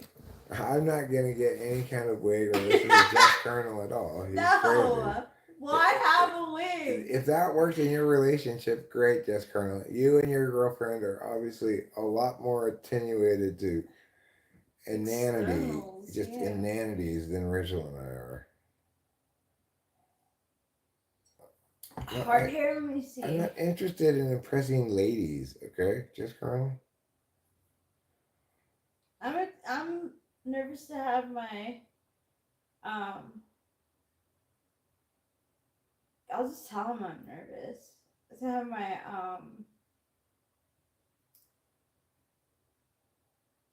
Dr. Ingram meeting because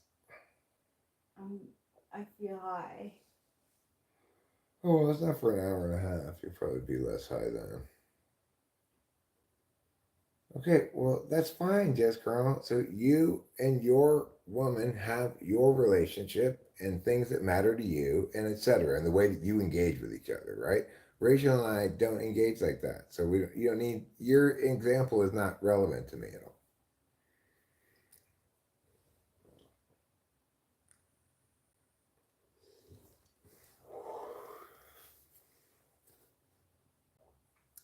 Okay, well, just Colonel, I don't want any more of your unsolicited advice, and no matter how much it worked for you or was relevant for you, it's not for me. So just get over it already.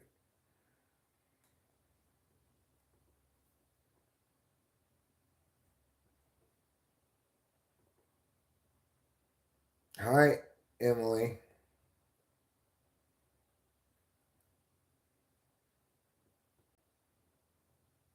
No, you won't, Jess Colonel.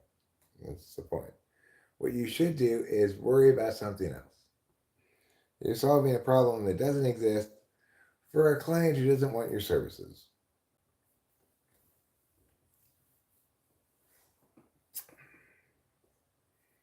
Ergo, adjust accordingly.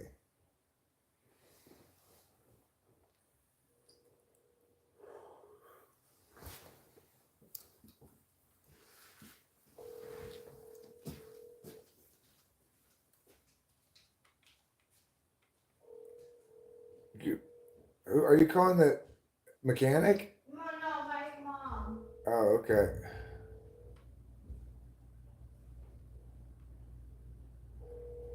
Jess Colonel, are you prepared for global nuclear war?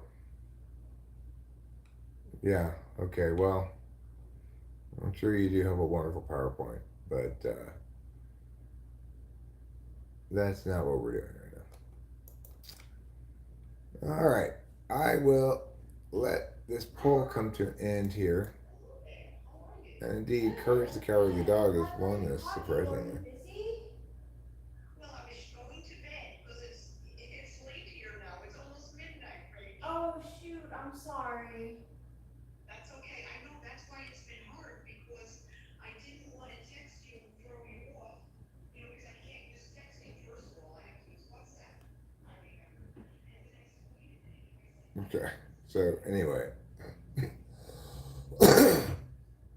we just got upstairs. Well, I guess her mother must be overseas somewhere because her mother lives on the East Coast. It's only 5:30 there, but I guess her mom just texted her, which is why she's calling her mom. But I don't know exactly what went down there.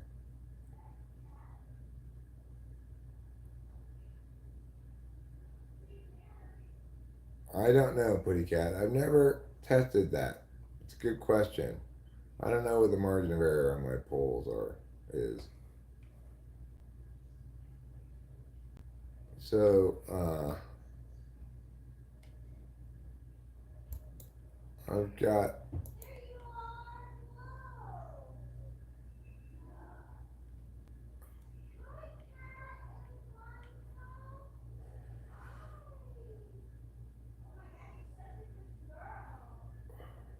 sounds like Rachel's talking to someone's dogs or cats. Um, Currently, there's not much of anything going on in terms of sporting events or anything. It is the case that there's not really anything going on. Yeah. Women's International Friendly, 4 p.m. So,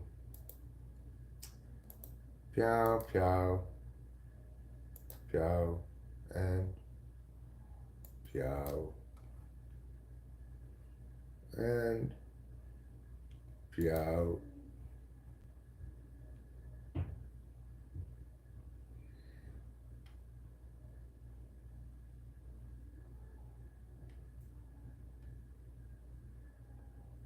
I have been on internet chat since 2003 and I sound differently. I live in New Jersey 530 years, so she must be on vacation across the ocean or something. Panthers or Oilers for the Cup? I'm rooting for the Oilers. I'm never going to root for Florida. So,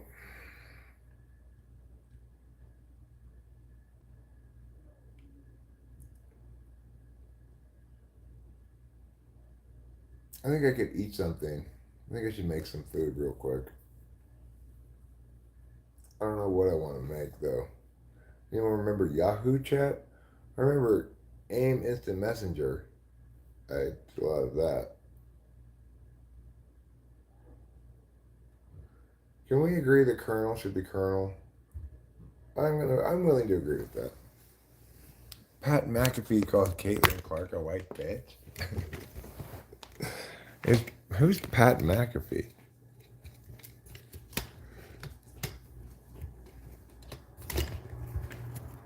Nobody should ever root for Florida. Florida is stinky.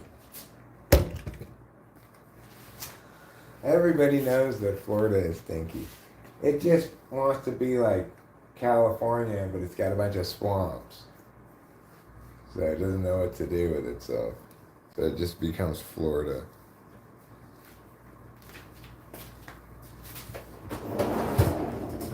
That's what I think of Florida. What should I eat?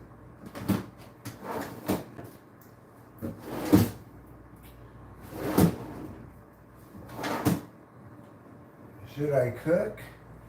Or is that just too much? Did I ever start this dishwasher? No, because I'm a dumbass. That's why. Eric, you were supposed to start this already.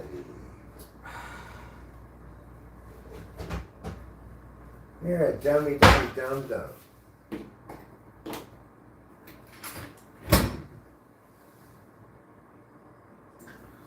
Alright, well, given that, I guess I'll just go pee.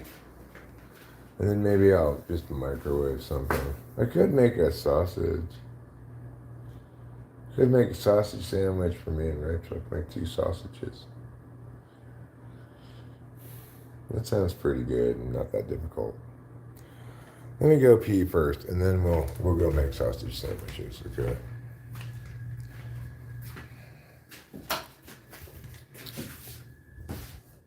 Come on. We'll have some togetherness time, some intimate togetherness time. Here in the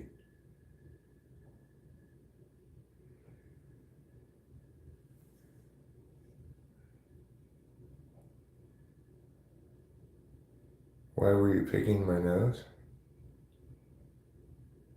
Or why was I picking my nose?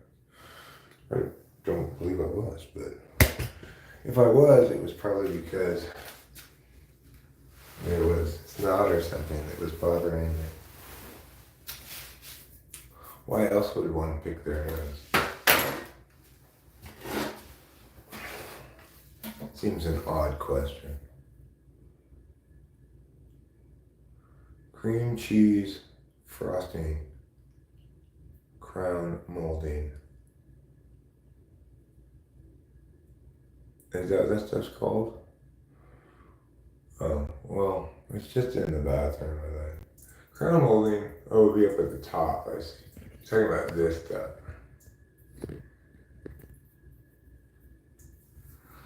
Yeah, okay.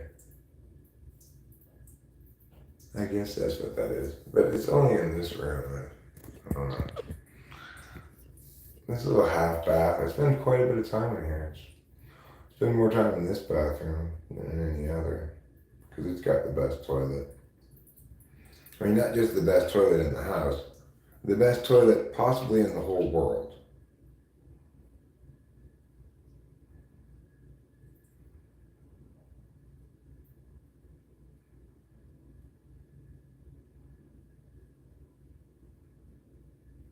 Why did he spell molding like that? I don't know, maybe that's how it's spelled. Or maybe that's a British spelling of it, who knows?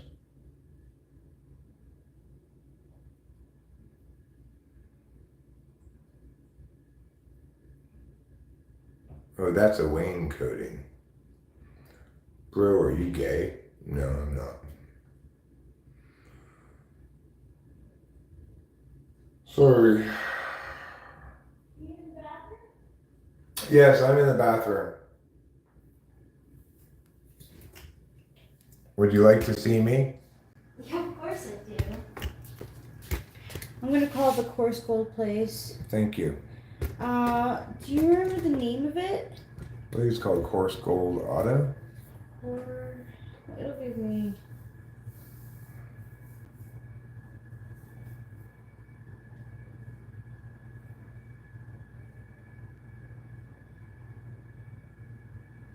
Okay, Coarse well, Gold Auto Care. yeah, that's probably it right there. Just hold on a sec till I flush the toilet, then we'll call them.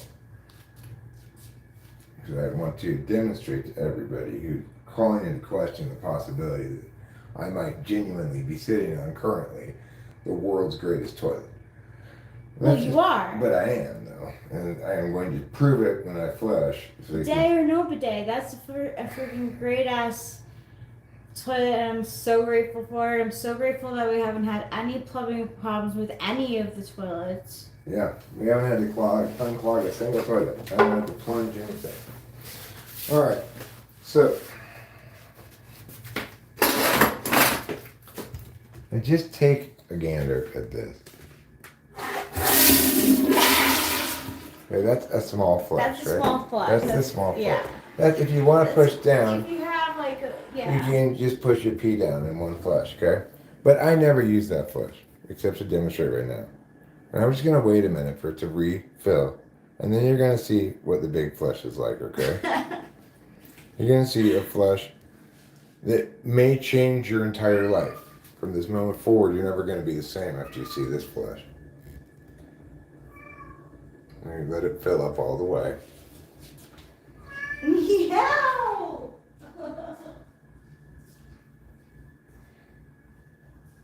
I'm sure it's full by now. Go ahead. Are you ready? Here we go. Go ahead.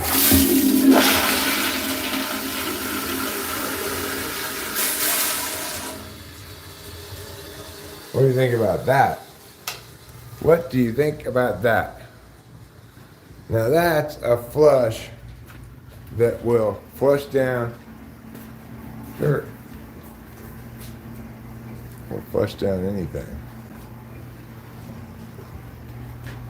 Rachel's on the phone with the auto place right now, it seems like.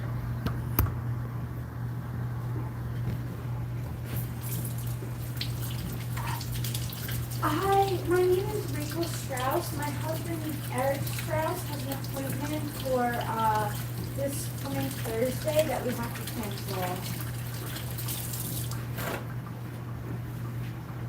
Okay, thank you. All right, thank you. Bye. It's that simple, huh? Yeah. I was gonna give him a little more explanation than that, but I guess that works. I was gonna give him an explanation too. He took it as we couldn't get it done because of money. Like, and then he was like, call us when you can get it done. Oh, I see. Okay, well, Should I call him back?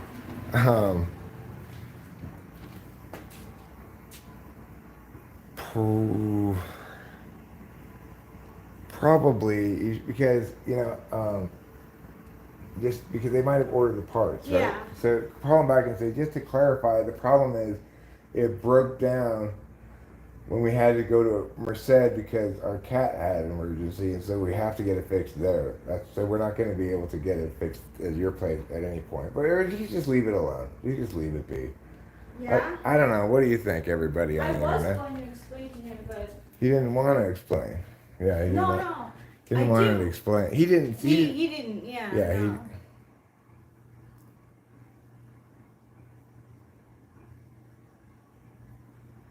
That's literally how all toilets used to flush before they made them environmentally friendly. The one that we have is environmentally friendly.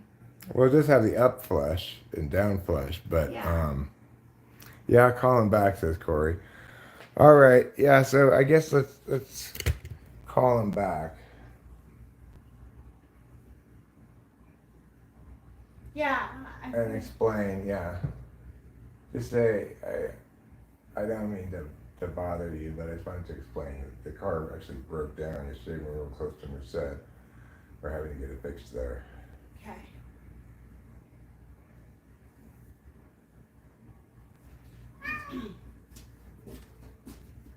Do I remember water closets with the tank up top? No, I don't. It must be either a European thing or something that I'm too young for. I'm not sure. Hi, I just called a little while ago regarding canceling an appointment for Thursday.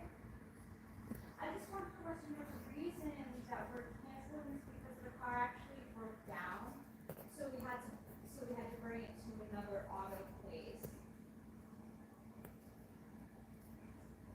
Oh, thank you.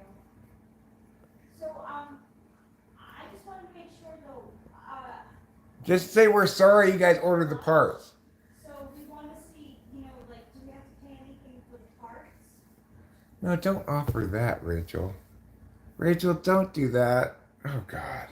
Okay. Okay. All right. That sounds good. Thank you so much. He said that he didn't even see the part come in yet. So. Okay. Yeah, ideally, he wouldn't have made that suggestion. Maybe we'd have to pay for the parts. That would have been a lot of money. But what I was going to No, say. but I didn't know. What, I should have been more clear. I was just going to maybe just say, I just wanted to let you know so you could return the parts. Oh, something like that, my bad. right? Yeah, that's the first thing he said. He was like, no, you wouldn't have to do that. We would just return the part. But he said then, he was like, I didn't even see any clutch come in yet, so. Oh, okay, cool. All right, well, good. So we We did it. excellent job, Rachel. Thanks. Excellent Sorry, job. like, No, for you the did an fumble. excellent job. I'm sorry to No, jump on no, you were helpful. it. A lot of places have Yeah, like restocking fees. that's like kind of like what I was getting at. Like, Okay, well, it's good that we preserve the ability to use that place in the future, right? Because yes. we went above and beyond the call of making sure Yeah. we're aware. He did say thank you at the end. Oh, okay, cool.